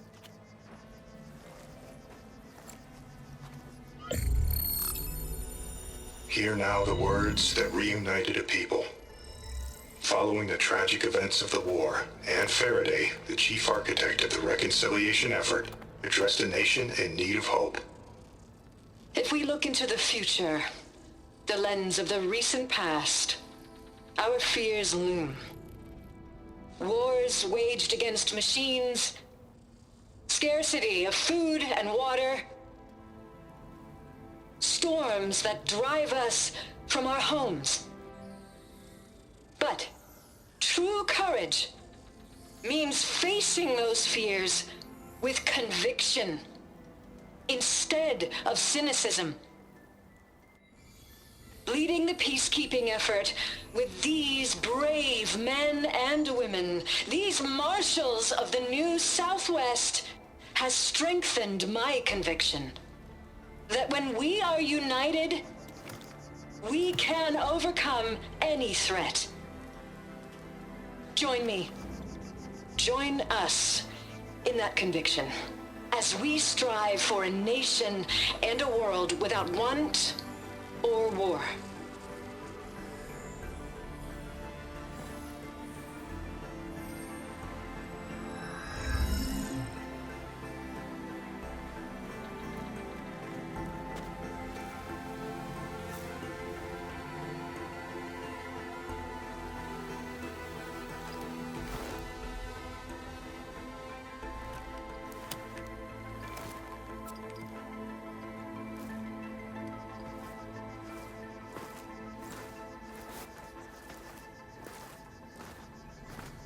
Reporting for duty, Commander. I'm coming with you. But Hekarro needs you. Because of you, he has new marshals. And a rallying cry the clans cannot ignore. So I will stand with you on your mission. Give whatever is left of my life. It is what I choose. How can I say no to that? Zoe, there's someone who wants to join us. I need you to meet him in the foothills, guide him the rest of the way. Will do, Aloy. Go to the mountains, west of Plainsong. A friend of mine will meet you on the ascent. I'll join you when I can. A friend of yours? Should be interesting.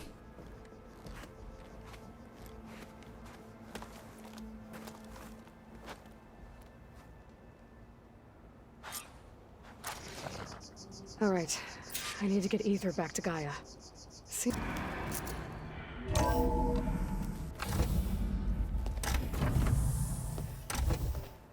Like this? Oh, you're not waving a hammer around, Aaron. Try a gentler touch. And my big sausage fingers don't really do gentle, okay? Bring it back. Trace the line. To your right. Other right. I just saw it. It's the one Aloy found up north. Gotcha!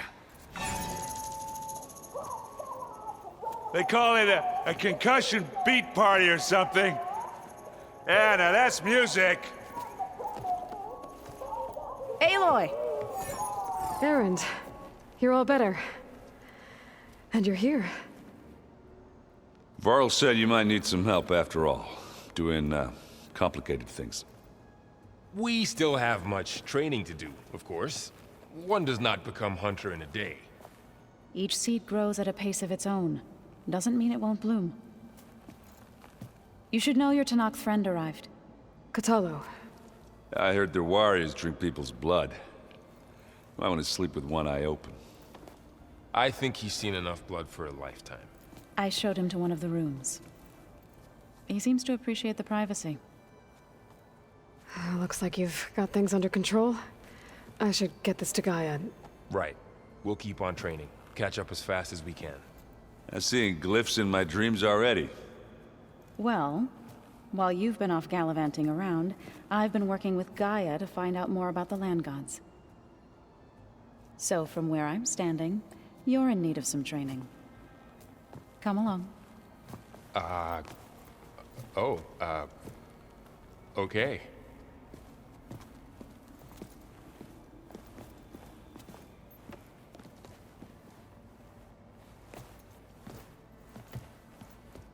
So this Hephaestus...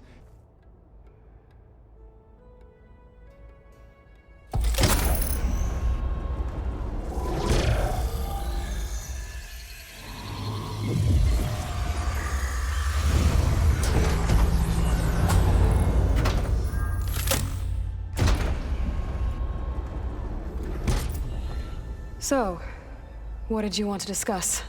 While you were away, I received an unusual transmission on my dedicated Eleuthia frequency. Eleuthia.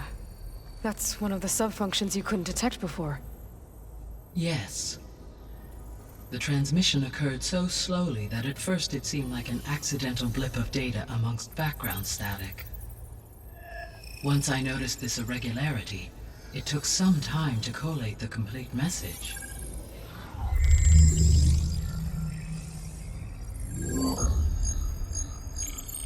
Coordinates. Where does it lead? To a mountain to the northwest of this facility. A word of caution, Aloy. It is possible this transmission is genuine. It is also possible it is being broadcast by someone or something else. You don't think it's actually Eleuthia? I am uncertain. What's SOS? It is an old world code. A distress signal. A desperate plea for help. Why would Eleuthia send a coded transmission on a frequency only the two of you can communicate on? I believe it was done as a precaution to avoid detection, or at least to create the appearance of the desire to do so. I am also uncertain why Eleuthia would expect that I would be able to detect and respond to its distress signal at all. As far as it is aware, I no longer function. Okay, so either Eleuthia is in trouble and sent the message hoping you were out there, or someone else is trying to get us to go to these coordinates, pretending to be Eleuthia. That is my conclusion as well. Could the Zeniths be sending the transmission? According to the data I reviewed on your focus, the Zeniths recovered the other Gaia root kernel in the Hades Proving Lab. It is feasible they used it to gain access to my internal frequencies. So, maybe they sent it thinking you'd respond, and read your location. Possibly. However, the transmission is highly irregular. If they intended to provoke me into revealing myself, I would expect the communication to be more routine. Right. So maybe it's not them, then.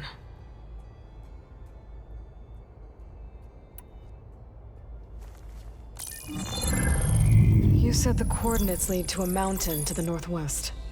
What's there? I have no record of anything of note in that vicinity.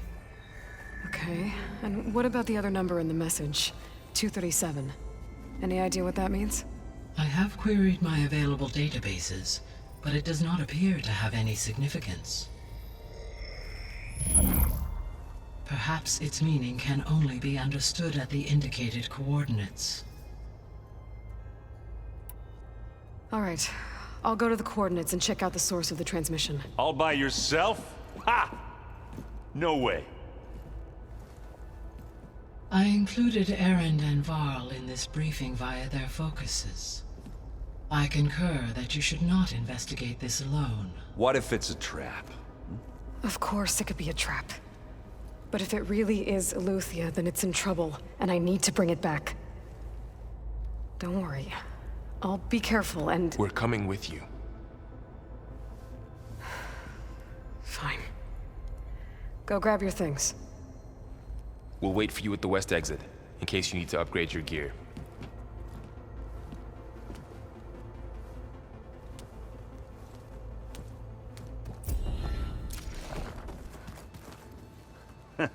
There she is.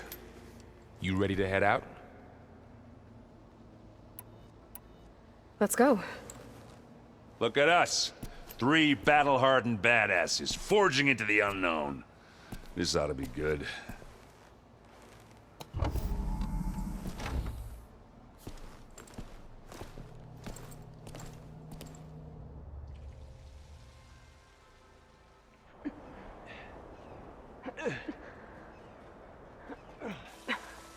This distress call had me up a really steep mountain, huh?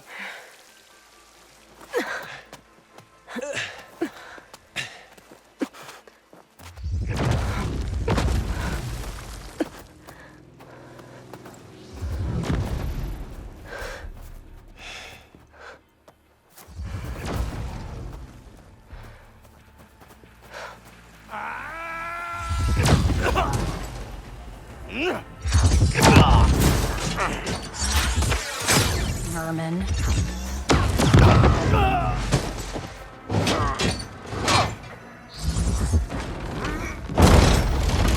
What is that?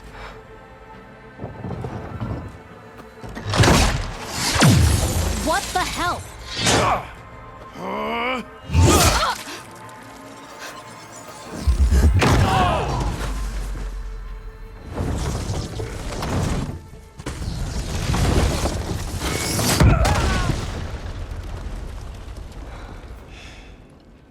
Well, that takes the keg.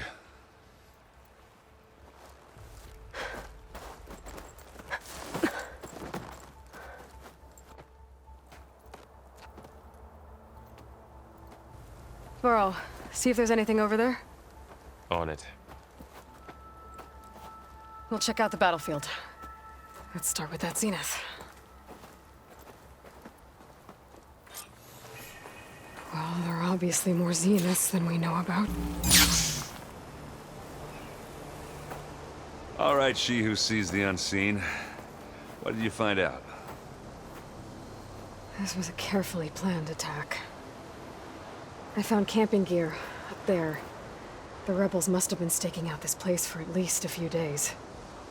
They were waiting for the Zeniths to show up. All so that they could test that weapon. The Zeniths have a personal shield that makes them invulnerable, but somehow the weapon got rid of it. The Oseram that was operating it was sending data on it somewhere else. It was probably just a prototype. I've known tinkers that do that. I'd do a little trial run before breaking out the real thing. Well, I guess it's still a work in progress, if it blew up. She was searching for something she lost. Her drone had instructions to recover something called the asset. The asset? Is that the sub-function thing you said could be here? Eleuthia? I'm not sure. Come on, let's go talk to Varl.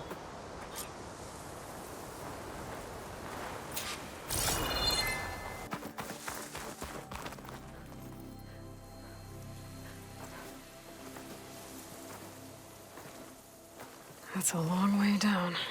Something tunneled straight down into the mountain. Looks recent. Whatever it was, it must have been powerful. That Zenith the rebels killed was looking for something called the asset. I don't know what it is, but my guess is it's somewhere down there. All right, so we head down. Erend, stay here and stand watch. That Zenith isn't the only one of its kind. I don't want to be caught by surprise if the others show up. Contact us by focus if you see anything. Okay. Any trouble shows up, I'll call you. Let's go.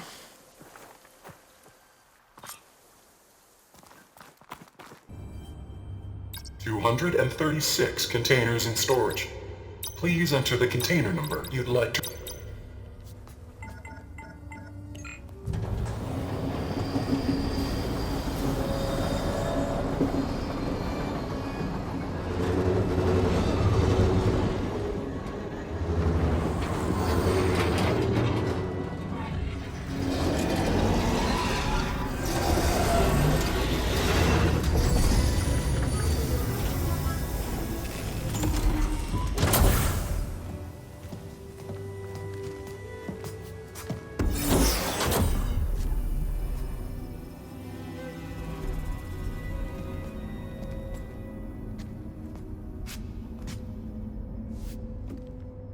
Aloy. It's you. Skin's like ice.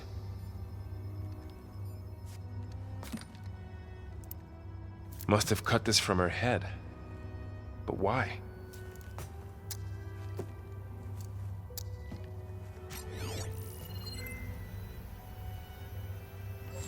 Hello, Spit. Apologies, I don't know what else to call you. Name is Beta. I'm afraid I must be brief. I only have a few minutes before my keepers discover I'm missing, and I still need to remove this implant. I had hoped to find shelter with you, but if you're viewing this, I may be dead. Be careful when you take on Far Zenith. They are ruthless, and they have Eleuthia, Artemis, and Apollo now. But at least they don't have the Gaia kernel to merge them with.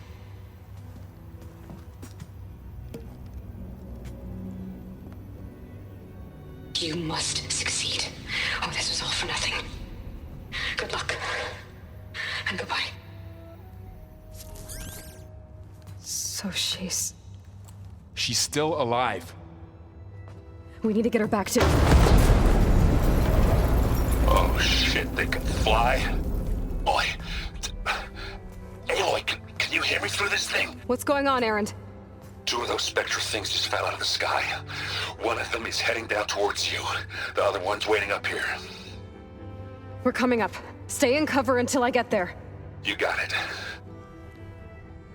Get her to cover in that room. Whatever happens, she stays with us. I'll protect her. I should prepare before the Spectre gets here. I can't let it get through to Varl and the clone.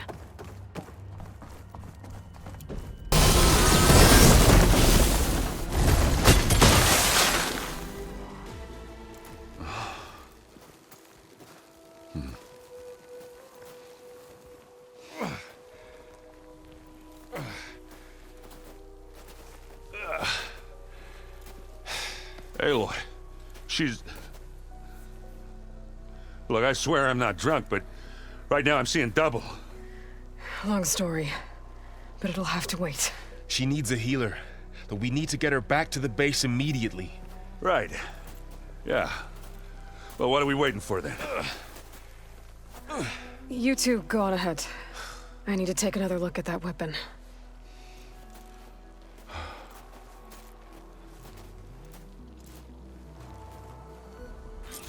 If I can figure out how the thing works, maybe the Zeniths won't be so invincible down heavy.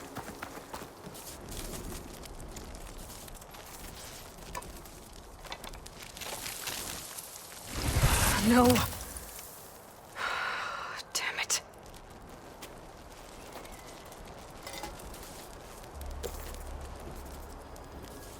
Well, it's better than nothing. Aloy, I see we have a new guest. So now we know the origin of the transmission. Yeah.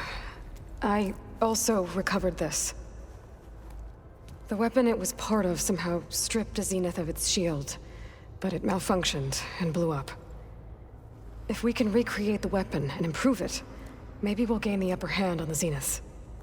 A moment, I will scan it.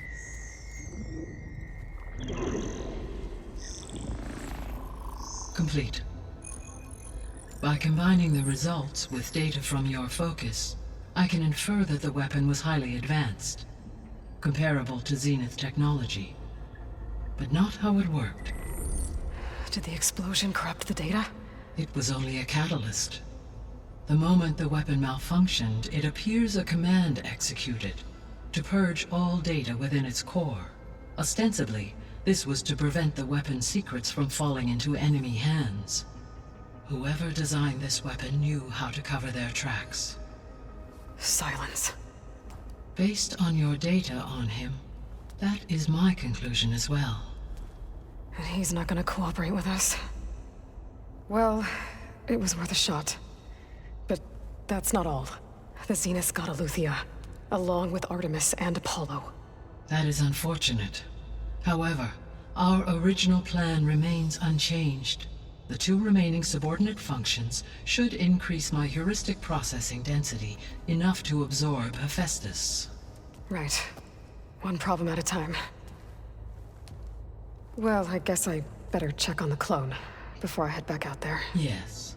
She retreated to the maintenance corridor directly below us. Varl is with her. Right.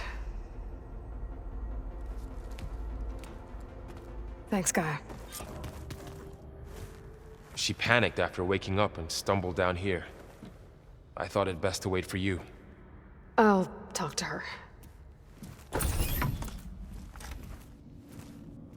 Hello?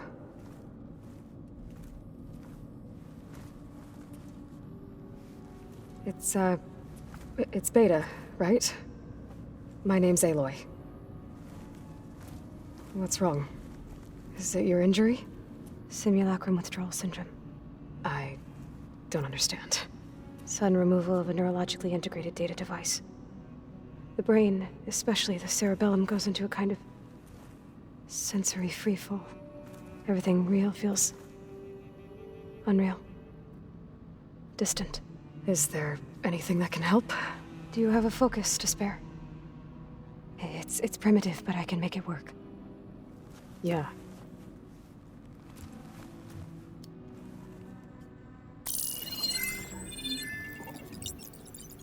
Booting up.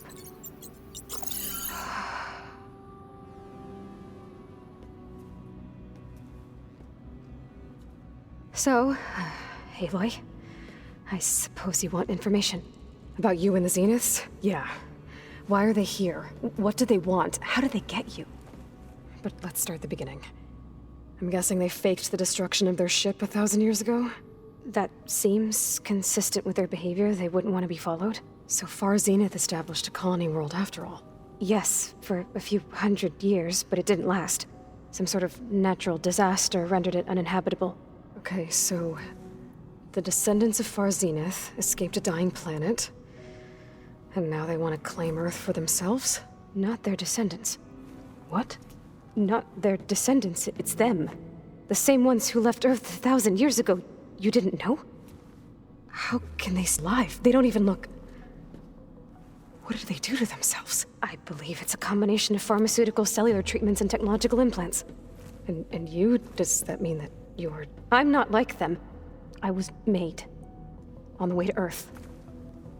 On the ship. I spent years studying in my training interface, all so that I could serve my function.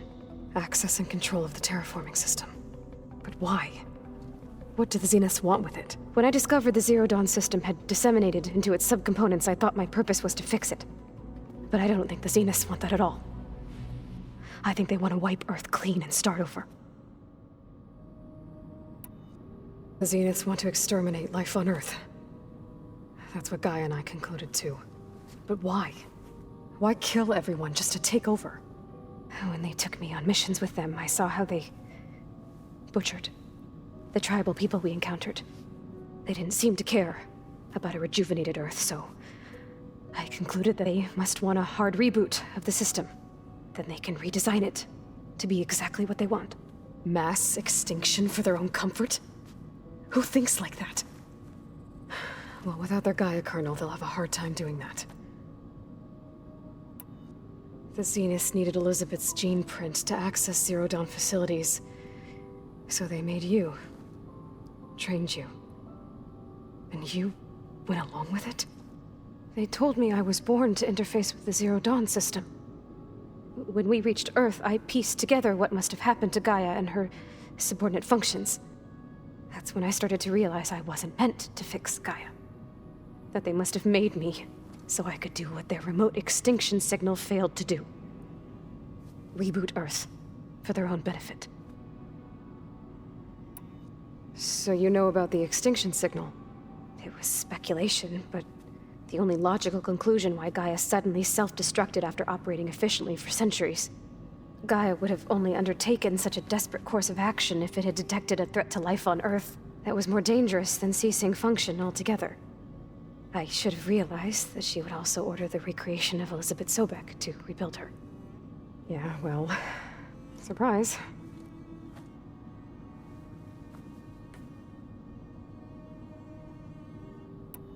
So we're dealing with the same Far Zenith people who once lived on Earth. What else do you know about them? They were some of the most affluent and powerful people on Earth. They controlled almost every major resource, every industry. Gerard commands them. He's the one who decided to set up a base. The others, Eric, Tilda, Verbena, they resent his authority over them, but in the end, they always do what he says. Eric. He's the one I fought back in the Hades proving lab. He enjoys hurting people. Yeah, I know. You mentioned the Zenith set up a base here on Earth. Where is it? Off the coast, I think. Whenever I had to go on missions, I was transported inside of a Spectre drone. I couldn't see anything outside. But I did overhear the Zeniths talking about it once. They were discussing setting up a perimeter energy shield to repel the local fauna. I'm certain their security measures, Spectre patrols, machine lures, it must be impregnable. What's inside the base? Launch facilities, so they can shuttle back and forth to their ship in orbit, plus infrastructure to gather materials and fabricate anything they need. Are there more Zeniths than the ones you met? I'm not sure. I suppose there must be more of them in the base or back on the ship. For all I know, there could be more of them out in space, other survivors of the colony. You said the Zenith's colony in the Sirius system was destroyed. What happened? All I was ever told was that a natural disaster forced them to leave Sirius. I've speculated that it was an extrasolar object or a cataclysmic seismic event. Or maybe even an abnormally violent coronal mass ejection from Sirius A. The Zeniths never told you any details. They said the only thing that mattered was that they survived. First Earth, 1,000 years ago, and then Sirius. Guess they survived old age, too. How did you escape the Zeniths? Before the Hades Proving Lab, I never thought I'd get away from them. Even if I were to run. I'd never survive on my own in the wilds. But then I saw you. And I thought that maybe you could help me. So when the Zeniths pinpointed Eluthia's location in the biomedical research facility, I saw an opportunity. You said you saw an opportunity to escape when you went to capture Eluthia. What did you do, exactly? Whenever I was taken out on a mission to recover a subordinate function, only one of the Zeniths would go with me. The one the rebels killed, outside the facility. Baina's dead? How did they bypass her shield? I'm looking into it. But you were talking about your escape? Well, when it was time to use the Zenith's transmitter to send Eluthia back to base, I also sent the encrypted transmission. Then I distracted Verbaina long enough to seal myself in the ectogenic chamber, altering the facility's log so it appeared that there were only 236 containers. And the Gaia root kernel? I told them I could capture Eluthia faster if I had it with me, and they believed me. Well done. You said you were born on the way to Earth. In an artificial womb, I'm guessing? The Zeniths had an ectogenic chamber aboard the ship. An updated version of the one you found me in. They must have used a stored sample of Elizabeth's DNA. I doubt Elizabeth would have let them take her DNA. Do you know how they got it? That wasn't part of the archive I was allowed to access. You said you spent years studying in a training interface. Was this archive you mentioned part of that? But only the parts I was permitted to access. Aristotle and Aspasia, the avatars of the archive, would assign me learning modules and evaluate my progress. Wait, those names. They were designed to be the virtual guides for the Apollo database, before Ted Faro purged it. The Zeniths have a copy. So it still exists. And you got to learn from it. Only what was deemed pertinent to the mission. If I requested information outside of my parameters, my tutors would deny it. To have all that knowledge, just out of reach, must have been frustrating. All right, I think that's enough for now. Do you want to come upstairs, or... So how long? You know, your plan. How long before Gaia's fabricated a machine army to defeat the Zeniths? How did you know? Optimal strategy, so? Well, I still have to get 2 more subordinate functions before Gaia's powerful enough to absorb Hephaestus. What? You don't have Hephaestus already? Gaia's still figuring out how to capture it. It's not confined to a single... To a single location! Of course not! You didn't even know who the Zeniths really are. You were supposed to be further along by now! Coming here was a mistake. They're gonna find me. They're gonna find this place and take me back. This was all for nothing! They're not going to find us. Gaia's using Minerva to mask our location. What difference does it make? You're too far behind. We're never going to beat them. Everything. Everyone. They're going to die. Hey. Calm down. You're here now, right? So is there anything you can do to help? I have certain knowledge sets. And given your state of progress, expertise you probably lack. Geoengineering, of course. Computer science, physics, biology, chemistry. Okay. Well, see if you can do something with that. Talk to Gaia. I'll check on you later.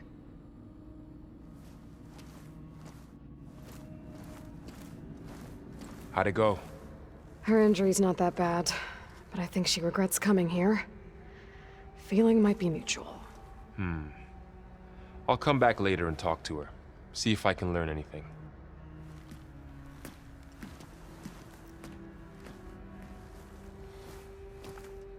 So I guess we won't be making use of Silent's weapon. Camping gear. Come on.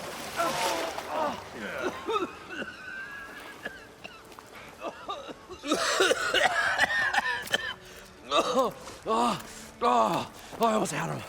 I was so close. To drowning, maybe. Not to the embers. Morlund, it's over. Well, not for me, it's not. Then you're going to die. Alone. Because we're not sticking around to fish out the corpse. We're through.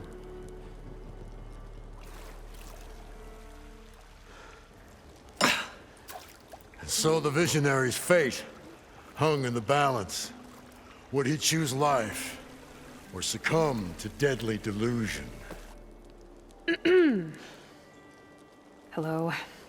So, there's an ancient city under the sand, but it's flooded. Suddenly, a Nora spear maiden appeared. Yeah, okay. Well, you're not typical Delvers. That's for sure.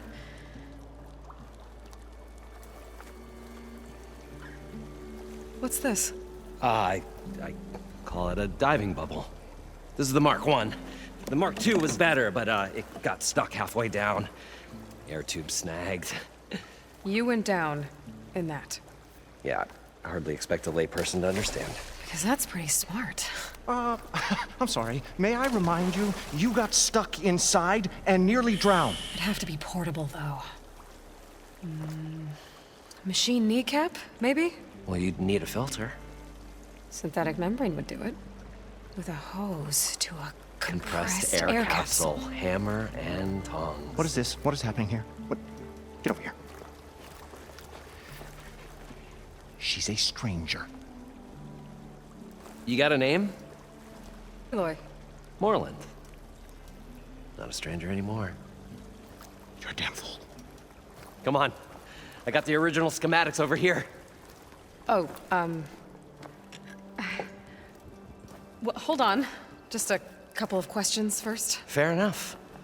Partner? Partner? Don't mind him. What's so important down there that you'd risk your life? Well...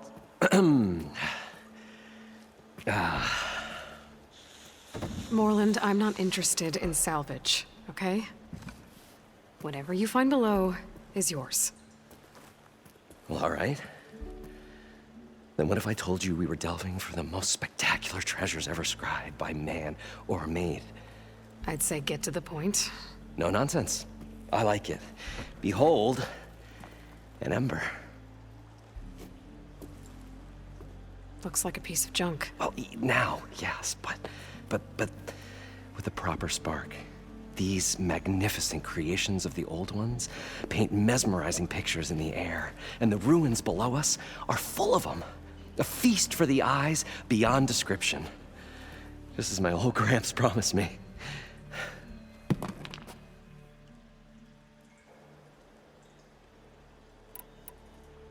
So these embers project images? Paintings of light. It's amazing stuff. This one. showed the most beautiful woman you've ever seen, beckoning all to a buffet of lobster and succulent beefs. I must have watched it about 100 times as a child in my old Gramps' workshop. What happened to it? Over time, they die out.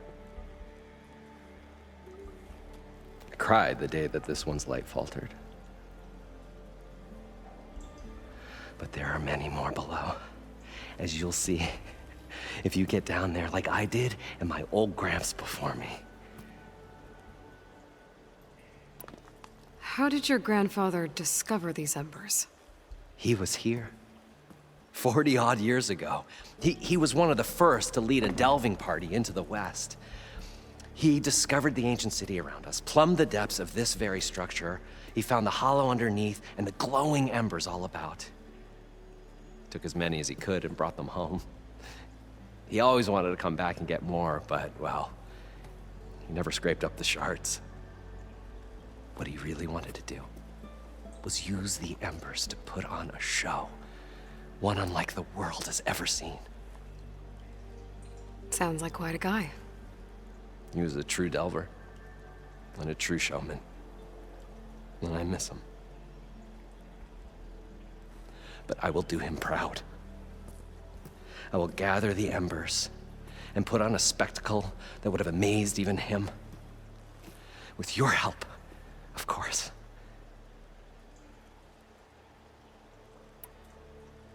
So what exactly happened? It was a delve like no other. A chance to follow my old Gramps' footsteps. Beneath this structure here is an enormous hollow, a dome protected from the sands. We built this elevator here to ensure easy egress and exit. It's quite a contraption, actually, and not so easy to... Right. Again. What happened? At the bottom, we beheld the treasure my Gramps first discovered. Painted images in the air of every description. Dancing women, games and coins and promises of jackpots. I don't know what that is, but it's gotta be good. But then, something went wrong. The images turned nautical. Waves went through them, even fish. It's like a strange underwater dream. Poseidon's dream. Yes. Well, suddenly there was this terrible rushing sound, and then an explosion of water erupted from the floor.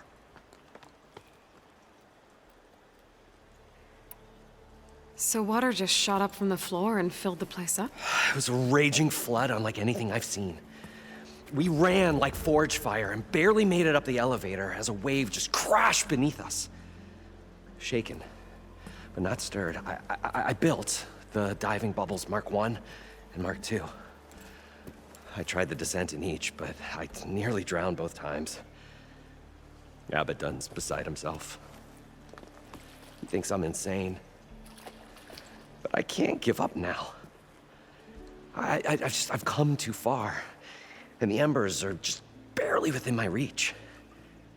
Well, maybe I can help. Yeah. Maybe you can. You guys don't seem like average delvers.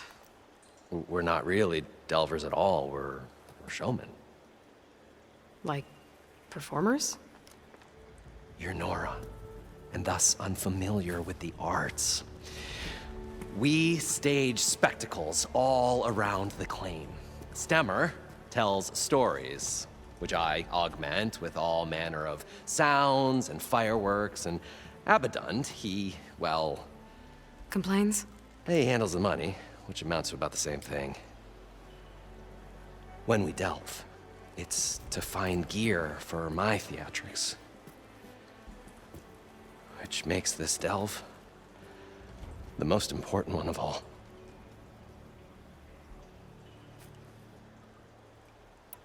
How deep is it? Can't I just swim down? Only if you have gills. You can stack 50 kegs in that shaft.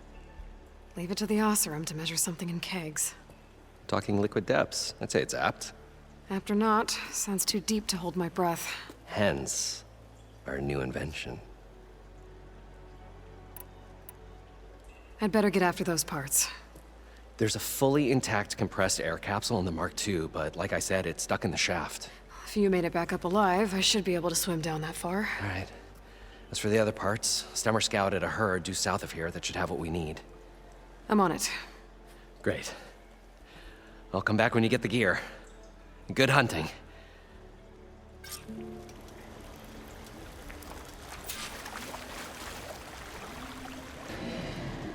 What can I do for you, partner? I've got everything I need to build the incredible diving mask. I think diving mask is enough. I won't quibble. The workbench is all yours.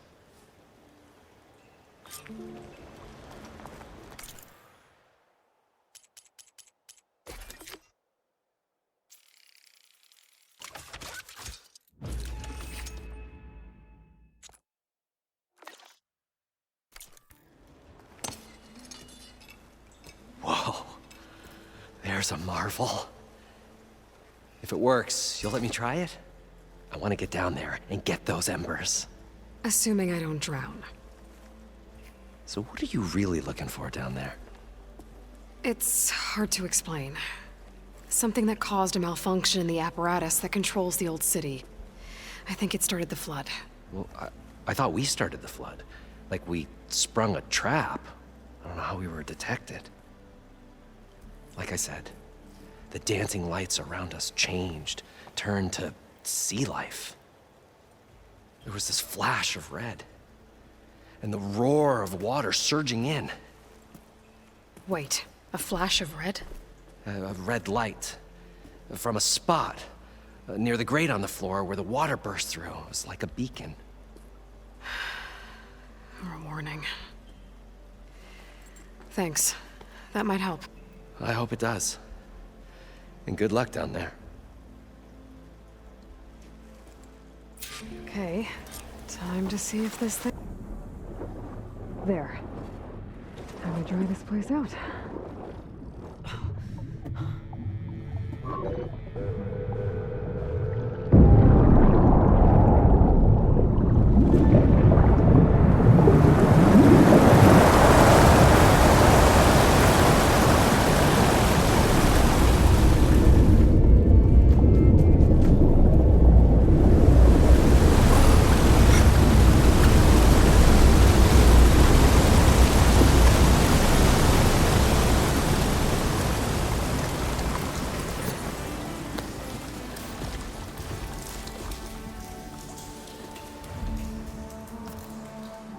That did it! Okay.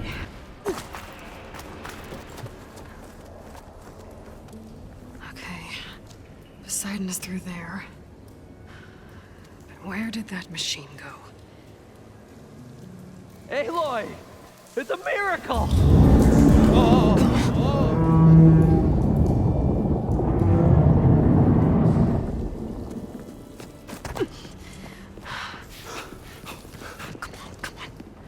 Was this you? Did you lower the waters? Yeah, but there's a new problem. That thing's in our way.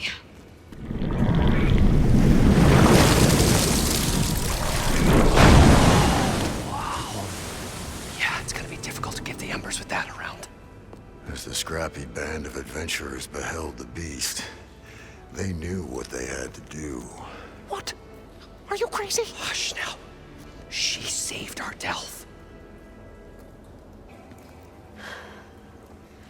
Okay then. Stay up here and start firing when I engage.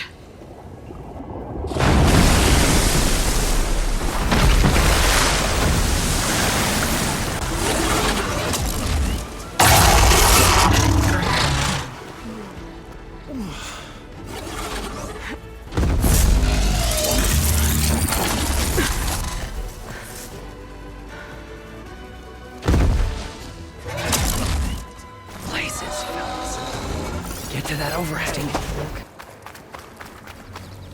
You guys all right? more than all right. We did it! All the embers we could ever want, and it's all thanks to you. Very, heartwarming. But maybe we can just, grab what we came here for and get out before any more of those things decide to show up. Now, shard counter. Nothing wrong with a little reveling. Though we should probably let our flame-haired friend get going. I believe she has business down here, does she not? Right, of course. You need any help? I can handle it from here. Very well. We'll start taking some of the embers upstairs. Holler if you need us. Thanks.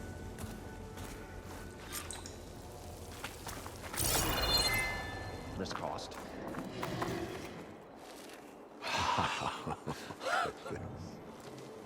The show my old Gramps always wanted. There's another.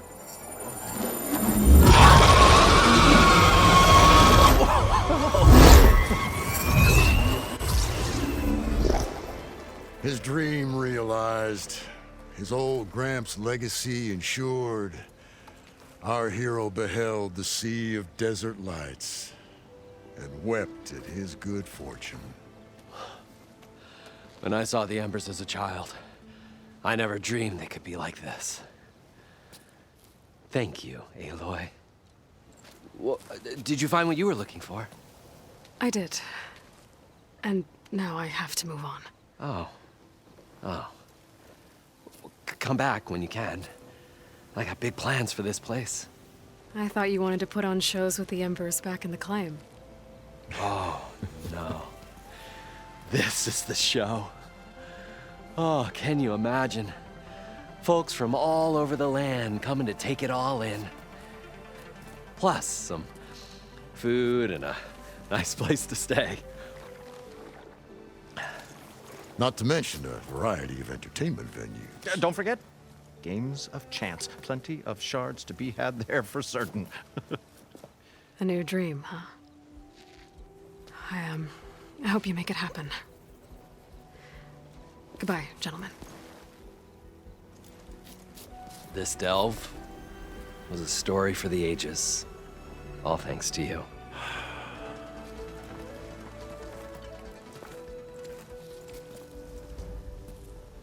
If Moreland and crew's gonna stay, maybe I should come back and check on them later. For now, I need to get Poseidon back to Gaia. Hey, Gaia. I'm back. So I see what is on your mind.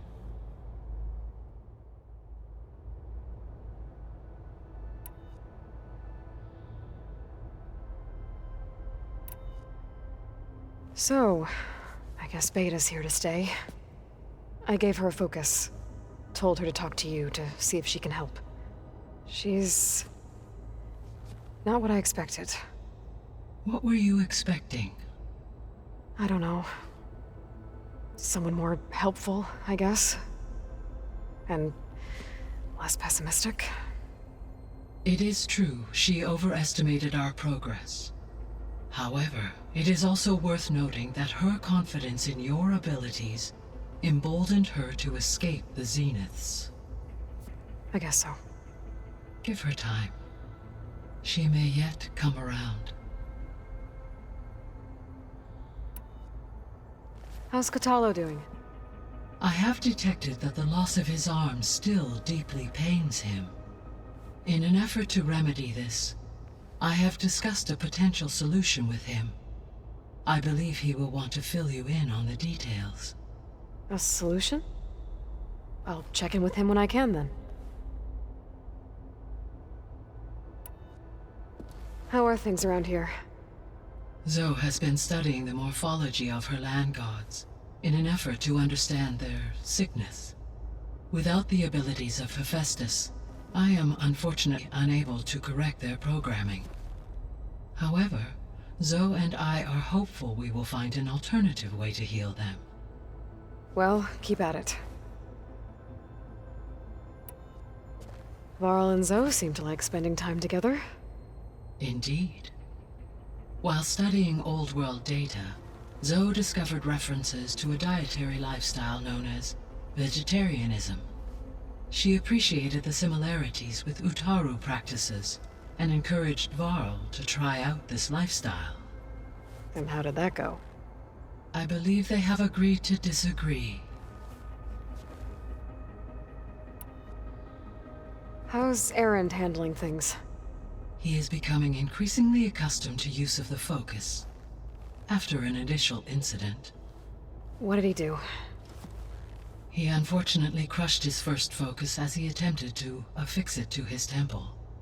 Amongst a number of Oseram curses, I believe he also blamed the focus for being dainty. He has given repeated assurances that it will not happen again. Well, good thing we have a lot of extras, I guess. So there's a few people here now, and they're learning. All about you, the ancient world. Almost like what was supposed to happen before Apollo was purged. Yes.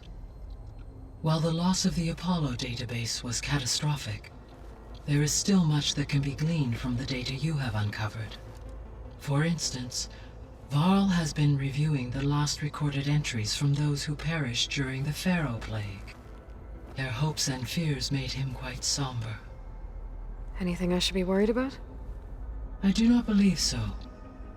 I have elected not to intervene, to allow him to process this on his own terms.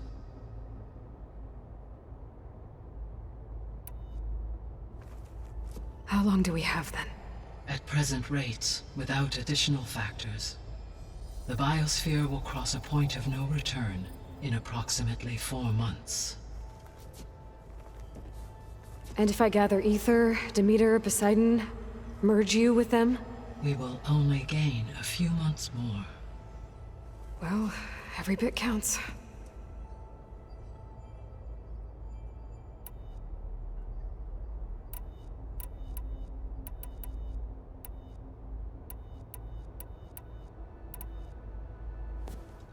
So the Hades Proving Lab, where I found the Gaia kernel.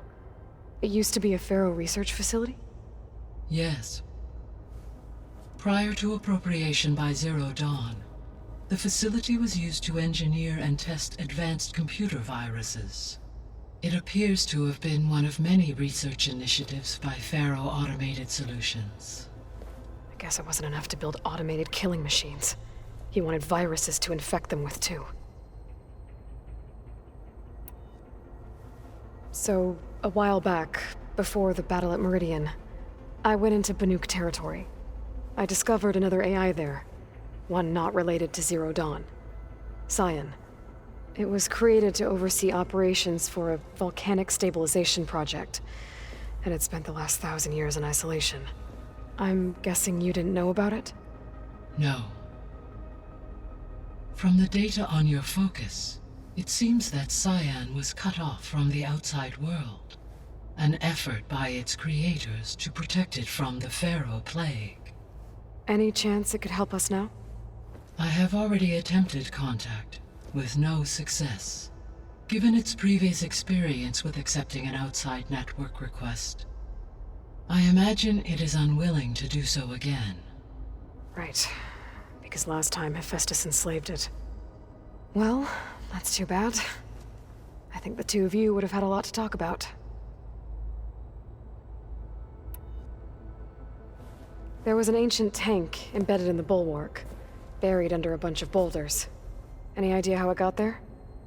During the Pharaoh Plague, the US military resumed the use of human combatants, as automated machinery was unreliable. It is possible the vehicle was part of a pre-automated war fleet. So they fought against the Pharaoh machines in the valley, until the mountain was blasted apart and buried them.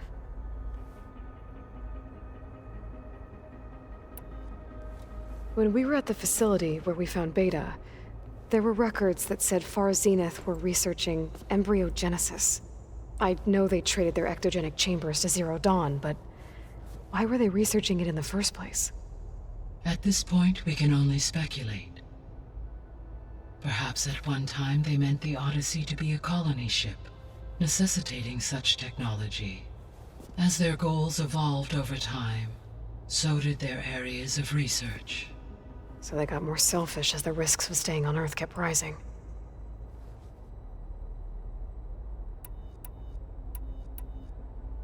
So this facility, the Regional Control Center, it was meant to oversee the terraforming system? For the local region, yes.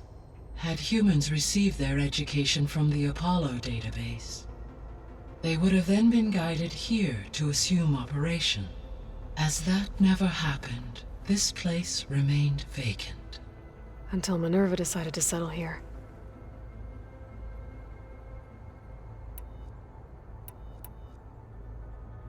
Gaia? What was Elizabeth like? Her presence is interwoven with Marie's. The moment I came online, she was there. We exchanged greetings, names, then set to our task. It was the first of many conversations. I enjoyed being in her company, listening to her stories. She was my creator, my guide. Your friend? Yes.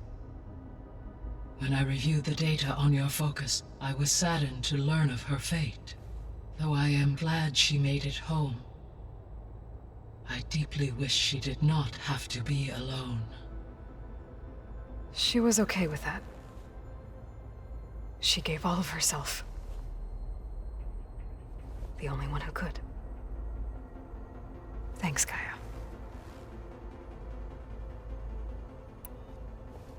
So, Project Zero Dawn. The greatest minds in the world, all working to build the terraforming system while the Feral Plague devoured the planet. What was it like?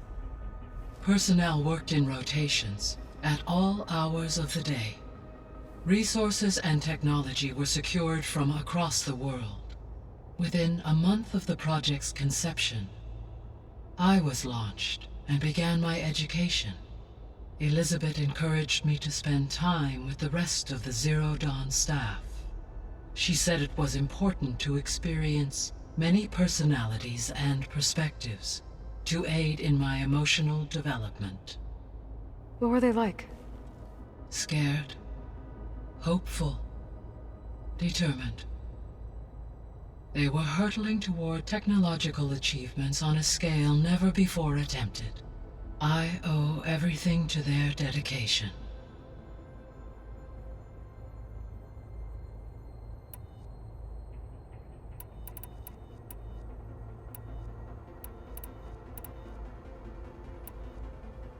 Beta believes the Zeniths want to use the terraforming system to wipe out life on Earth. Start over, so they can build it how they want. Further supporting our hypothesis. But why? Given their technology, they could wipe out the tribes of the world by easier means. And if they're the same people who left Earth 1,000 years ago, wouldn't they want the biosphere to be as it was? It is likely they adjusted to different planetary conditions in their colony on Sirius.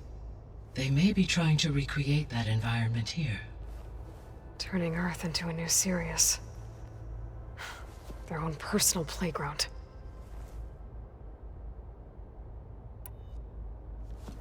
So the Zeniths are the same people who left Earth. Physically immortal. How'd they figure it out?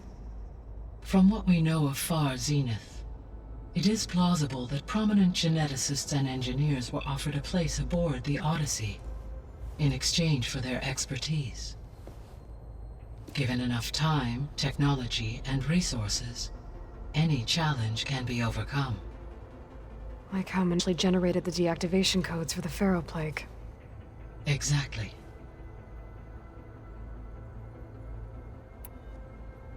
The Zeniths. Gerard, Eric, Tilda, Verbena. Beta said they were some of the most powerful people on Earth. Do you know anything about them? Unfortunately, no. My personal database is limited to those who worked on Zero Dawn.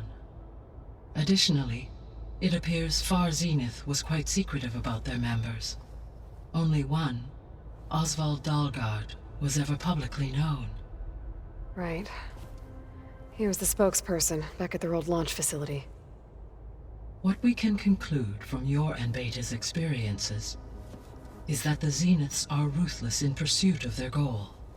To protect life on Earth, they must be stopped. The extinction signal didn't just wake Hades. It made every subordinate function self-aware. Why? I have wondered this myself.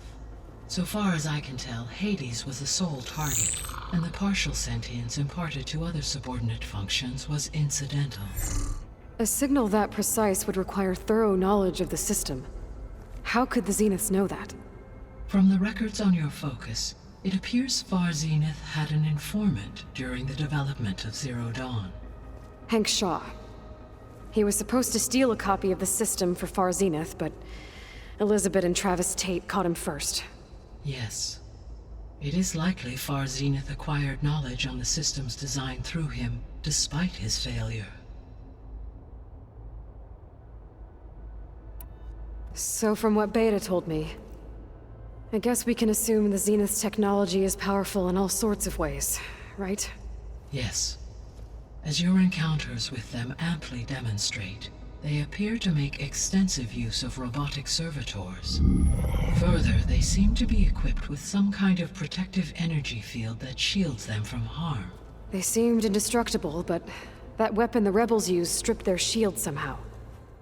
Throughout history, every defensive technology has eventually been defeated by an offensive counterpart. While we lack the anti-shielding weapon, were I to absorb Hephaestus and utilize it to create large force of combat machines, no shielding could withstand such an assault indefinitely. So there's hope. Always.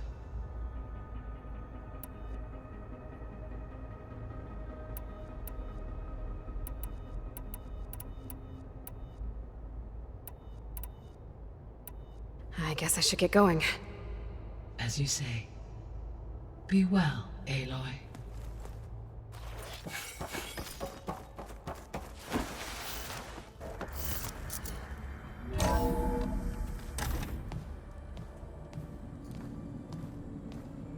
Hi! Happy birthday, Isaac. Daddy sure does love his little big man. She found that recording from the data on your focus. She's been watching it a lot. I think it helps calm her.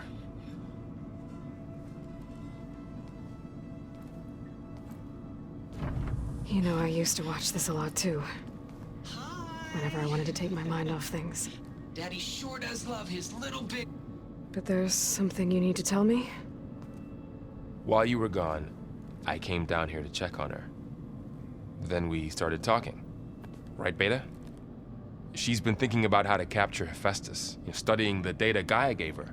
But we started talking about some other stuff. You know, just getting to know each other, right? And then she told me that one of the Zeniths might be different from the others. Tilda. You saw her at the Hades Proving Lab. Go on. On the way to Earth, the Zeniths never showed their faces. My servitor caretaker referred to them as my benefactors, and promised I'd meet them someday, when I had learned enough. And then? One day, a data channel opened in my training interface. In it, Tilda was waiting for me, in a virtual replica of a house on a cliff, overlooking the ocean. It was beautiful. She showed me paintings, books, media files. We met there in secret many times. But a few months later, it stopped. Can you tell us why, Beta? I found some data about Tilda at the Hades Proving Lab. I think she was the liaison between Far Zenith and Zero Dawn. She knew Elizabeth Sobek, that's for sure. Maybe that's why she reached out to you?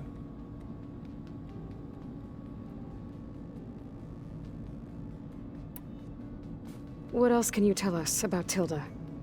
She liked to talk about her paintings.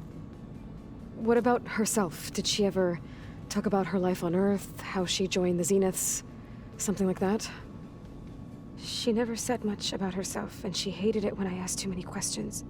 But I think, back on Earth, she was an expert programmer, given that she built a data channel the other Zeniths couldn't detect. Is there anything else about her that we might be able to use to our advantage? She was the first real person who ever bothered to speak to me. I wasn't really assessing her for strengths and weaknesses.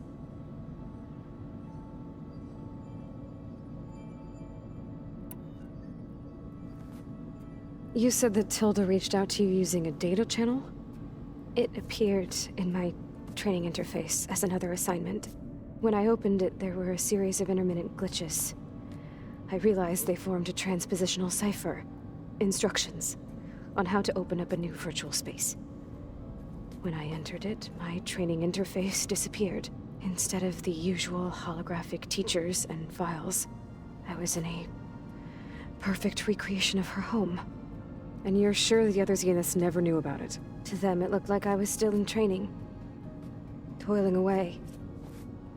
Alone.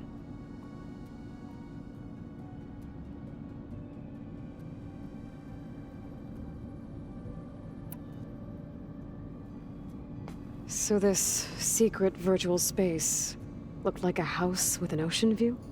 I could see whitecaps and hear waves crashing on rocks below.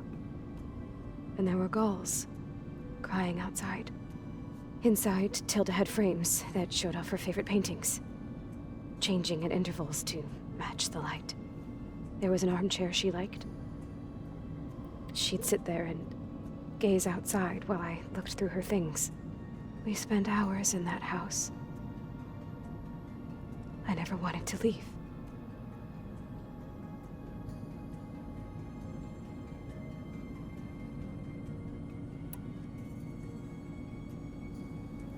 You said Tilda showed you paintings and let you access media files? Every time we met, she showed me a new painting. I think she was Dutch.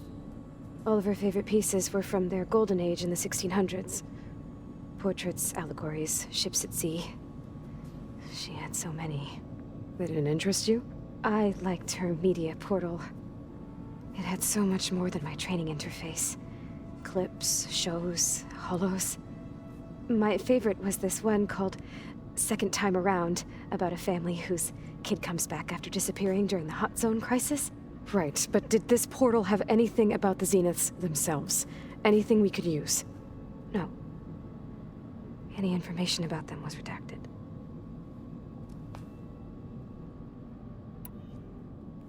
So Tilda set up a secret virtual space where she could talk to you, a house on a cliff. Then later, she cut you off. But other than the fact that Tilda knew Elizabeth, you don't know why she did those things? I don't! Okay? I thought of every possible reason that would make her leave, but whatever I did wrong, I don't know what it is! When I finally met the others, she ignored me. Acted like the data channel never existed. None of this even matters. Tilda's the same as the others. It won't help us defeat them. Okay. Let's leave it at that then.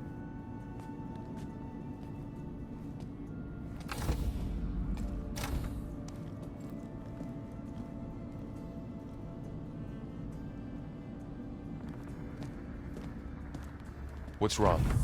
I'm trying, Varl. But she is tough to take. I'm out there in the wilds, risking my life every day, and all she can do is hide in there and tell us how hopeless it all is. I'm sorry, she's had a rough time, but she is really not helping right now. You always seem to be on top of everything, so I sometimes forget about what you've been through. I mean, it wasn't that long ago you were so banged up you couldn't even walk. About that. When I pulled you out of the water back near the proving lab, you were muttering Rost's name. You never talk about him. But he raised you, trained you. You must miss him a lot. Of course I do. But I don't have time to think about that now.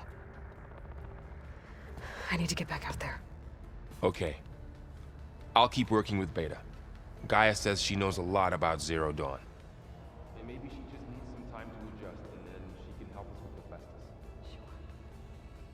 but I won't hold my breath.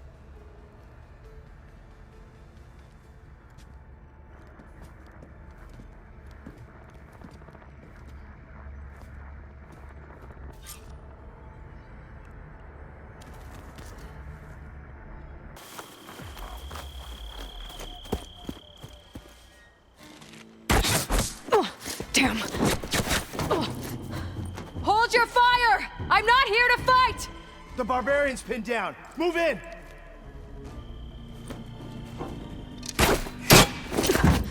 Okay, whoever these people are, it looks like we're not gonna be friends. I need to get past these hostels and into the ruins.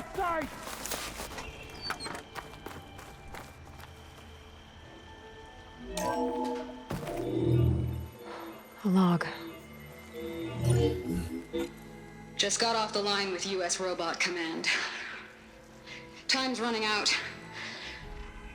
Didn't have the heart to tell Harris that our cure might be worse than the disease.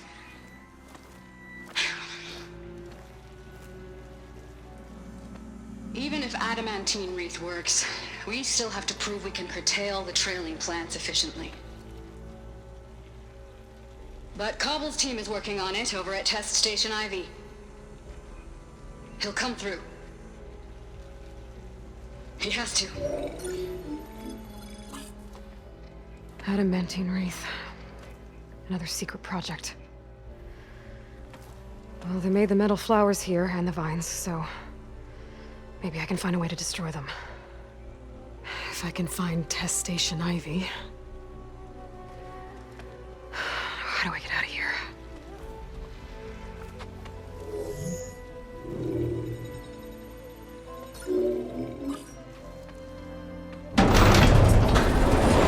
There we go.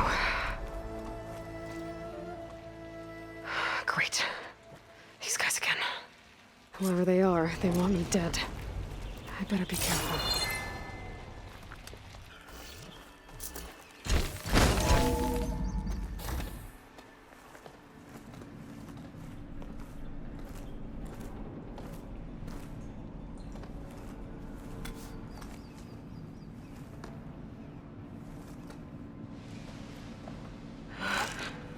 I submit. Do as you will. I didn't want to fight your friends out there. They attacked me. If by death alone I can atone our trespass. I'm not gonna kill you, okay? I just want to figure out what's going on. Where did you get that focus? I'm of the chosen people. The Quen. The ancestors left the power of the focus to us. The eye that reveals the legacy. The legacy, huh? The legacy? The truth. It is in the darkness and the lost places. Among the ancient ashes and the bones of the before that it lies waiting. As a diviner, it is my task to seek it out. For the good of my people. You're looking for data. Maybe we can help each other. What's your name? Alpha. Second diviner of the Eastern Expedition. I'm Aloy. Why don't we start again? I've never heard of the Quen. Our lands lie across the Great Ocean. We haven't been here before. So why come now? Our homeland has been ravaged by freakish weather. Terrible storms and blistering droughts. The crops are failing, the people are starving.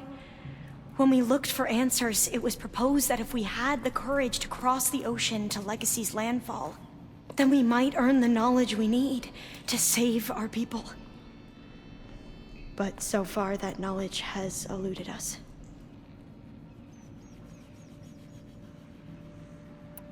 So, your people call this place Legacy's landfall? No. Landfall is where we arrived. To the west, in the shadows of the sunken city by the broken bridge. You mean San Francisco? Yes. You're well versed in the legacy. It was a place of great importance to our ancestors. We had hoped to learn their secrets there, but so far that door remains closed. Even so, the data we discovered there has led us to this place. It might be our last chance. To find something that can save your crops and your people. Yes. If the ancestors will be generous to us once more.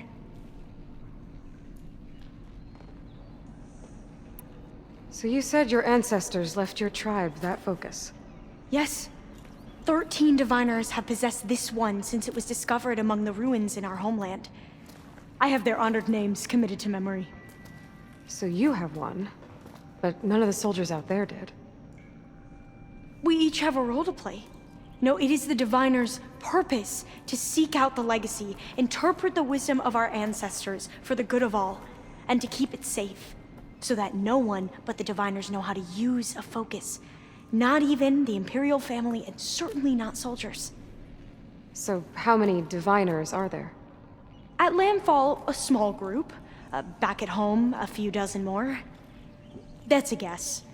Only the overseers know for sure, and I am not of their rank.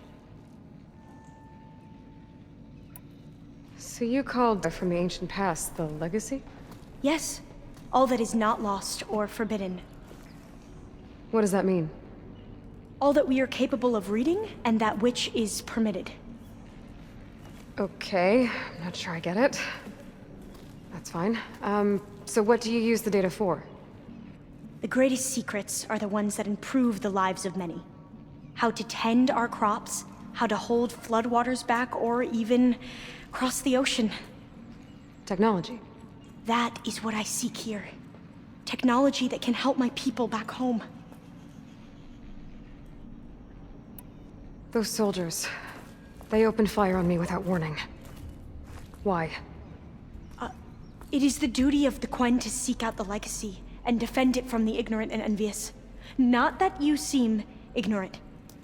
But back home, other tribes only mean us harm, and we were told the same was true. Does that come from your legacy? The legacy is truth. But we have been known to misinterpret it. I hope time and the wisdom of our ancestors will guide us down the correct path.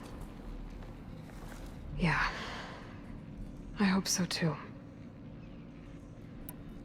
I'm looking for a place in this facility called Test Station Ivy. Have you found any data that mentions it? No.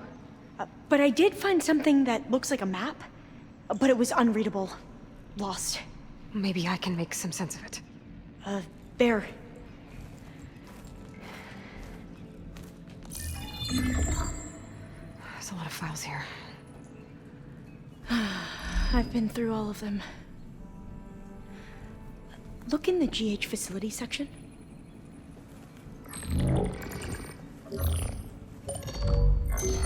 Like I said, a lost file. You can't see the map?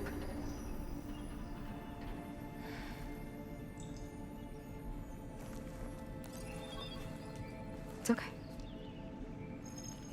It looks like your focus is an early model. The operating system won't be able to read any files created after the mid-2050s. But I could share them with you. Share them?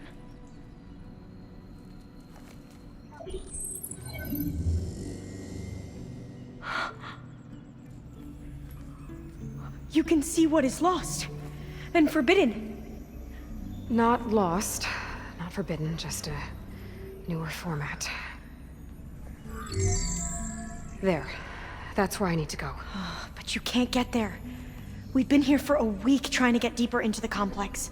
The way has been blocked by rubble. What about this tunnel? It looks like it unlocks from here. No. I thought these might be some kind of access controls, but I couldn't read enough data to make them work. Let's try with my focus, okay?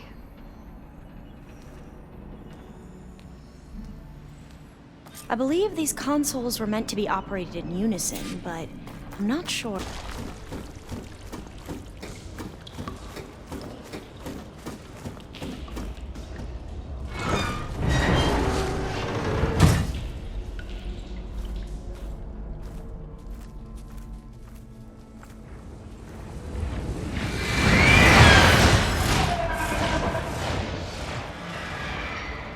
That can't be good. They fly to and from the complex several times a day. Only the ancestors know why. Well, the ancestors are dead, Alva. Of course. How else could they be ancestors?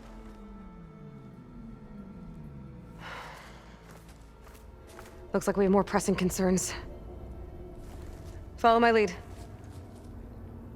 The map called this area Proving Ground Elm.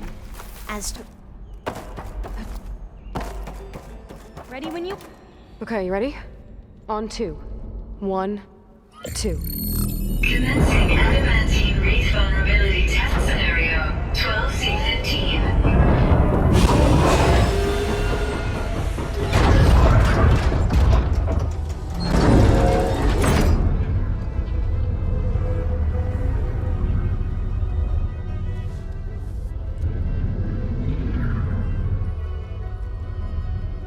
Okay, that's where we need to go. Magnetic field engaged. Initiating biomass conversion process. What? No. How do I shut this thing off? Failsafe exceeded. Test cannot be aborted.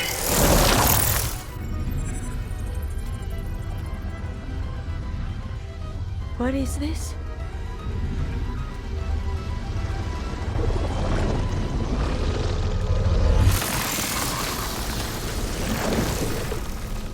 That's how the world ended. Test complete. Adamantine wraith structural integrity uncompromised.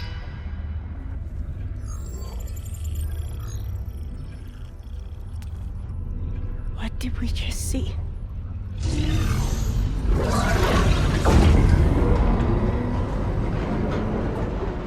Alva. Let's meet below.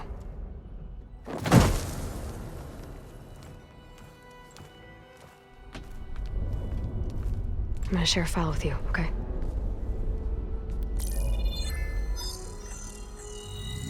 Test log, Elm. I think it's Tuesday... the 2nd? Who cares? I'll say this for the end of the world. It's jam-packed with irony. We developed biomass conversion here. Infinite food for infinite machines. And now we're racing against time to find something to give them indigestion. Well, it works. War machines won't be able to eat the wreaths. But can we deploy them in time? God, I hope so. I don't understand. Your ancestors were wiped out. Your legacy didn't tell you that? The time of ashes. But most of the data about that is lost, or forbidden. Well, they created machines that consumed all life. You just saw how. It's a miracle anything survived. I don't want to know this. This is not why I'm here. I need the wisdom of my ancestors to help save my people, not forbidden knowledge of their sins. I need to find something that helps, something to bring back. The overseers will punish me. Or even worse, people will die. Do you understand? My family. My sister. I left her when she was 14. Already you could see her bones. They will starve. Alva. Alva. I get it. I do.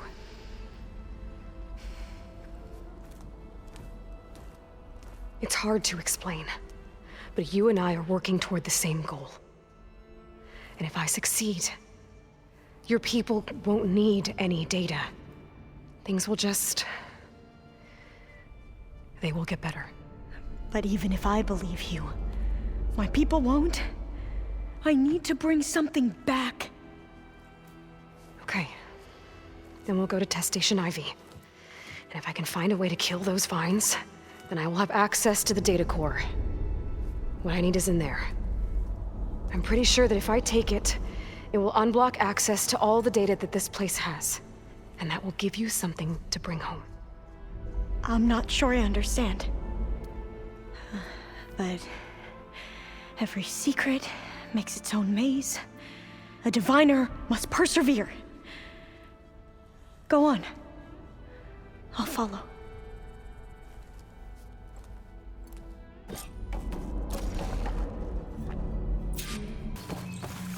Demeter, it's time to go home.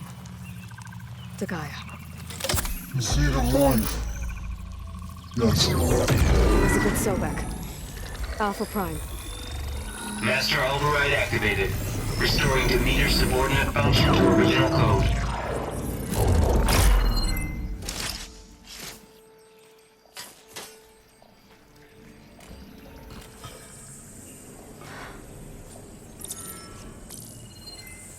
What did you do?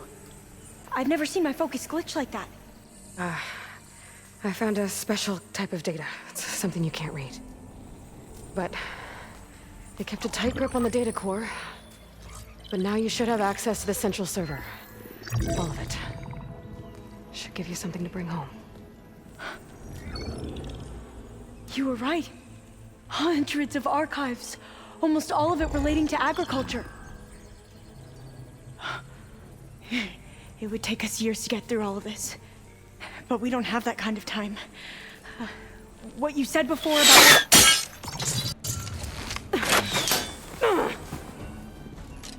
Alba! Hold your fire! By the word of the ancestors, you must stop. Come. Look at who you fired on. That barbarian killed our soldiers! Only those who fired blindly. She is no barbarian. She gave me the data we need. Come, look at her. Can't you see? Elizabeth Sobe stands before you. An ancestor reborn.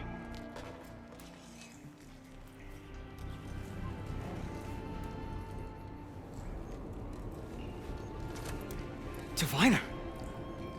We should bring the ancestor back. It is we who follow their word, Commander, not the other way around. My apologies, Dr. Sobek. Our people's faith is strong, but there are those who are not as familiar with the legacy as they should be. You heard the diviner. The data has been found. You two, with me. The rest of you, meet us back at the beach for return to landfall.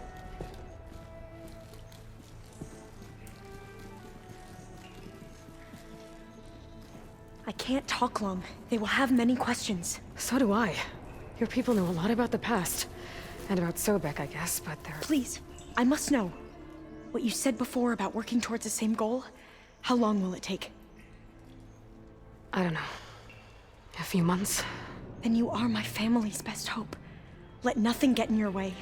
You have opened my eyes to many things, and for that, I thank you. But now you must go. Will I see you again?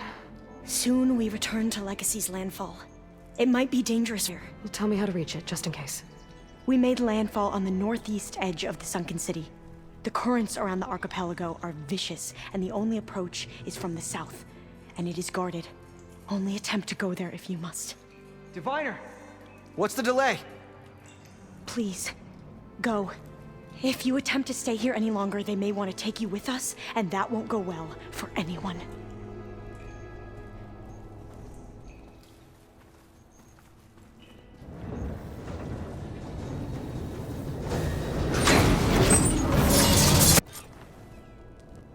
I better do as Alva says. I need to get Demeter. Demeter.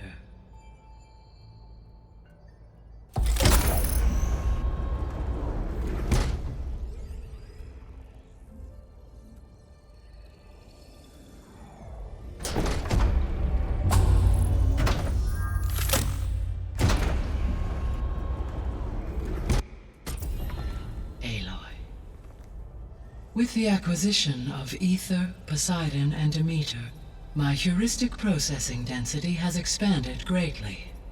I should now be able to absorb Hephaestus, and fortunately, we have made progress on a plan to capture it.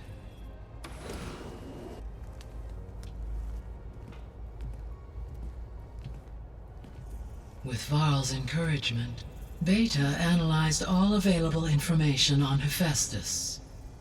Its expansion has been rampant. It is too large to be beamcast, and the kernel you have been using could never hold it. Therefore, it must be contained in a location with a direct physical connection to me. A place with 2 data cores. 2 cores? Where would we find a place like that? Gemini.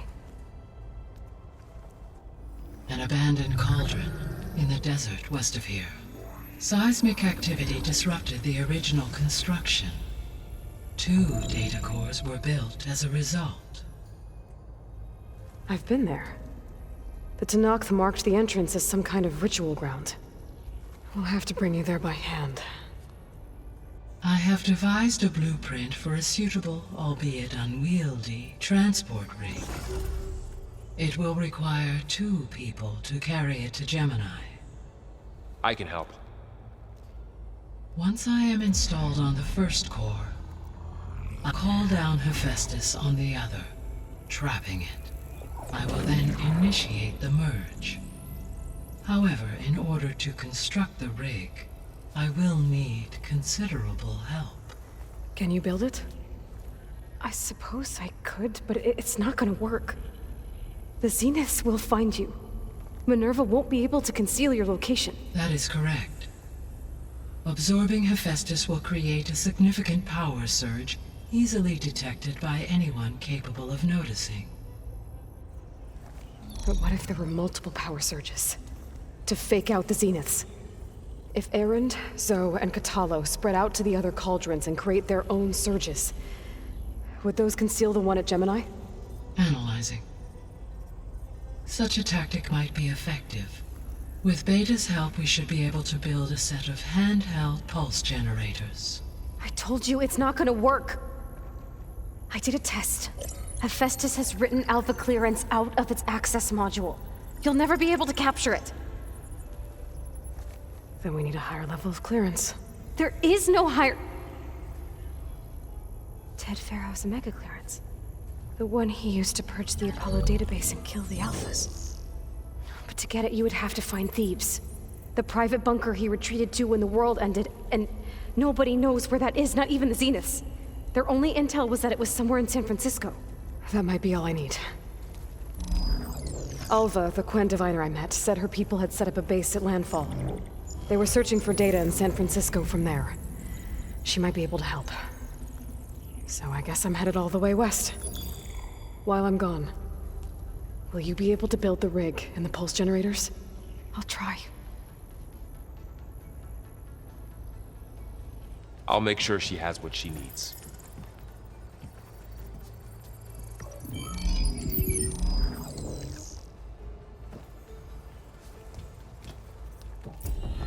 Alva said the Quen have a ferry on the coast that they use to get to the ruins of San Francisco. That's where I need to go. Hey, Gaia. It's me.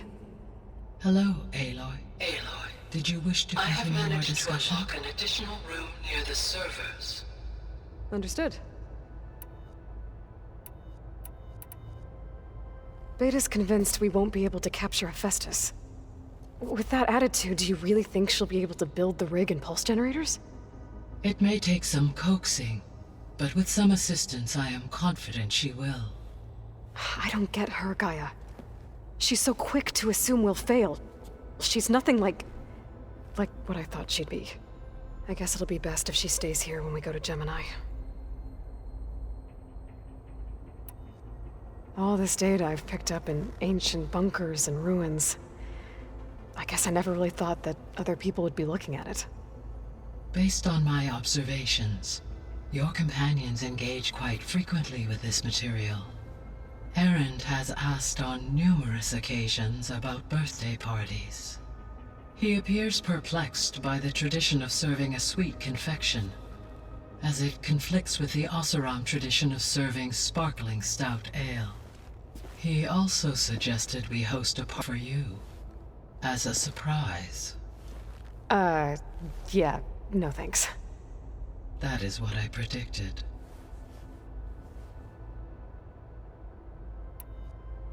Is Katalo getting along with everyone?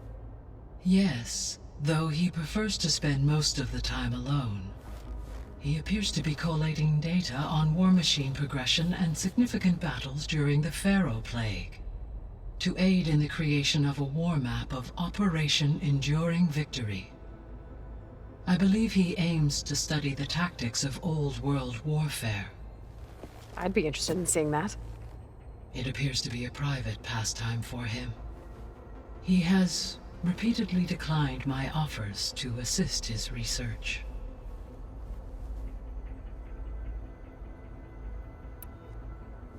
So now that you have Ether, Demeter, and Poseidon, how's the biosphere looking? In the local region, conditions have improved. Superstorms have subsided, water sources have been purified, and soil conditions remediated. These improvements will stave off environmental collapse for a few additional months. Well, with luck, soon you'll have Hephaestus. Then you'll be able to fix the biosphere for good, right? Correct. I will be able to design and produce robotic agents to permanently reverse the environmental damage that has accumulated.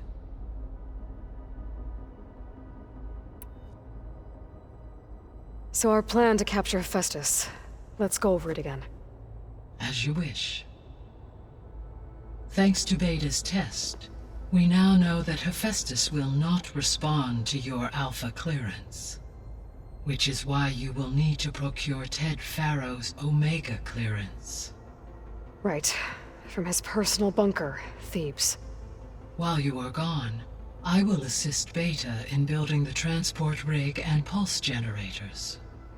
When we get to Gemini, I will need to be installed on one of the facility's cores. The second core is for Hephaestus. Using Omega clearance will allow you to trap it.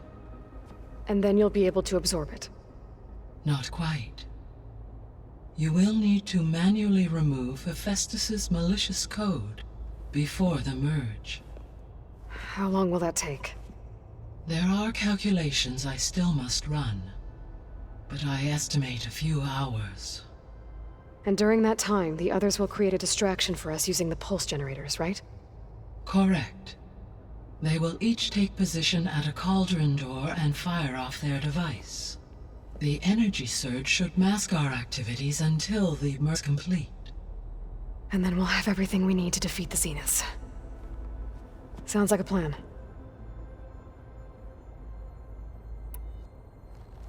There's something I've been wondering.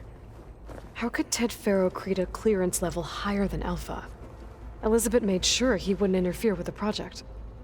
It is plausible he tasked his own engineers with creating a back door to the Zero Dawn system, without Elizabeth's knowledge. My predecessor did not even know of its existence until he activated it to purge the Apollo database. It is, in effect, a blind spot, one that will allow us to subdue Hephaestus. And fortunately, thanks to Beta's information, we know where Omega clearance may be procured. Right. Somewhere in San Francisco.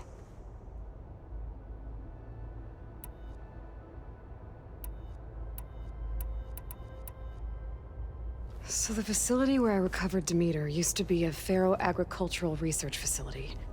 It's where they created the biomass conversion system, but also adamantine wreath. Did Elizabeth know they were working on that? It is likely she was briefed on other efforts to combat the machine swarm, though her focus was devoted only to Zero Dawn. That makes sense. But they actually got the wreaths to work. If they've been able to deploy it against the Pharaoh Plague in time... Using the data you recovered on the project, I ran several simulations and have concluded that it would never have worked. In all scenarios, the Pharaoh war machines would eventually hack and deactivate the wreaths before they could contain the swarm. So Zero Dawn really was the only solution.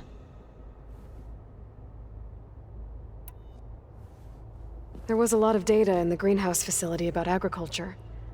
Do you think it'll help the Quen fix their homeland? I will run a query. Complete.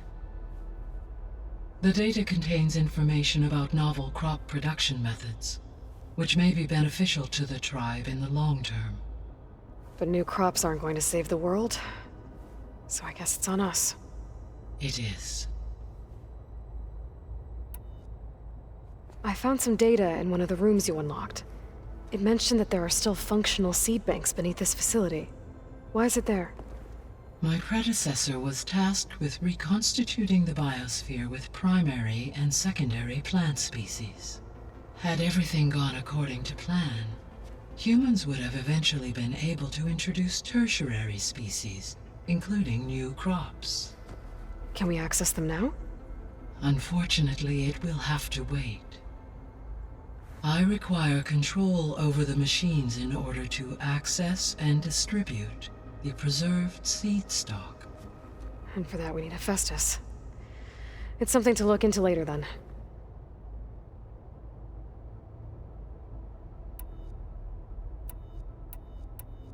See you later, Gaia. Until next time, Aloy.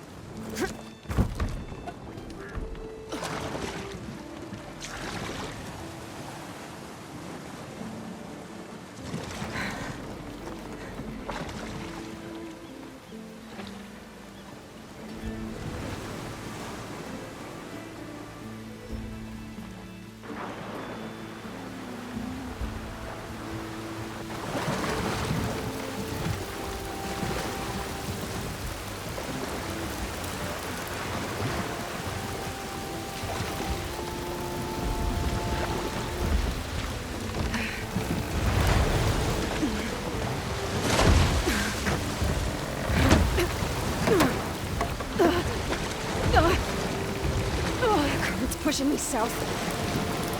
There's no choice but to head for that beach.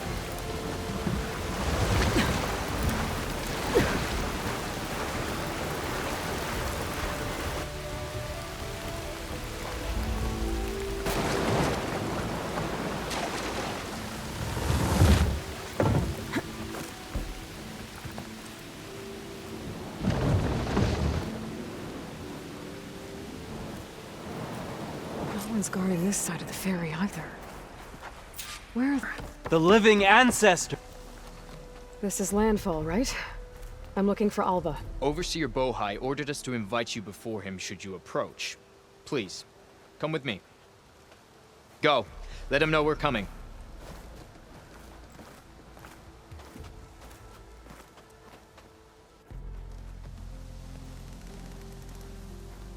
It's her! The diviner was right.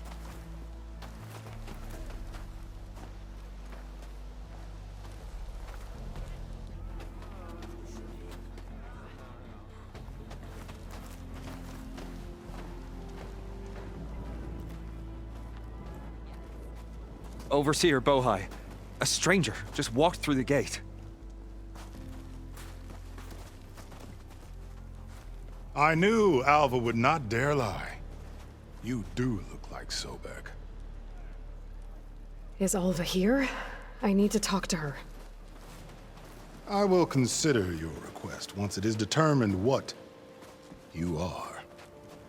A living ancestor, as Alva believes, or a threat, lurking in such a guise. I am no threat, okay? Back on the mainland, your soldiers fired on me without warning. So you say, infidel. None of those you engaged survived to bear witness. I held off on your squad when...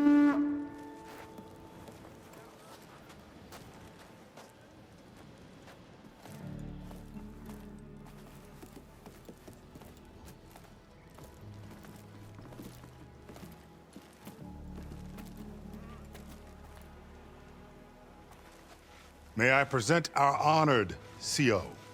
So, here she is. Our great mystery.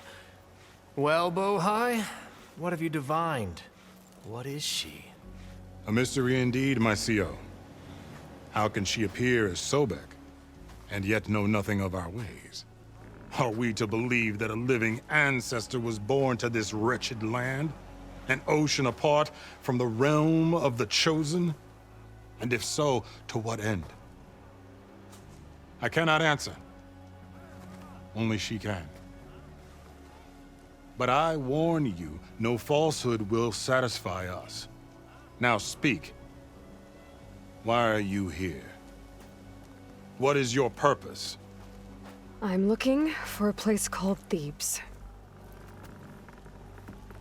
And what do you seek there? Alva told me a little bit about what you're after. I guess you could say I want what you want.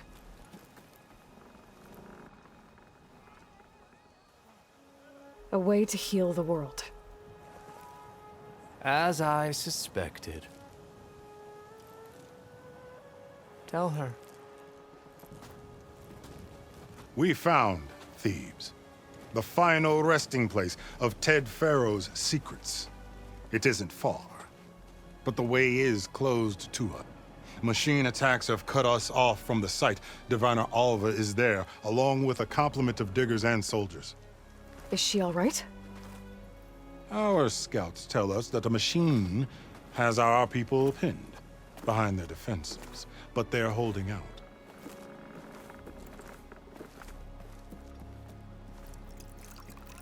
Machines, huh? I can help with that. Alva told us that you are indeed formidable. But I have a few questions first. We will answer what we can.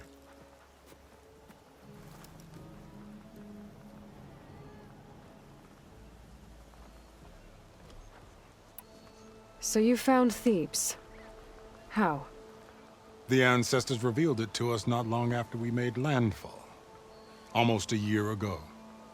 Through a scrap of ancient data discovered by Alva and verified by myself. It contained details about the construction of a great underground palace. Where, exactly? Close. Beneath the Great Pyramid in the ruins beyond. Figures. Ted loves his pyramids. Have you been inside? No.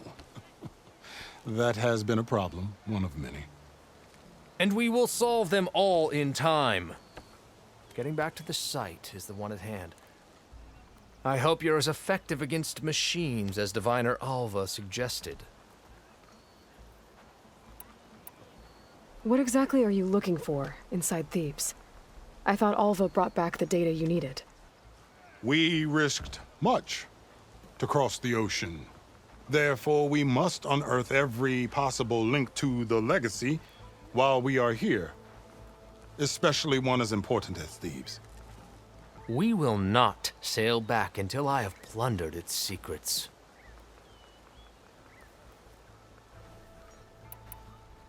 What exactly are you looking for inside Thebes? I thought Alva brought... Therefore, especially... We will... So, Alva reports to you. I was chosen by my colleagues on the Board of Overseers to supervise data retrieval on this expedition, yes. And you're in charge of the expedition? He is far more than that. You are addressing the cousin of the Emperor of the Quinn. Heir to the vast holdings of the Great Delta, the first CO in 5 generations. All she needs to understand is that I am the authority here, and my will is to attain the secrets of Thebes. Mine too. We're in luck.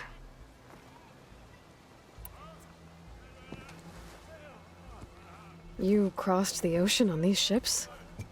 Couldn't have been easy. Greatness is never easy. Indeed. It took 7 years just to build the flotilla. This expedition is the most important undertaking of our generation. A quest for knowledge across the gaping sea with nothing less than the fate of our tribe at stake.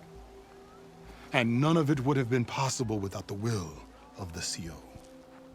The voyage was difficult. The wilds here even more so. Our sailors and soldiers have suffered much. I know that. But all for the glory of the Quen. Good to know.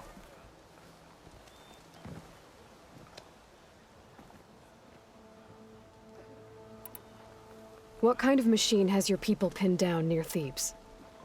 A Thunderjaw. We've dealt with them before, but this one is... Tougher, stronger, and it has black armor? Yes. How did you know? Doesn't matter. Won't be easy, but I can take it down. Then destiny shines upon us, as I knew it would.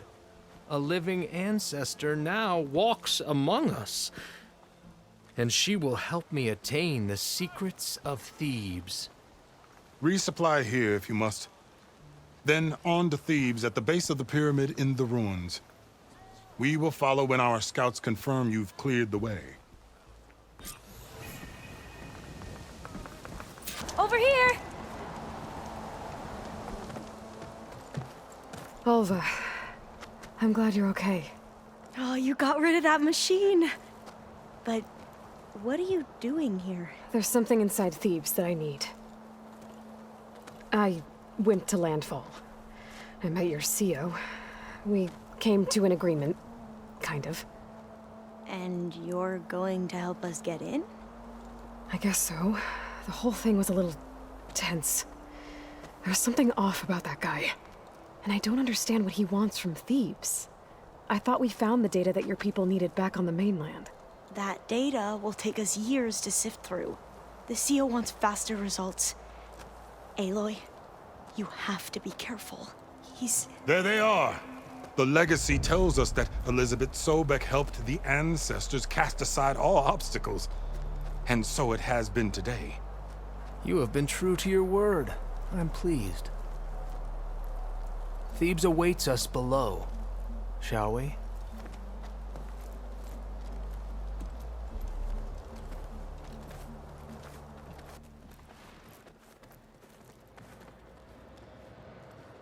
Quite an excavation. Much of this was flooded. We had to pump a great deal of water out.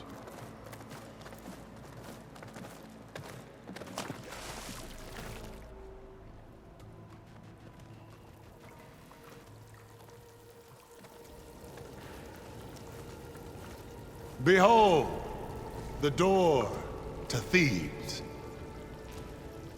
A door like no other.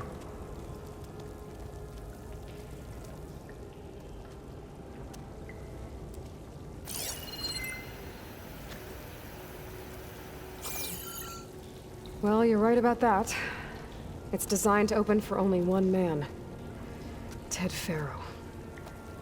But the legacy tells us that he worked closely with Sobek. He trusted her.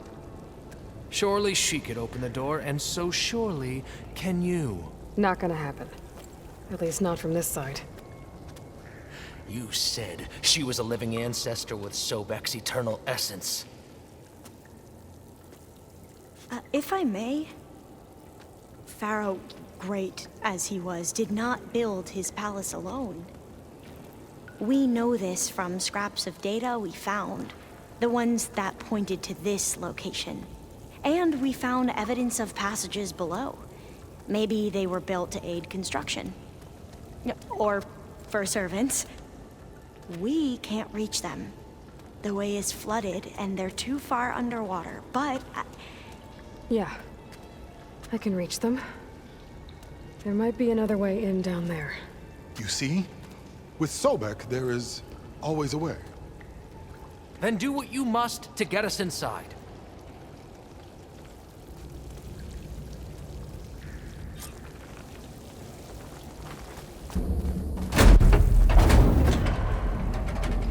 The door is open. Destiny is upon us. I knew you could do it. What's going on? The CO is preparing to enter Thebes.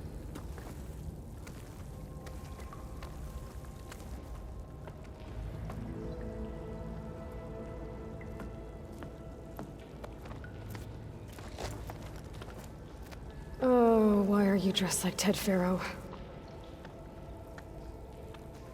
I am Pharaoh, nude. My essence is the same as his, across the years, across the generations. His soul is my soul. His will is my will. We are sundered in only one way. I need his final testament, his deepest secrets. And now that the door is open, those secrets are within my grasp. When I have them, I will be complete, as he was. I will have everything I need to save our homeland, and, as Pharaoh did, the world. Okay. I think there's some confusion here about who Pharaoh really was. No one knows better than I who he was, who he is. Me. The Renewer, greatest of the ancestors, the man who saved the world. And you. You understand, Sobek. You are her, Pharaoh's harbinger, his assistant. Come, we will descend into Thebes together, as it should be. Bring her the raiment. Raiment? As he is Pharaoh, you are Sobek. For an occasion this momentous, shouldn't you wear proper business attire? Whoa. No. No, I am not wearing that. No way. You will wear the proper attire to mark this moment. Or what? It is said Sobek valued life above all else. Is this true? Fine. I'll wear your raiment.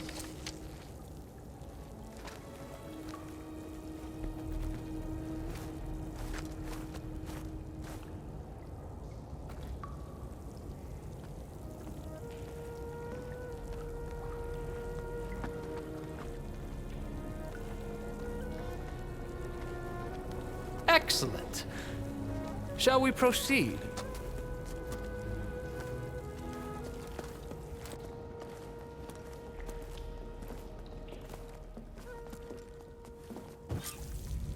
Look at this.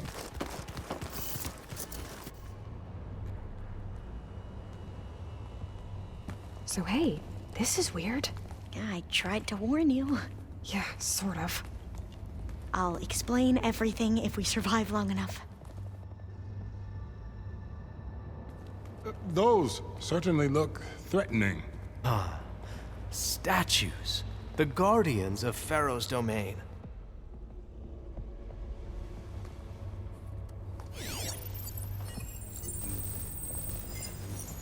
Those aren't statues. Look out! Get the CO out of here! Guess it's just us then.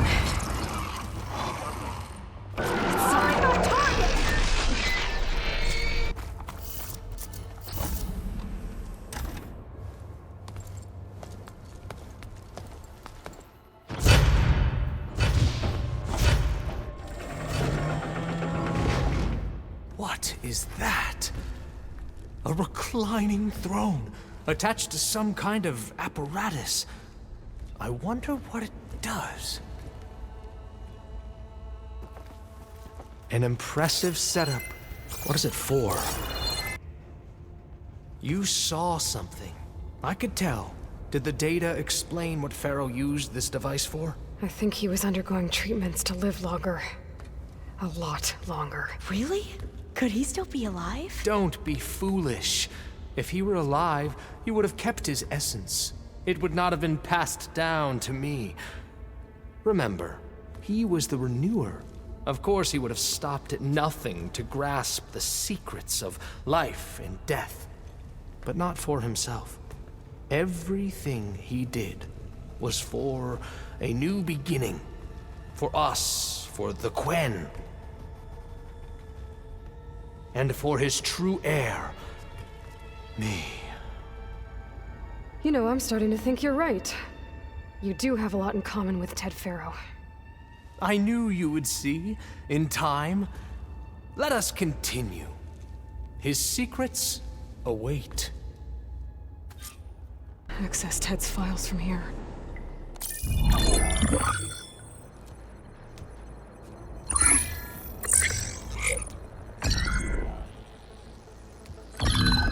There. Omega clearance. Got it.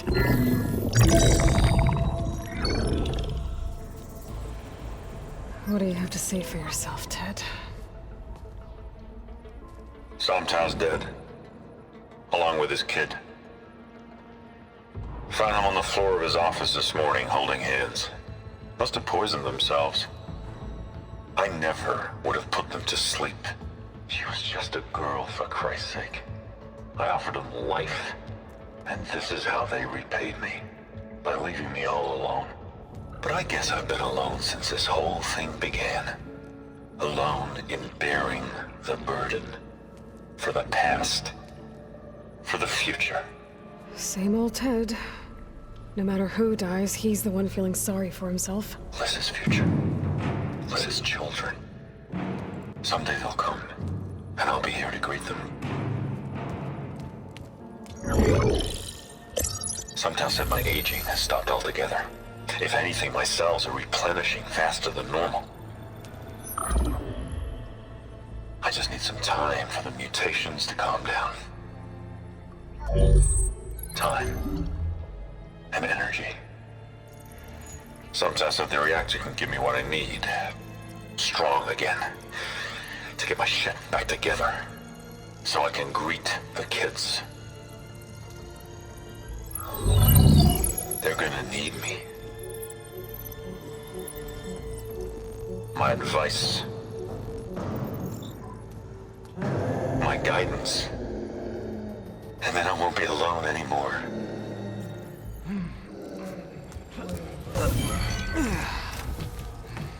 Pharaoh's secrets. Are they here?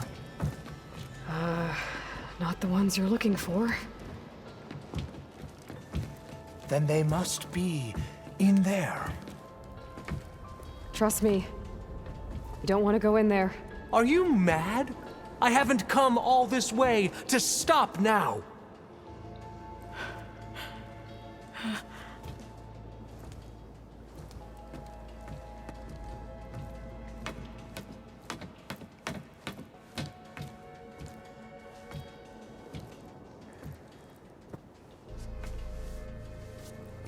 At last, Pharaoh's legacy is mine.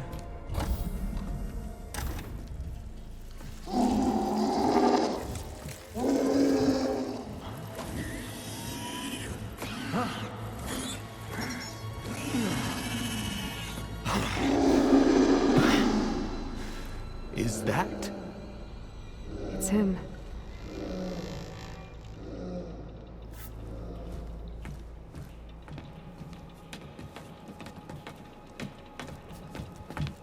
Burn it to ash.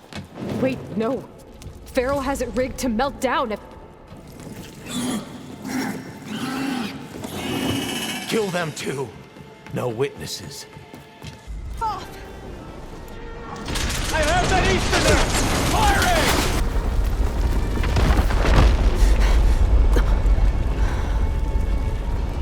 Hurry, sire!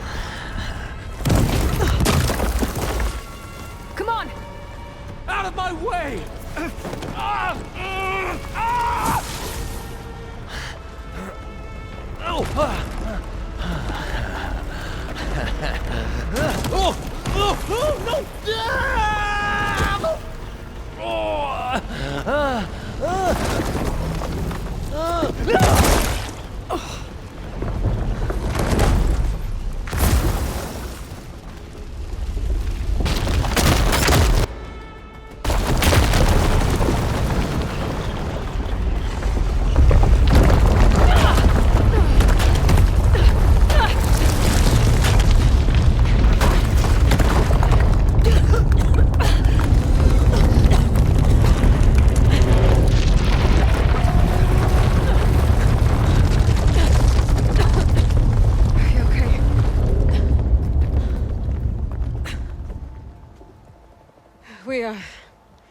We found something that will help.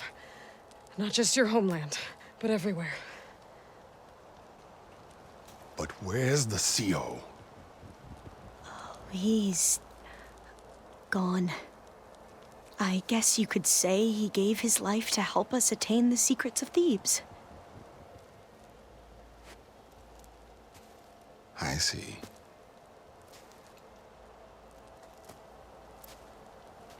You must think I'm eminently stupid. What? No. No. The CO was an entitled egotist who twisted our beliefs into a sickening, self-serving fantasy.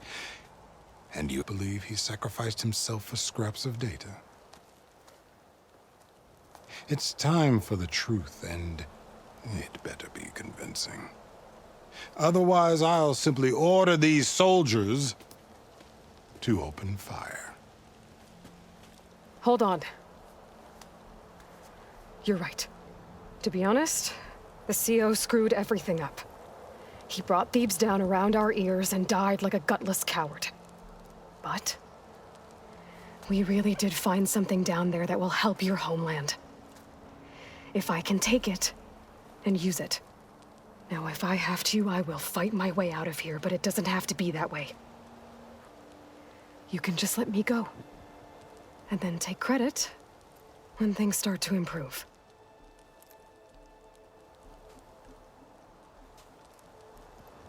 Success certainly does sound better than failure. It seems then that our destinies are intertwined. Landfall is open to you. If it will help your cause, you may come and go as you please. But Alva must join you and report back on your efforts. Fair enough. Thebes is of no further value to us. Obviously, we're going back to the flotilla.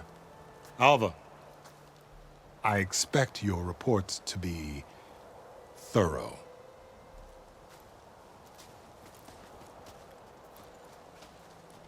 Oh, I thought he was going to have us killed. And instead, I get to join you. Glad to have you. But you're going to need a little help to reach our base. Varl, I made a new friend. I need you to meet her at the Quen Ferry and escort her back. On it. Can't wait to meet her. Trust me, you'll love it there. Varl will give you a better focus, and all the data you could ever want. Head to the ferry. I'll join you back east as soon as I can. A diviner must follow the truth, wherever it leads. I'll see you there.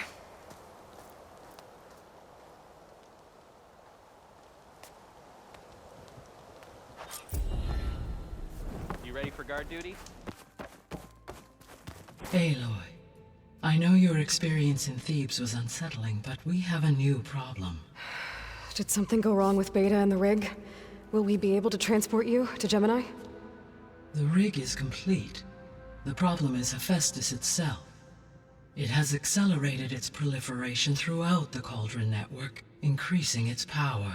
But with your subfunctions restored, we can still succeed, right?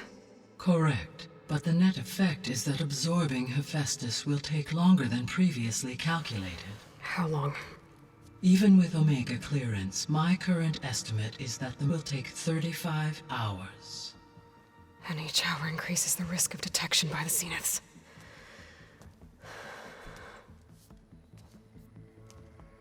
Two cores. 2 overrides. What if the merge were carried out by 2 clones of Elizabeth Sobek, both armed with Omega clearance? How long then? Half the time? Hephaestus would be unprepared for the simultaneous labor of 2 operators, in addition to obvious synergetic efficiencies. Calculating. It would reduce the merge time to approximately 4.5 hours. Okay. Varl, it looks like we're gonna need Beta at Gemini. Do you think you can convince her? I don't know, but I'll try. What about our diversion? Are the pulse generators ready? The final test remains. I am confident that if fired in proximity to other cauldrons, the pulses will mask our activities at Gemini from the Zeniths. Good. As long as Aaron can operate one without shooting himself in the face. Aloy, you better get down here. Beta's in bad shape. Okay. Aloy. I tried, but it's impossible. I don't think anything will convince her to go. We don't have a choice. Good luck.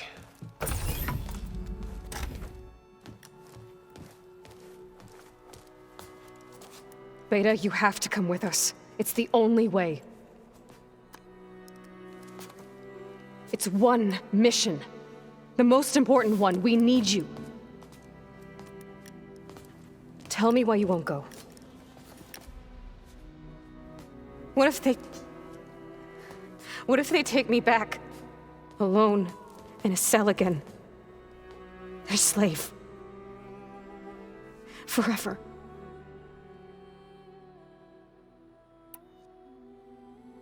Varl and I will be at Gemini too.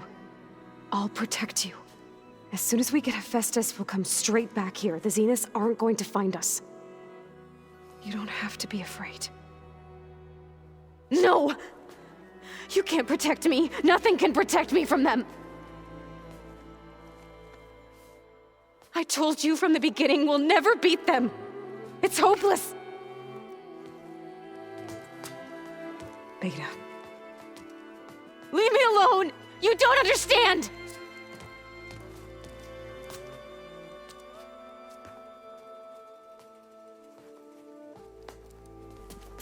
You're right. I don't...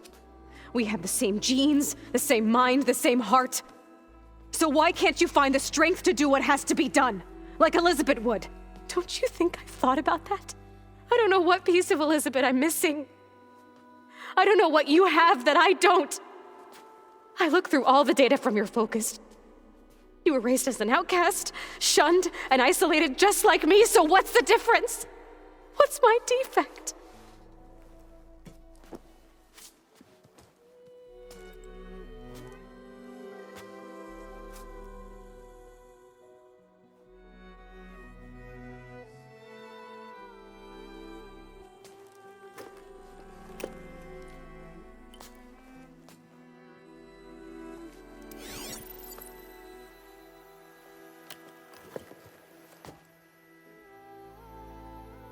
Beta, you don't have a defect. Beta, look, it's not a piece of Elizabeth. The difference is, I had him. Frost. He raised you, trained you, but he was never warm or loving. The day he died, the day he gave you that charm, he was going to abandon you. He wanted me to embrace the tribe. But then he gave his life for mine. He loved me in his own way. And that was enough. What did it feel like?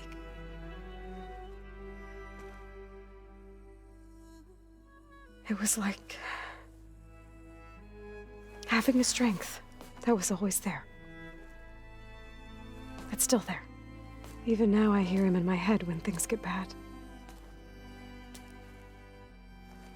When it looks impossible, look deeper. And then fight like you can win.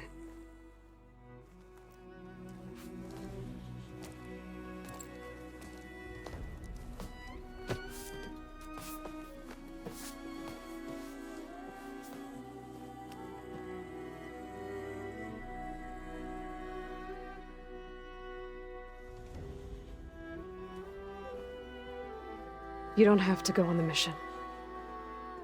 We'll find another way.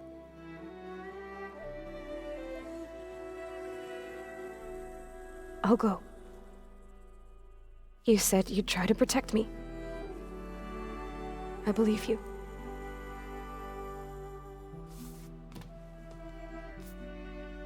But you have to promise me one thing.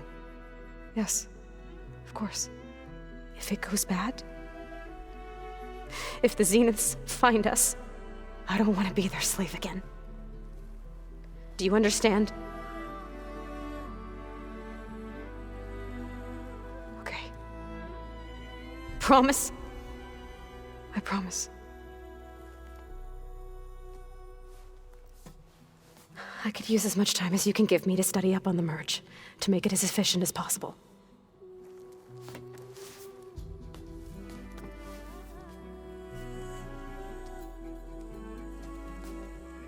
I'll be ready when you are.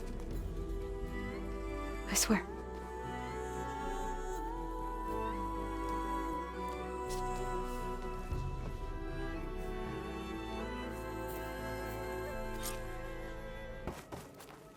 Hello, Aloy. Hey, Gaia. So, me and Beta, I guess you heard what happened. Yes. I am continuously impressed by the complexity of human relationships. Despite the unpleasant circumstances that led to your quarrel, I am pleased to see both found an agreeable resolution. Well, 2 heads are better than 1, right? Yes, I believe so. Are you ready to depart for Cauldron Gemini? Or we can continue our conversation, if you like.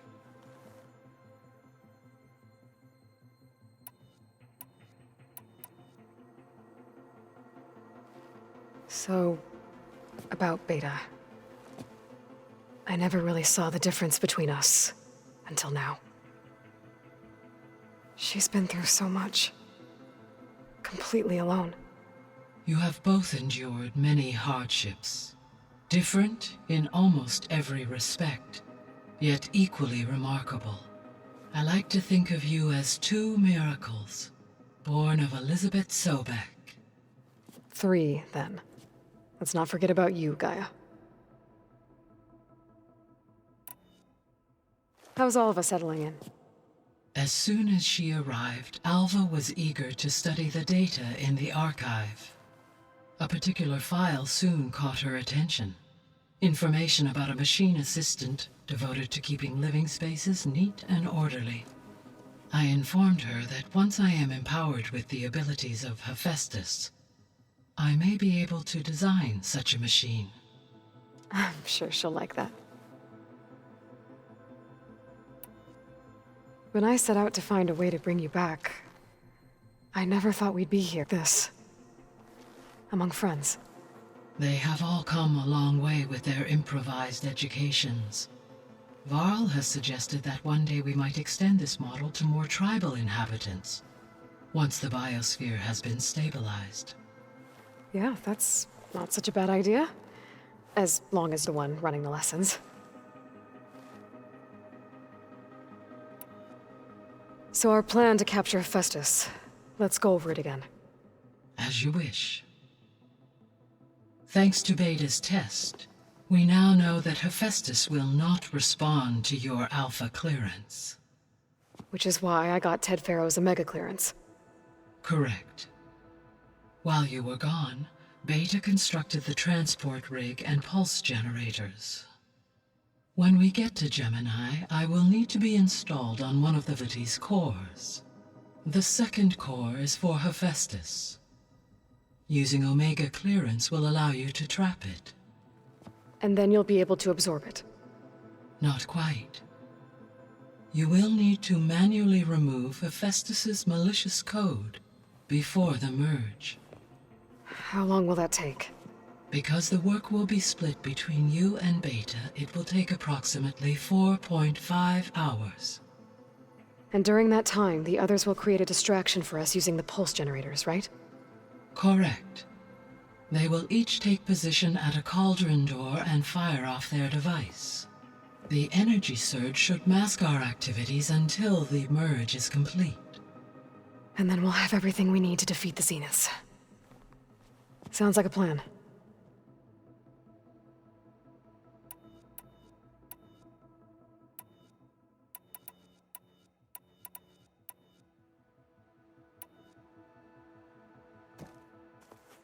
Okay, people. It's time to head out. I'll get everyone together.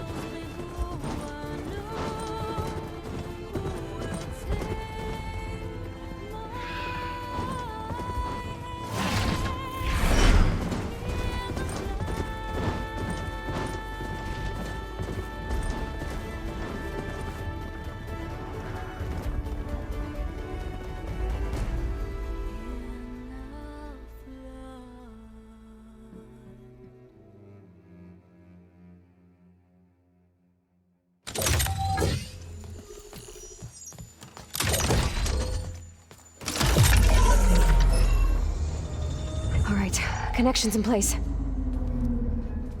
Booting up. Beta, Aloy. I am fully installed on this core and ready to connect to the Cauldron network. It's good to hear your voice.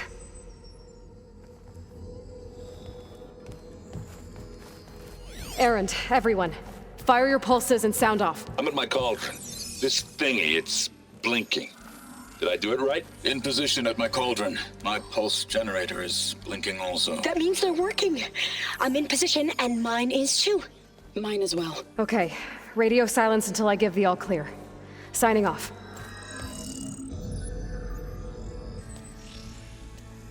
Gaia, let's cage the beast. Connecting to the Cauldron network now. Elizabeth Sobek, Alpha Prime, activating Omega clearance.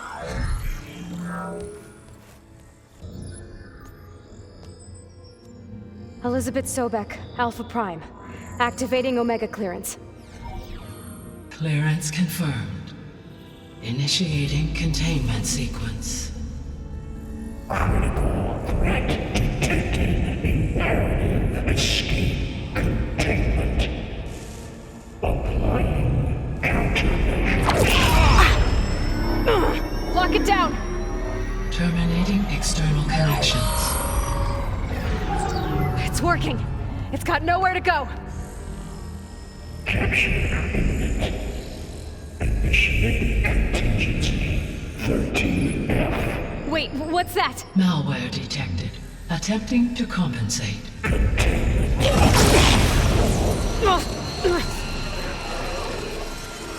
It's cracked. Look! Facility activated. Engaging autonomous defenses. Directive neutralize. That means machines are on their way.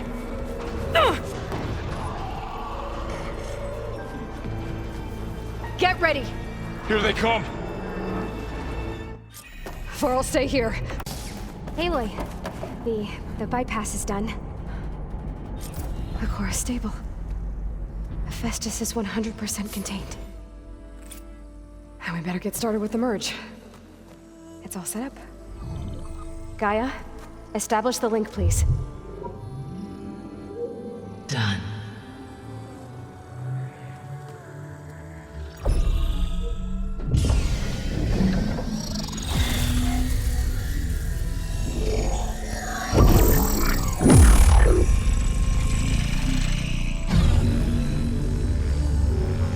Okay, to complete the merge, we need to excise Hephaestus' malicious code. Carefully.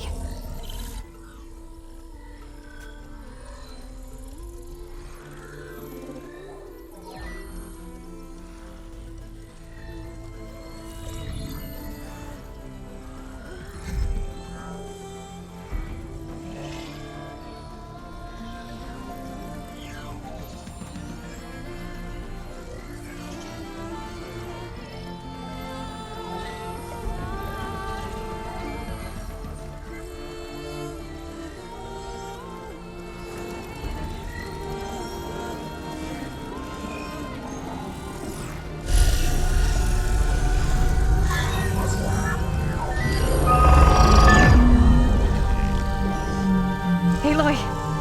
Look!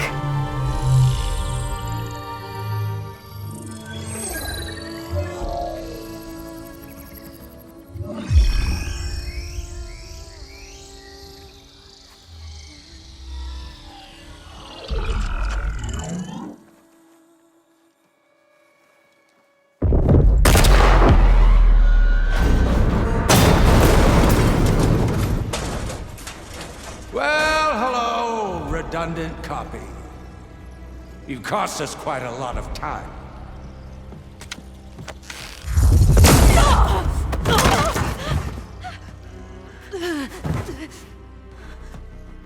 Eric, get Beta. And squash that bug while you're at it.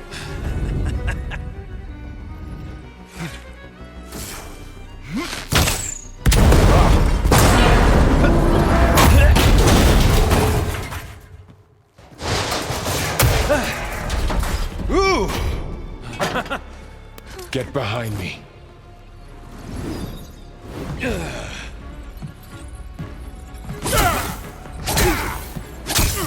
Come on! Quit screwing around.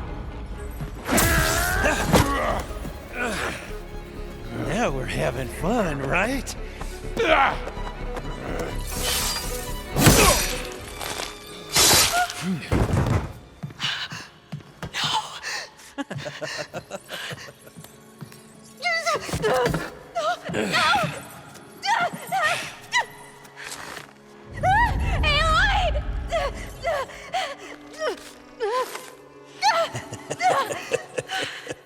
Finally. Tilda, get Gaia and Hephaestus ready for transport. Tilda! I failed. Hush. All is not lost. Tilda! What the hell are you doing? Stop her! I can't even see her!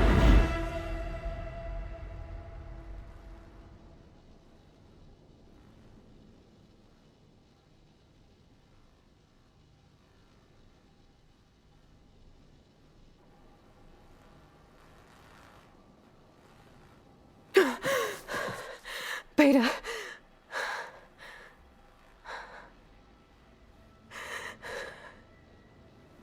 Farl.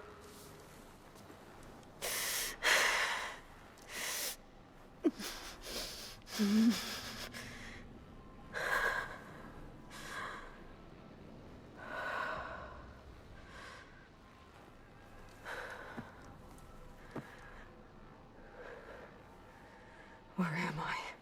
Ah, you're awake. You took quite a hit when Gerard attacked you. I imagine you must still be in a great deal of pain. I can assure you that we are safe. The others can't detect us here. You mean the other Zeniths? You must be Tilda. I wasn't sure if Beta would have told you about me. Where is she? Alive. And while she isn't where she wants to be, not in urgent danger. We must discuss how to get her back, of course, after you've shaken off the cobwebs. When you're ready, take the stairs down the hall and come see me. In the meantime, I'll make breakfast. Breakfast? Okay.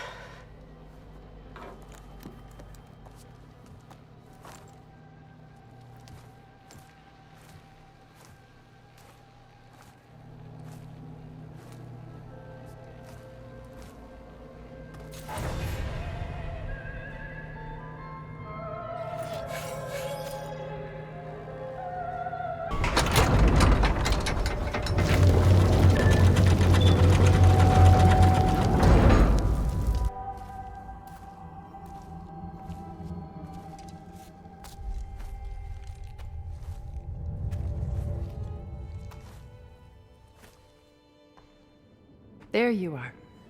Feeling better? How did you find us? At the cauldron? And what did you do to everyone right before I passed out? All business, I see. Well, suffice it to say we were keeping a very close eye on Hephaestus, knowing we would need it at some point.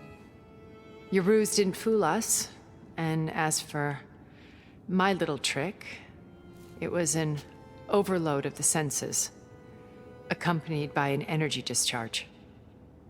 Gerard and Eric were only momentarily disoriented due to their shields, but it rendered you unconscious while I got you out. Perhaps some breakfast might steady you a bit?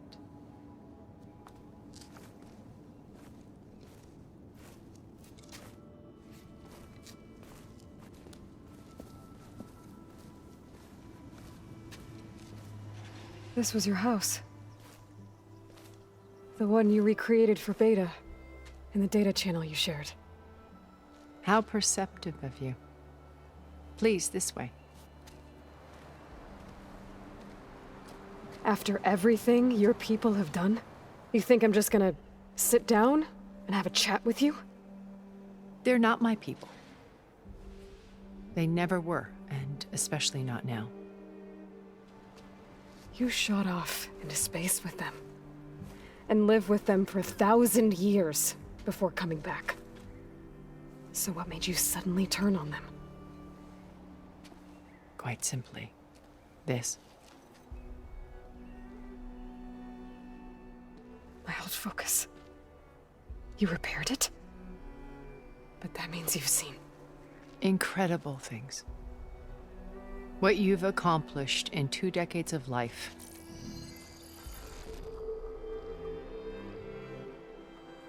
A 1,000 years at my back and I haven't even come close.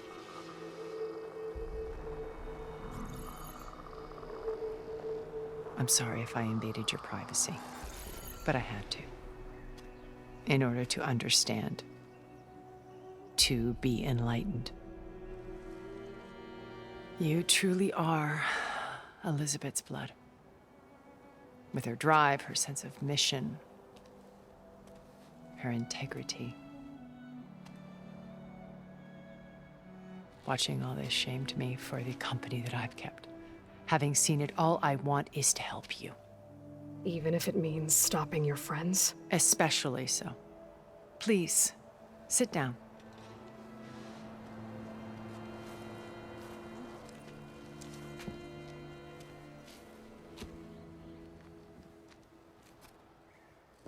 There. That's better. Now, we must recover Beta and Gaia at all costs.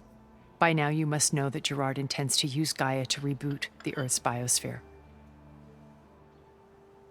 Remaking this world to specifications that would only suit us immortals. This process will kill every living thing on the planet. He calls it a clean install. Not if I stop him first. Not if we do. And once he and the others are gone, we can work together to fulfill Elizabeth's dream. I'm sure Beta told you that there's a build of the Apollo database on board our ship. A complete collection of human knowledge. With that and Gaia, we could do everything Elizabeth wanted. Heal the biosphere, educate the people of this world, uplift them. Create the world she imagined. Let's not get ahead of ourselves. From what I've seen, your friends are invincible. I do wish you would stop calling them my friends. And they're not invincible. In fact, a friend of yours has found a way to defeat them. Silence. Oh, he's been a busy bee, building an army powerful enough to crash through Gerard's precious base. Regala and her rebels. Even now, she's preparing a final march on the Tenakth capital. When she wins, she'll have the entire tribe under her control. Hundreds of warriors and machines to throw at the base. She's been duped. They'll all perish, of course. But it should be enough to break Gerard's defenses and allow Silence to kill him. Along with all the others. Using the new weapon he's developed. Yes, he's found a way to circumvent our shields. Truly an exceptional man. He's planned for everything. Except you and me. You see, while his army is battering down Gerard's doors, you and I will sneak in through a back way. One that only I know about. While Silence and my friends are busy battling each other, we'll take back Beta and Gaia. I told you I want to help you. I mean it.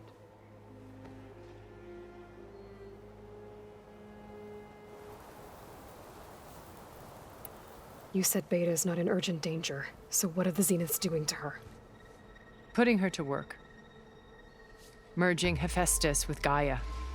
A difficult, time-consuming task, as I'm sure you know. They will compel her if need be. But her life is not in danger. She's the only one who can do it. Because you people made her to be nothing but a tool. Gerard's idea, not mine. They always viewed me with suspicion when I attempted any form of kindness towards her. That's why I created the data channel. A virtual place where we could speak in peace.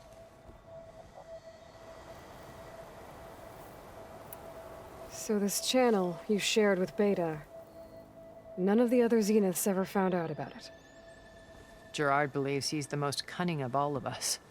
Even after 1,000 years, he still can't imagine that I would outwit him. The channel allowed me to interact with Beta away from their mistrustful eyes. It offered us a chance to be ourselves. Until you cut off all contact. Yes, though it pained me. I was worried that our meetings would do her more harm than good. She felt like you tossed her aside. I was afraid the others would find out and punish her. She may not have had the comforts of friendship anymore, but at least I ensured she was safe. I know it seems harsh. You must believe that her well-being has always been paramount to me. Why did you make the data channel look like this place? I built this house as a shelter to weather any storm. A safe place. Not just for me, but for the art stored below. Cultural artifacts of incalculable value. Truly some of the greatest achievements of human civilization. And you wanted Beta to see them? Yes. Her upbringing was so cold and technical. I thought if she could experience Vermeer and Rembrandt, it would bring something else into her life. A heritage every bit as valuable as the scientific and technical data being drummed into her. I'm sorry I had to cut off contact, but I'll never regret sharing this house with her. She needed its shelter even more than I did. Beta told me your colony was destroyed. That you came back to Earth because you had nowhere else to go. It's true. After we reached our destination, a planet in the Sirius star system, we spent decades building a new home. Physical constraints of Earth, the boundaries of mortality, gone. To think of what we could have done with it. It might have been a utopia. Instead, we stagnated, absorbed in effortless comforts and virtual realities.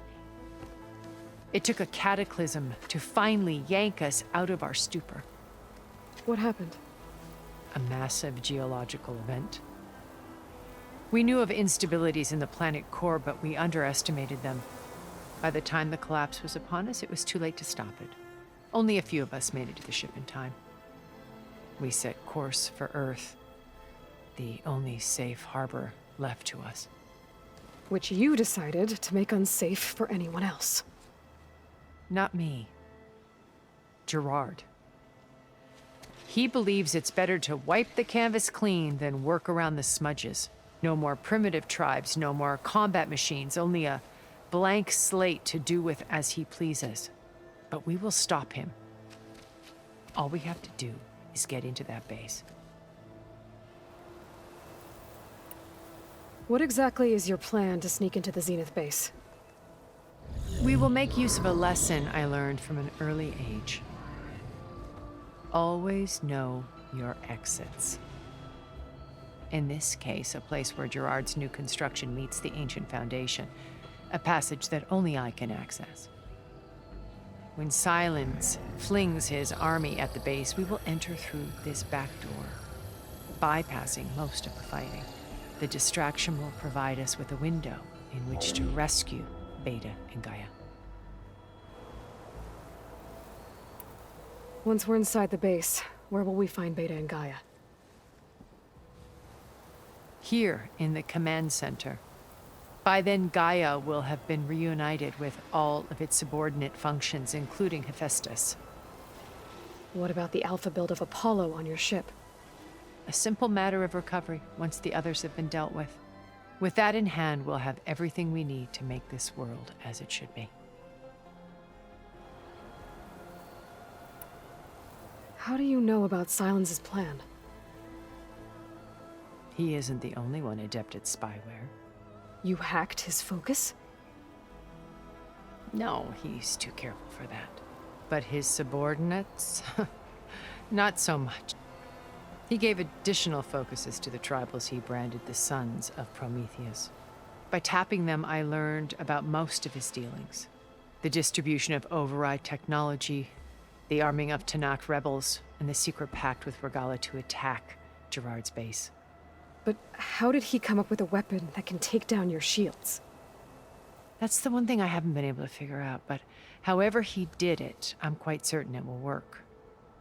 With it and the Tenakth army, victory seems to be within his grasp. Such a shame he'll be disappointed.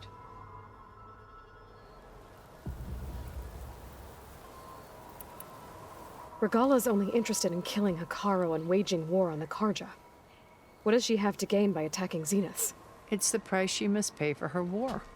Without the ability to override machines, her little rebellion would have languished in the desert. So she trades with the Sons of Prometheus. Machines to help her overthrow Hekarro. In exchange for an assault on the base. Pride has deluded her into thinking she can actually survive such a battle. And all without ever knowing who the Sons of Prometheus really answer to. Yet for all of Silence's brilliance, still he underestimates you. That blind spot is what will allow us to take Beta and Gaia right out from under him. While hundreds of Tenakth are cut down outside. So you knew Elizabeth. What was she like? Liz was everything she was. I see in you. And more. Your ingenuity, your determination, your moral compass. You've managed to distill her greatest qualities and make them your own. I'm not asking about me. Tell me about Elizabeth. What was she really like? The honest answer is that I don't actually know. For all the time that I spent with her, she always kept a part of herself locked away. It was like that from the moment we met.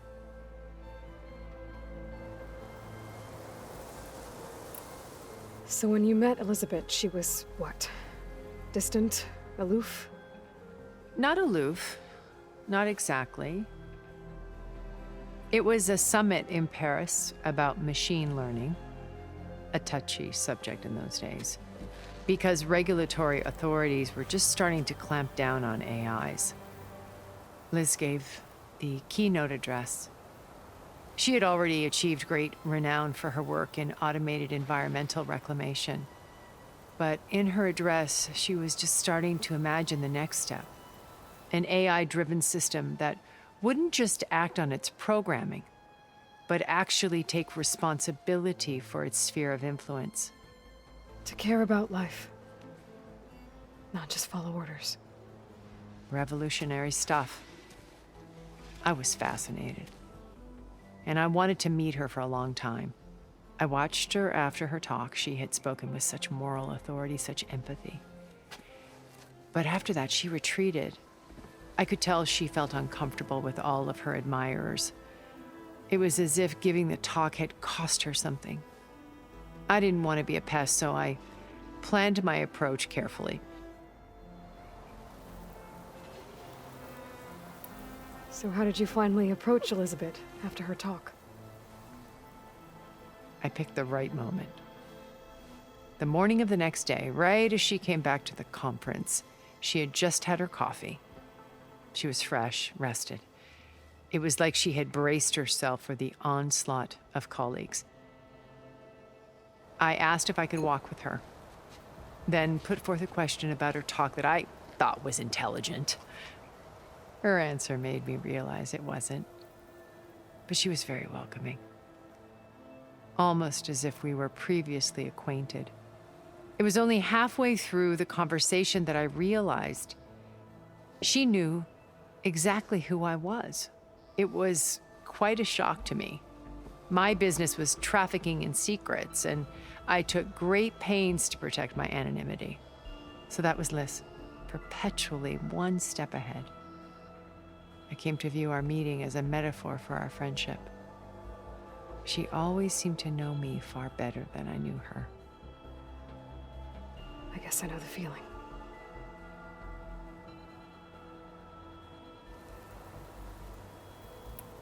My old focus. How did you find it, let alone repair it? When we encountered you at the Hades Proving Lab, Gerard saw you as a redundancy. I knew better. You were a revelation. After your dramatic escape, bravo, by the way. Gerard and Eric assumed you were dead and gave up the hunt. I wasn't so sure. When the others were busy, I returned to the lab and searched for any trace of you. That's when I found this little treasure. Not easy to repair, but certainly worth the effort. As I watched your life unfold, you were like a splash of color on a worn canvas. What Liz was, and more. Did you show it to the others? Of course not. It was your actions that inspired me to defy them. It's worth noting that if I hadn't found it and watched its contents, I wouldn't have known to save you at the cauldron. You'd be dead. So I should be grateful? If you like.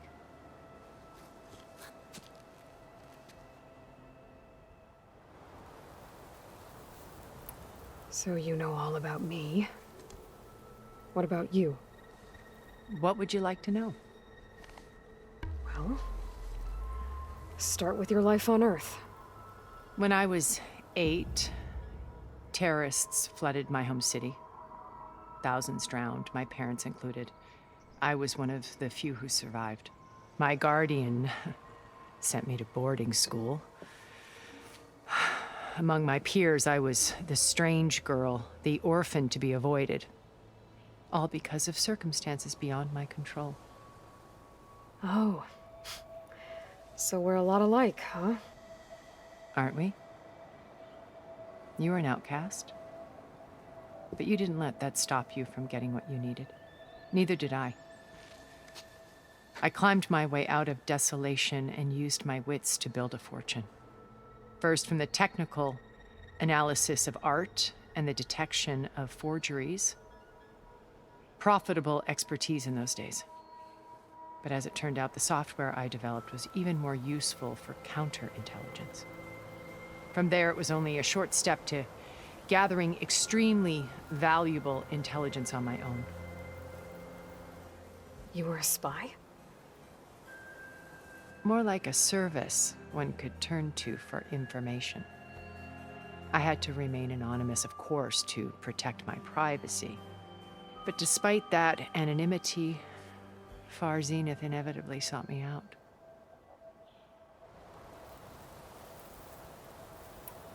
What happened when Far Zenith approached you? They painted an irresistible vision of humanity's future.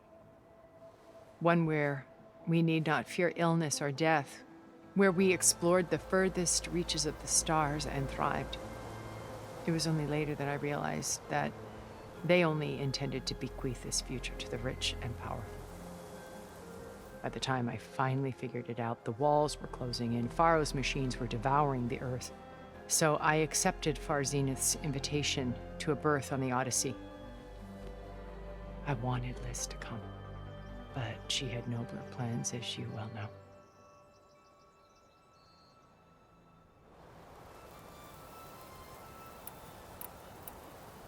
So you didn't know the other Zeniths were monsters until it was too late? I knew some of them were, certainly. It wasn't until we were off-planet that I understood the true scope of their greed. I was grateful to simply be alive, but the others became obsessed with a kind of effortless immortality. They built a colony where machines serviced their every need, where any memory or fantasy could be endlessly savored in virtual reality. It wasn't life. It was stultifying, a pampered dream state. As the decades passed, I withdrew more and more, alone yet again, but this time with eons to consider my mistakes. Now finally, having met you, I feel like I have a second. To do what? Help you, of course. To fulfill Liz's dream, which isn't so different from Far Zenith's original vision. A better future for humanity.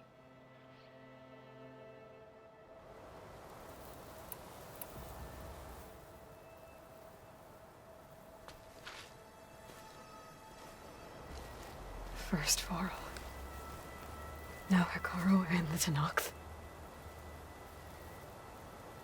Your plan would wipe out an entire tribe. There has to be another way. We are in an admittedly desperate situation, but I assure you there isn't. Remember Zero Dawn. Elizabeth's sacrifice. Sometimes many have to die for a new world to grow. If it looks impossible, look deeper. Wait. The data channel. It still exists, doesn't it? I need you to open it. Let me talk to Beta. Impossible. We might be detected. It's worth the risk. There is another way, one where the Tenakth survive. But we won't. If the others... If you want to help, open it.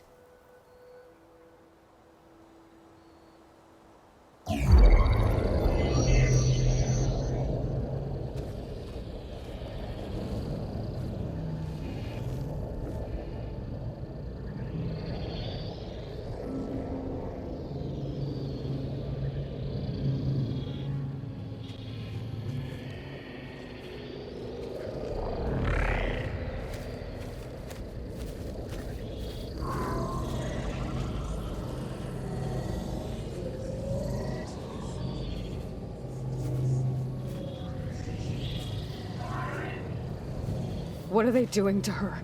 Virtual reality dissociation. The manual merge of Hephaestus will take hours upon hours of tedious micromanagement. If she resists the work, they run simulations to induce feelings of isolation and despair. Beta, can you hear me? You're alive. They're watching me. I can't hold up this extra protection for long. You should have killed me. No. No, look at me. I'm coming for you. I promise. Okay? I just need you to hold out a little while longer and work on the merge.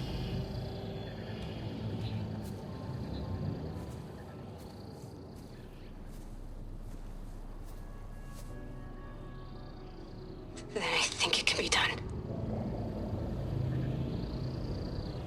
I'll contact again when it's time. Can you hold on? As long as I know you're coming for me, I can endure anything.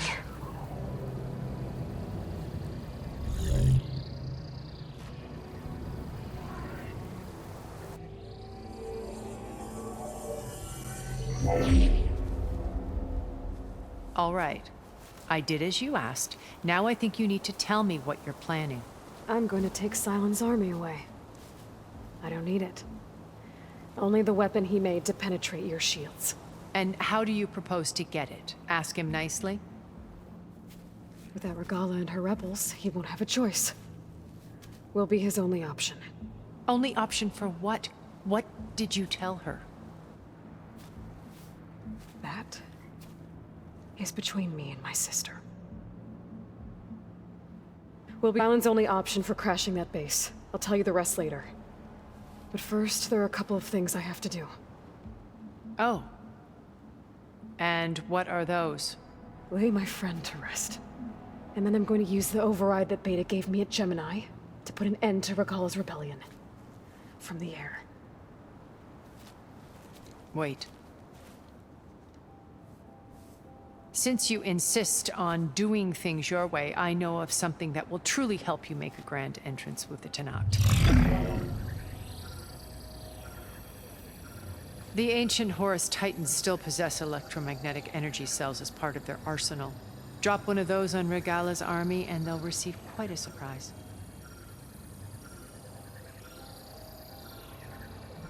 So go, do what you must. I'll come to your base if you manage to bring silence to the table. Not if. When.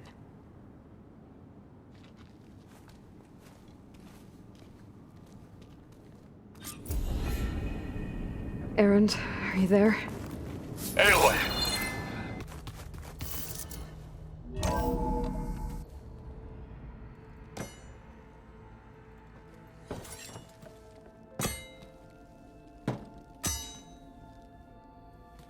When you're wounded, you have to strike back. Draw blood. Hey! Can't I get one damn minute to mourn my friend? Regala is going to slaughter my tribe to overthrow Hikaru. The Zeniths have Beta and Gaia. We can't sit around wallowing in our losses. Kotallo's right. We must fight. Oh, all right. So what are we gonna do, huh? Take on all of Regala's rebels? Not to mention the Zeniths. What can we even do? Throw ourselves at their base? Something like that.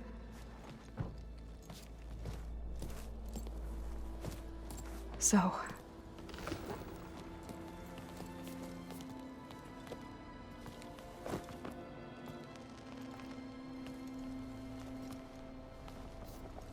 After we lost contact with you, we regrouped and went to Gemini. What happened? The recording we found on Varl's focus cut off when that Zenith Eric... The Zeniths were tracking Hephaestus. When Gaia trapped it in Gemini, they knew where we were. After Varl tried to stop them. They took Beta and Gaia. I only survived because one of the Zeniths turned against the others to save me. One of them? Well... at least we didn't lose you too. So what do we do now? We're going to defeat the Zeniths. And get Beta and Gaia back. But first, we're going to stop Regala. How? Back in Gemini, Beta gave me a gift. There's something I need to do first to make it work, but it could put an end to the bloodshed. Word is, Regala's readying her army for an all-out assault on the Grove. I need to be there. I know. Go. Stand with Hikaru. And keep an eye on the sky. Strike true as the 10. The rest of you, whatever preparations you need to make, upgrades, resupplies, get on it. It won't be long before we take the fight to the Zeniths. We'll be ready, Aloy. And when you're ready, meet me outside the east exit. I'd like to have a word in private. Even when things are darkest, you're the flame that lights the way forward. Just tell me one thing. Am I gonna get to smash up a bunch of Zenith bastards? We all are. Good.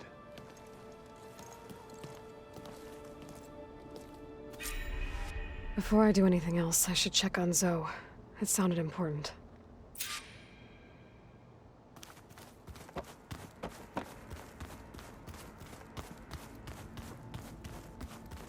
We're here, Aloy.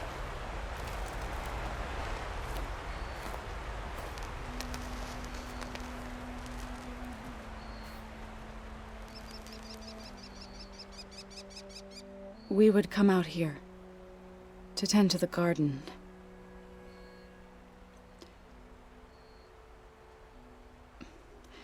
Sometimes I needed fresh air.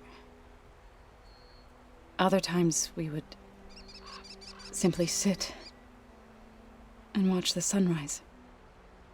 So when we returned from Gemini, it seemed fitting that he be laid to rest here. Now he can always look out at Plainsong and...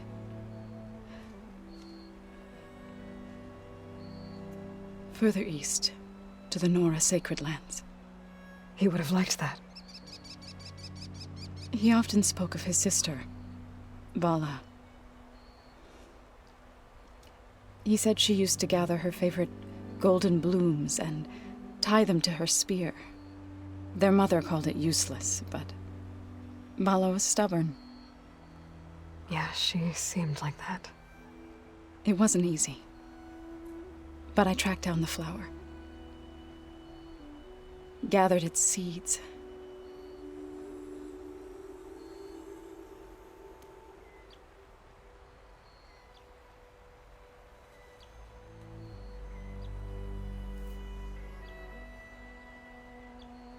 as verdant limbs wither, roots rot in snow, still the sea rises as certain as stone. From death follows new life. So it is with the land.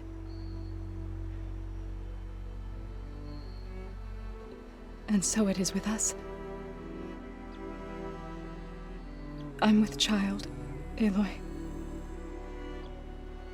I was going to tell him when he got back from Gemini. Instead, one day, I'll bring our child here.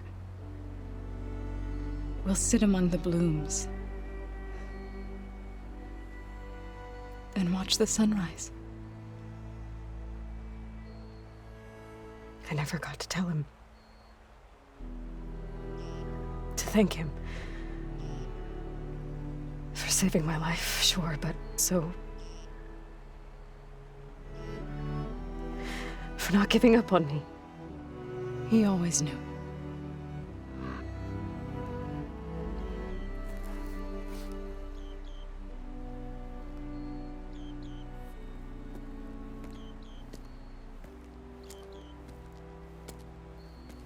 Goodbye, Varl. I promise to look after them.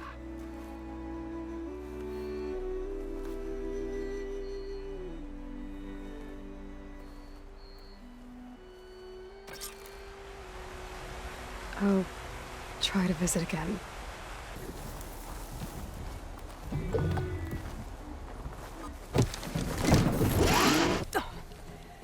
Hello.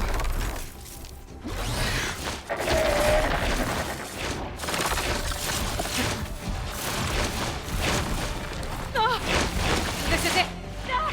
I'm in the air!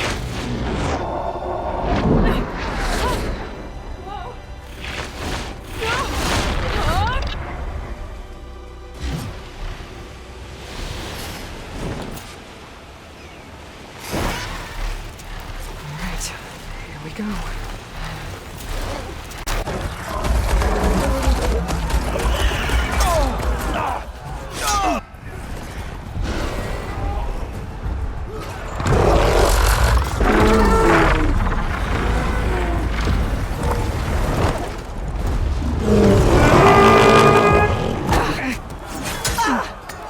Regala's inside. Hikara will soon be dead. It's all over, Chaplain. I gotta drop it now. Here goes.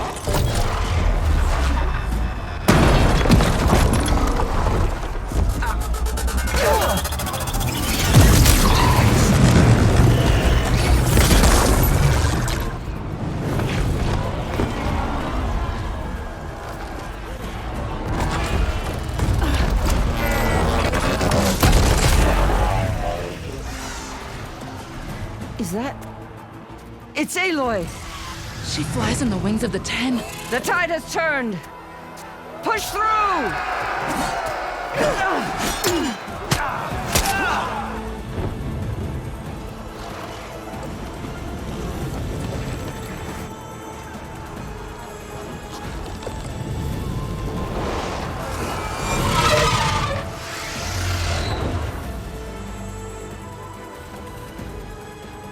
End of the line, Hikara. Now on your knees, and I'll give you the death you didn't have the spine to give me. They're down! The machines! All of them! They're down! What? How's that possible? Regala!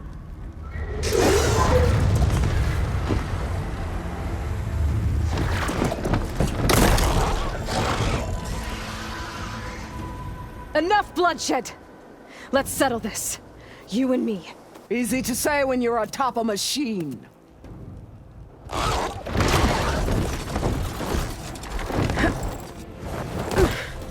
Well, that was just to get your attention. I don't need any help to take you down. Fine.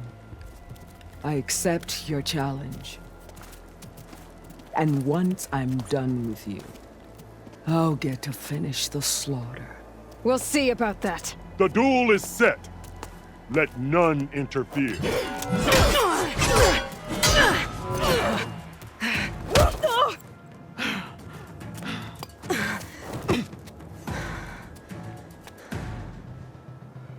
You will leave no tales behind!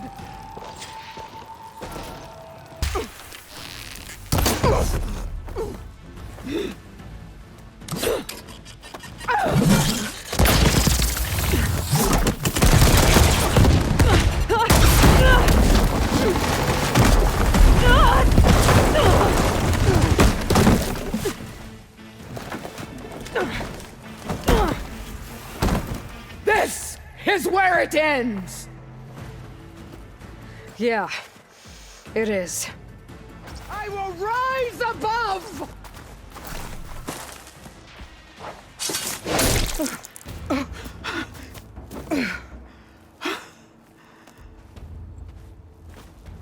Here I am again, on my knees before bootlicks and cowards. Go ahead, run me through.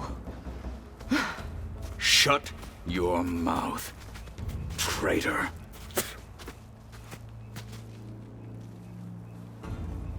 It was you who flew in on the wings of the 10.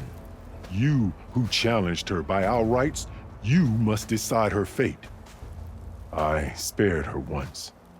It only made things worse. She was the best of my marshals. What a waste. She's dangerous, all right. But maybe that's exactly what I need.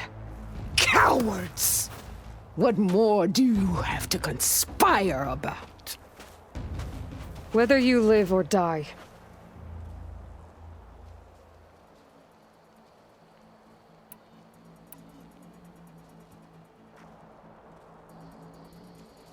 I'm not here to forgive you for your crimes. But there's another battle ahead. Against an enemy more powerful than anything you can imagine. And I need people. A squad. That's do whatever it takes. I don't want your mercy. It's not mercy. The battle I'm talking about will be charging into a nightmare. A better death than this? Yes.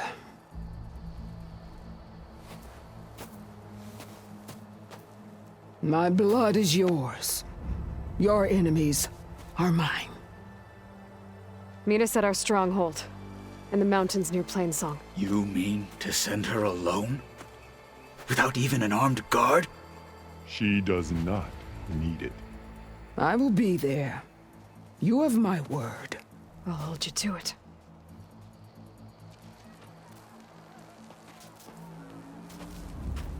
Chief, there's something you both need to see. In the throne room.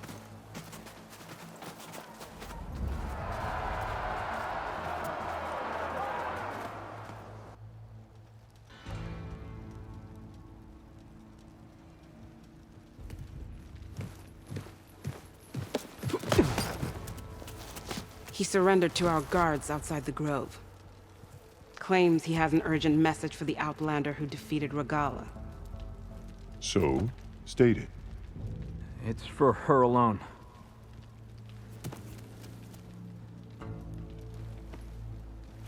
From an interested party.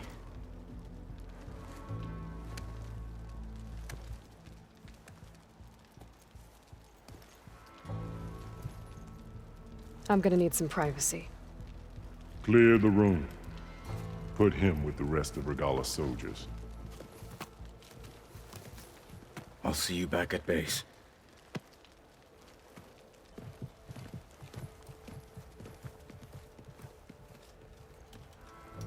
You saved the tribe. Me help you with your mission. No. With Regala gone, you have a chance to build the future you dreamed of. So get to your task. Then at least allow me to give you this. Armor for the battle ahead. May it keep you safe.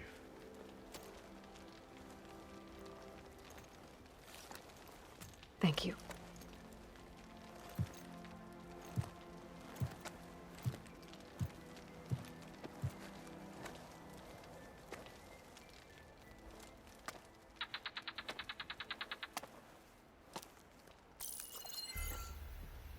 Do you have any idea what you've just done?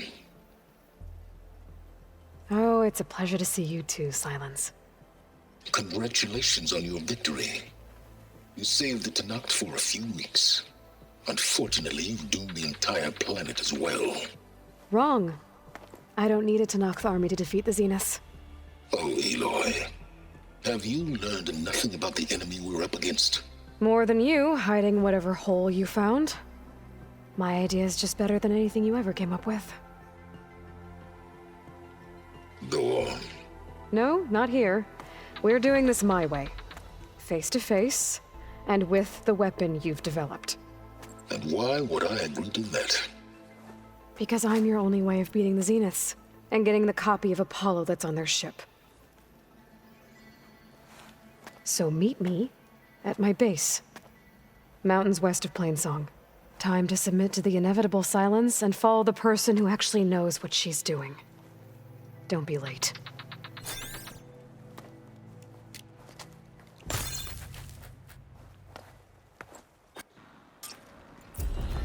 Tilda, you there? I did it. Silence is on board, so head to my base. Impressive.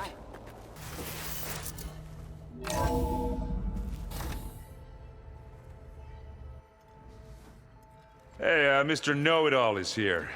You know, your focus buddy who never smiles. I didn't know what to do with him, so I had him wait in your room. Got it. Thanks.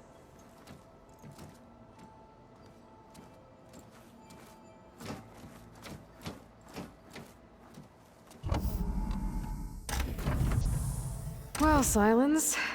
Looks like you finally found a door you could open without me. I'm glad it's there, actually. It kept me from having to mingle with the company you keep. But enough prattle. I believe you owe me an explanation. Your plans for the Zenith base? You're right. I do owe you. My spear in your throat for deceiving me again. At the Hades Proving Lab. I doubt you asked me here for that kind of reckoning. No. Right now, I need your help. So I'm giving you one final chance. But if you ever betray me again, I will kill you no matter what the circumstance. Understood? Very well. Though we'll both face a decidedly short future if you can't get us inside that base. Aloy, your other guest is here. She's, coming to you. Thanks. Good timing. The truth is, I can't actually get us into the base. But she can. The company you keep is even worse than I thought. Not a fan of surprises, are you? Oh, look. That must be your little invention. Does the weapon work? Without self-destructing? Of course it does. I've eliminated the imperfections and greatly improved its design and output. How can we be sure?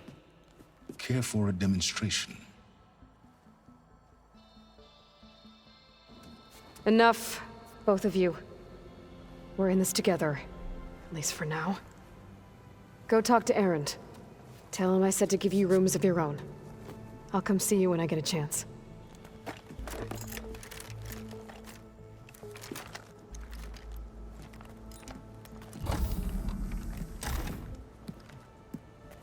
Oh, no. You first.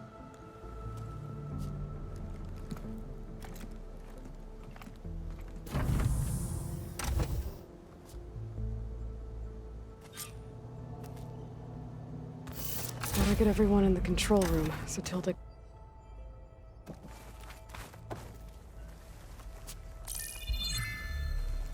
All right, people. I need you up in the control room, right away.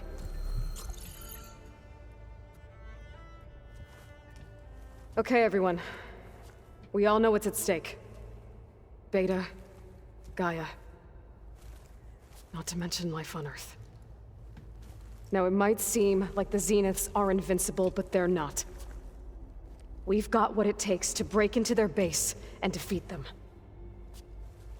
We even have one of them on our side. Tilda, show us the base. It is constructed atop the ruins of an ancient military facility on an island to the southwest. I can get us inside. To this location, undetected. How exactly? You'll know when you need to. Once inside, our goal will be this structure. The launch tower. Gaia and Beta are being held at the top. But along the way, we will face overwhelming resistance. Most importantly from Gerard, Eric, and the others. But also... Once I take away their shields, we should be able to deal with them. But it will be easier to deploy the device if someone else is carrying it. I'll need a strong back. Carry stuff? Yeah, I can do that. Even if your device works, there will still be Spectre drones, scores of them. If only we had an army to fight them. I've got that under control. You'll know when you need to.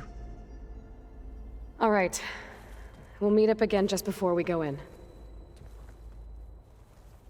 Where's the best place to rendezvous? On the coast, just across from the island. Once there, I'll show you the way. Okay.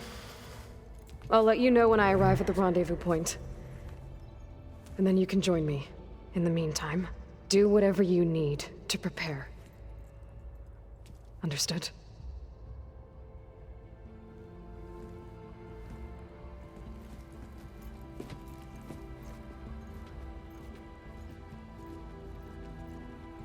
You two?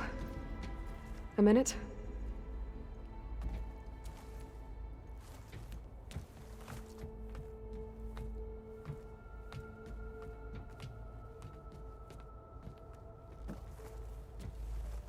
Tilda helped me get in touch with Beta, and she told me something important. There's an installation inside the base. It's called a regulator. Here. Once we're inside, I need you two to split off from everyone else and destroy it. So you'll have to bring explosives. This will help stop the drones. Everything depends on it. Are you with me? After that, I want you to find a way to infiltrate the Zenith network. How? Go over all data that Beta left behind.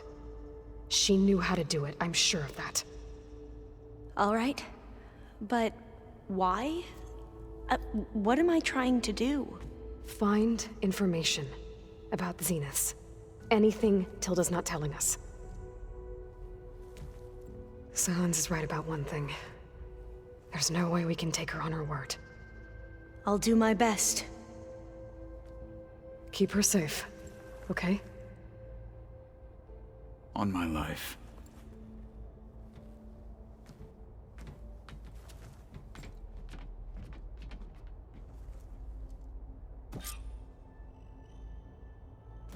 Okay.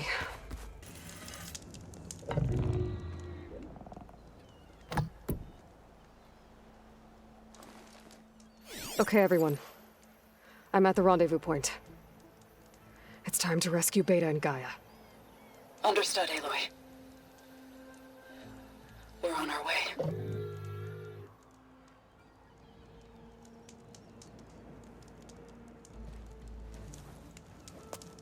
Aloy. Where are the others? Not far behind. Egghead here couldn't stand traveling with the pack.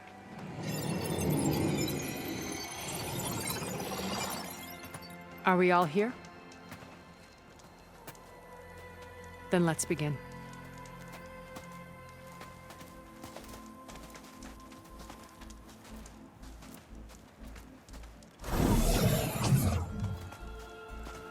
A tunnel. An ancient escape route from the ruins on the island. When I realized it ran all the way across the water, I thought it might prove useful to come and go undetected. So I concealed it from the others.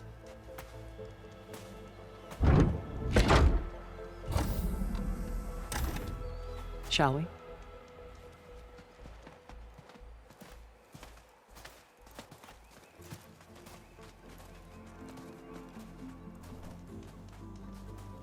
Ooh, I wish there was a less pungent way to get way inside the base. Agreed.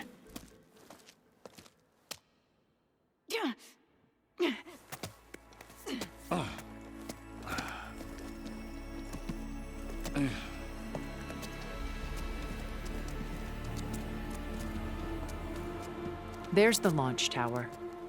That plane offers a little cover, so the only viable path is through there.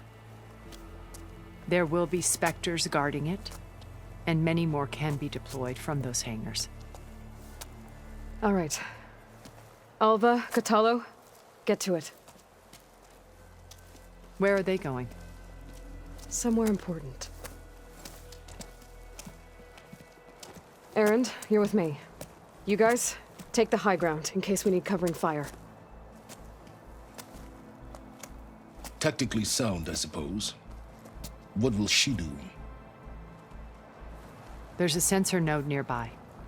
If I hack into it, I should be able to scramble the network and keep you undetected. For long. Then we should proceed. One more thing. Open up the channel to Beta. Audio only.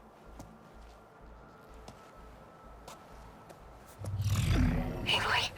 We're here, and we're coming for you. You know what to do, right? As long as you hold up your end. We will. See you soon. Be careful. Let's go.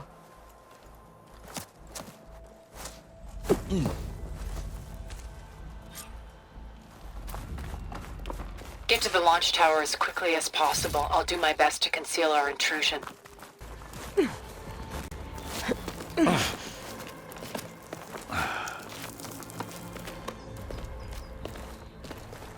Alva and Catalo did their job.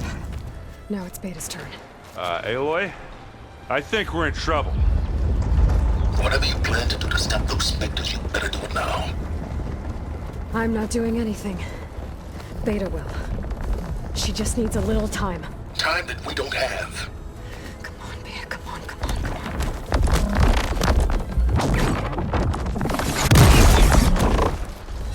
What is that?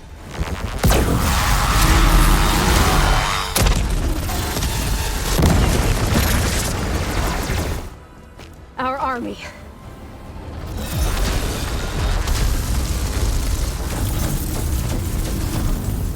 I think you got their attention.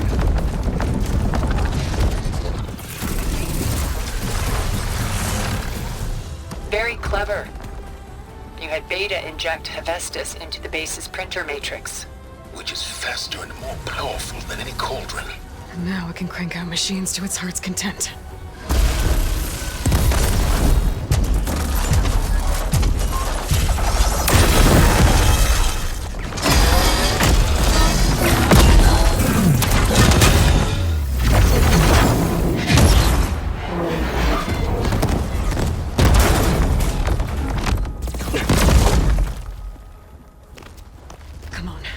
Let's get to the launch tower before this whole place becomes a war zone.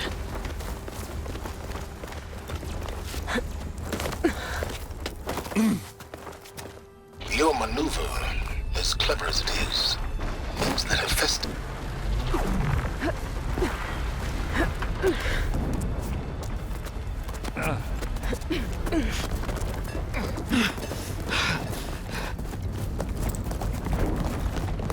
Come on, let's go!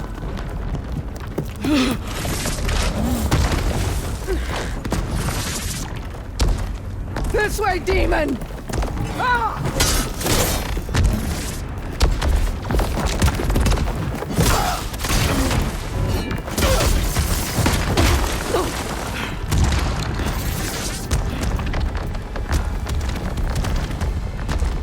This is the death I was promised. Go!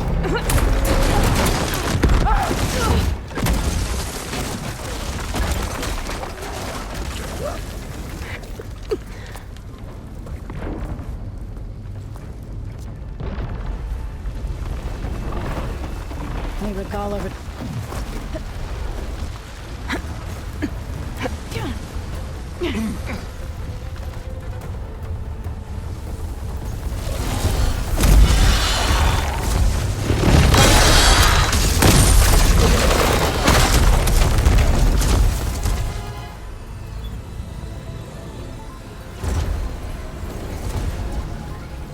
Ah, now we know who's been causing all the fuss. Tilda's little pet.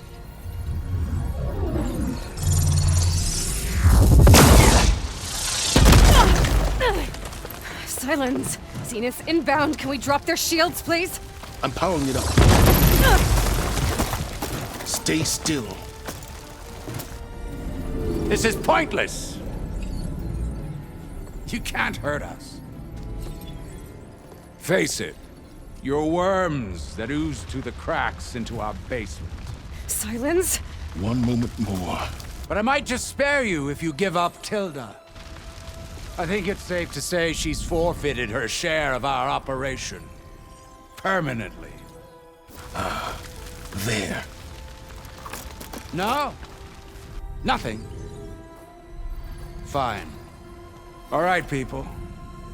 Light them up!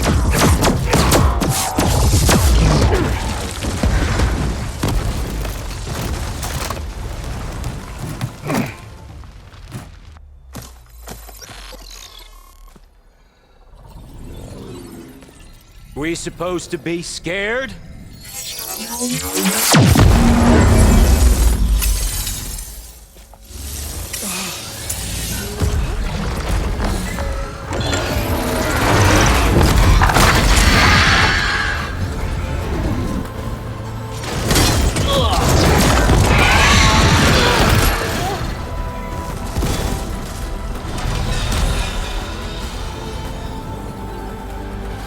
We can't let Gerard escape. It won't take long before he preps the shuttle for launch. Then he'll be able to take Beta and Gaia into orbit and onto the Odyssey beyond our reach. We gotta go through there? I fail to see another option. Then we'll carve a path. Ready?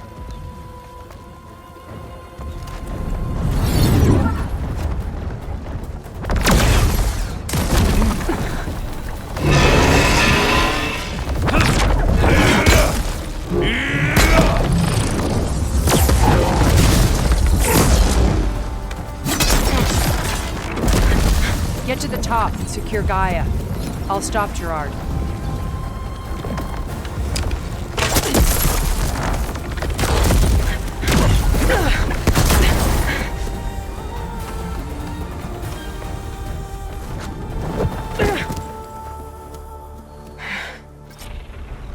Promising.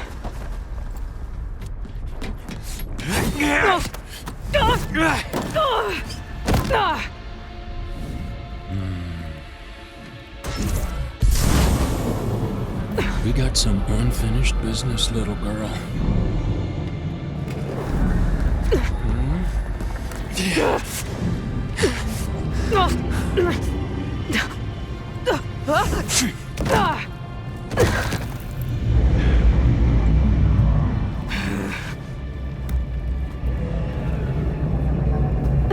I don't need a shield to take you out. Trust me, you're gonna wish you had one.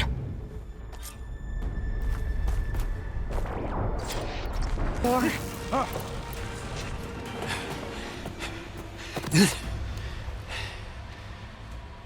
I almost forgot what it was like to hurt.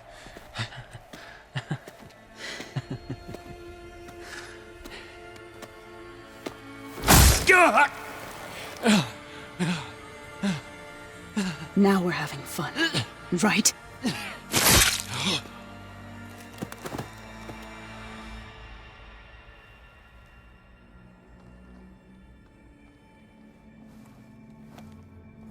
You okay? I will be. In time.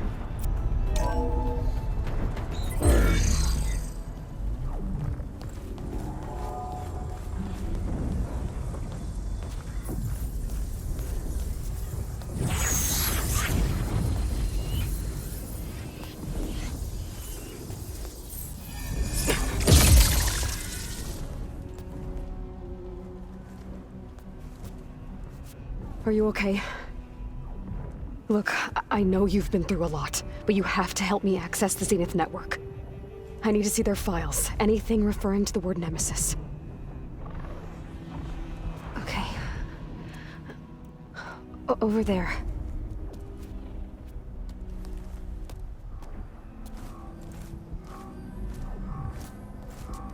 The systems are down all over the base. I should be able to take advantage of... Yes, Nemesis. Here. There's something in deep space. It's following the Zeniths to Earth.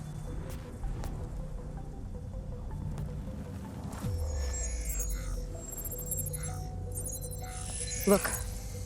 Escape vectors. Alva tried to warn me about this. The Zeniths aren't planning to stay here.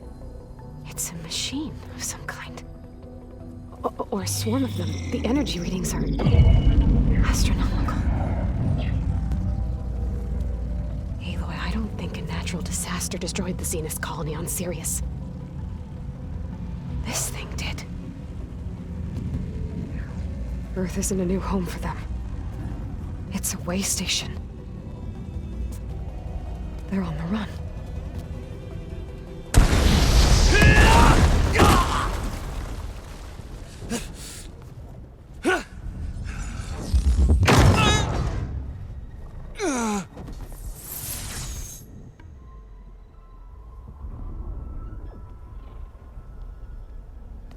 I see you've been busy.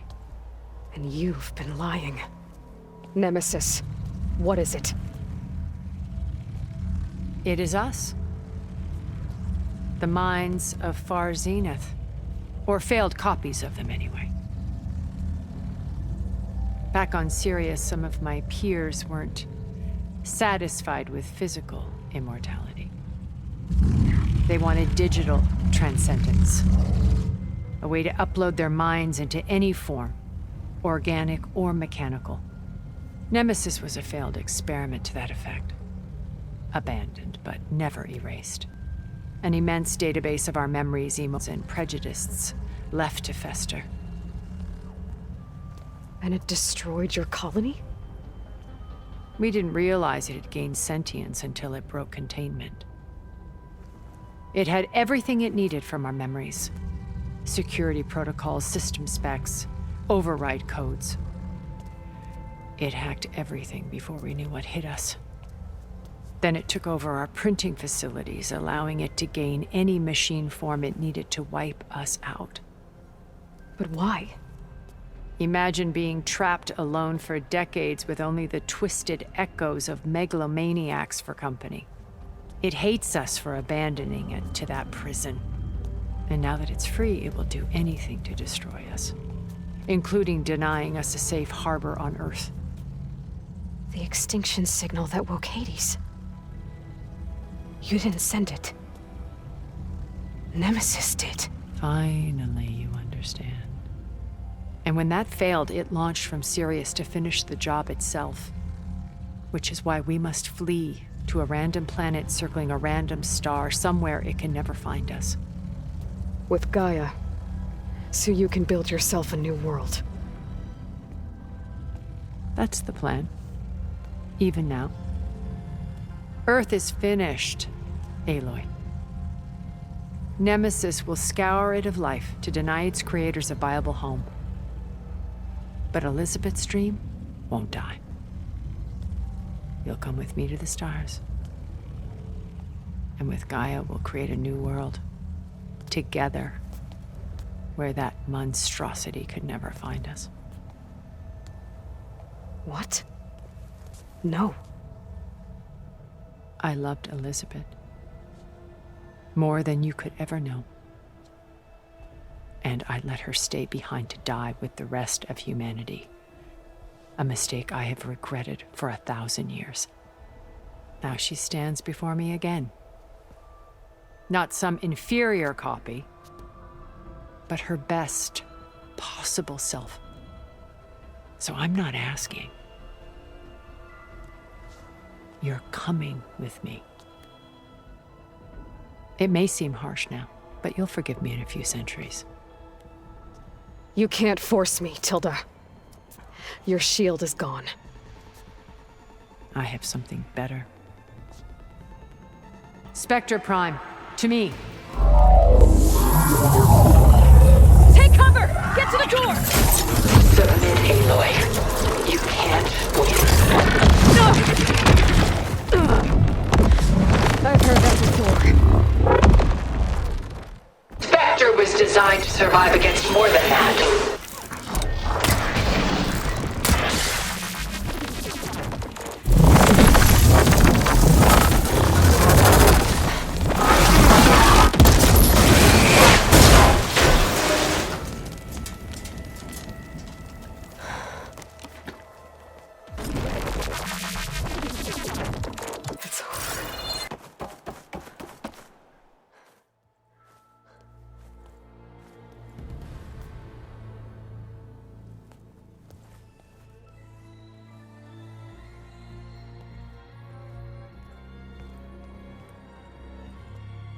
She tried to take you.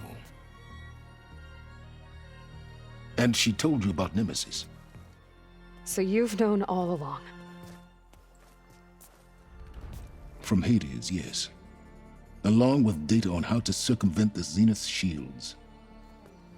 Everything I did to create the rebel army was based on that knowledge. To reach this place, this moment. And you couldn't just tell me? Come now, Aloy. You're the last person to act sensibly in the face of impossible odds. When I learned of Nemesis from Hades, I saw the pieces on the board and how to play them. And in that same moment, I knew it was a game you would never play. That you would interfere and attempt to save the Tenakth. I was correct, to a point. You ruined my plans, but brought your own to fruition. The end result is the same. We're here. And now it's time for me to leave this doomed planet behind. To seize the Odyssey and the Apollo database, and begin a new pursuit of knowledge, one with infinite possibilities. You can join me if you so desire. You've more than earned your place. Unlike Tilda, I'm extending a polite invitation. You're going to just take off? And abandon everything? Stay. Help me fight that thing. Perhaps Tilda didn't adequately define the threat. Nemesis can't be stopped. It destroyed a highly advanced Zenith colony in a matter of hours. What hope does this primitive tribal Earth have? If you brought Gaia, you wouldn't be abandoning life, you'd be saving a seed for a new world. Just as Elizabeth did. It's the choice she made. The sacrifice of all that is for the hope of what might be. If she were here in your place, she would board that shuttle, Aloy. Found her. Is she hurt? Still on her feet. Thank the Ten. Goodbye, Silence.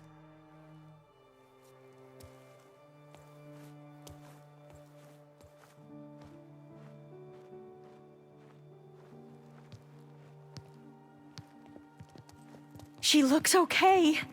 She looks victorious. As always. Aloy. You did it.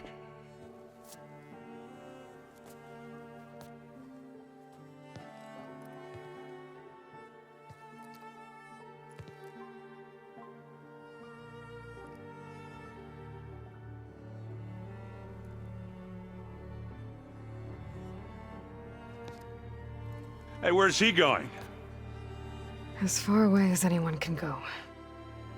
Oh, Are you sure?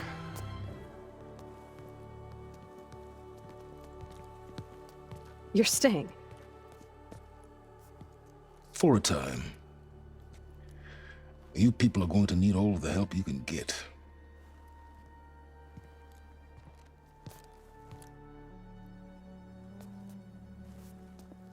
Does anyone else need a drink? Not if it's that ale of yours. I'd be fine a nap. Excellent idea. I hope it's really over this time.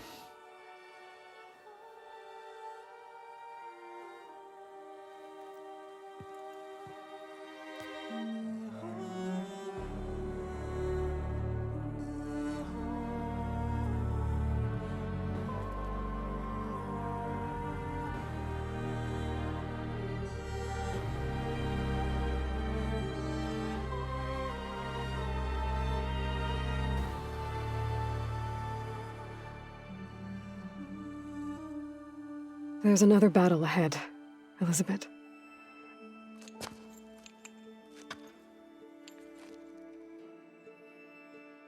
Very different than the one you fought.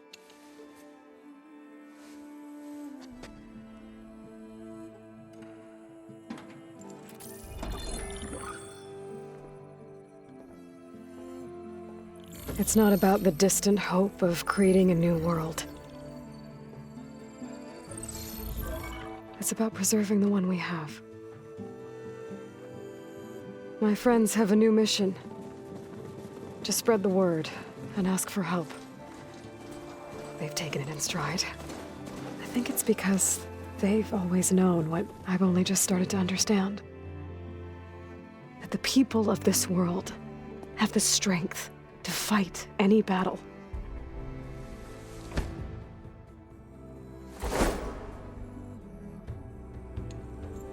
The ingenuity to solve any problem.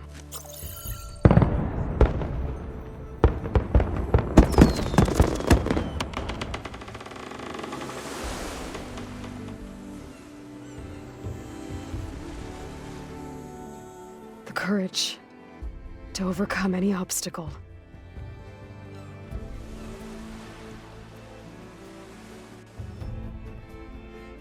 And the resilience to rise after any setback.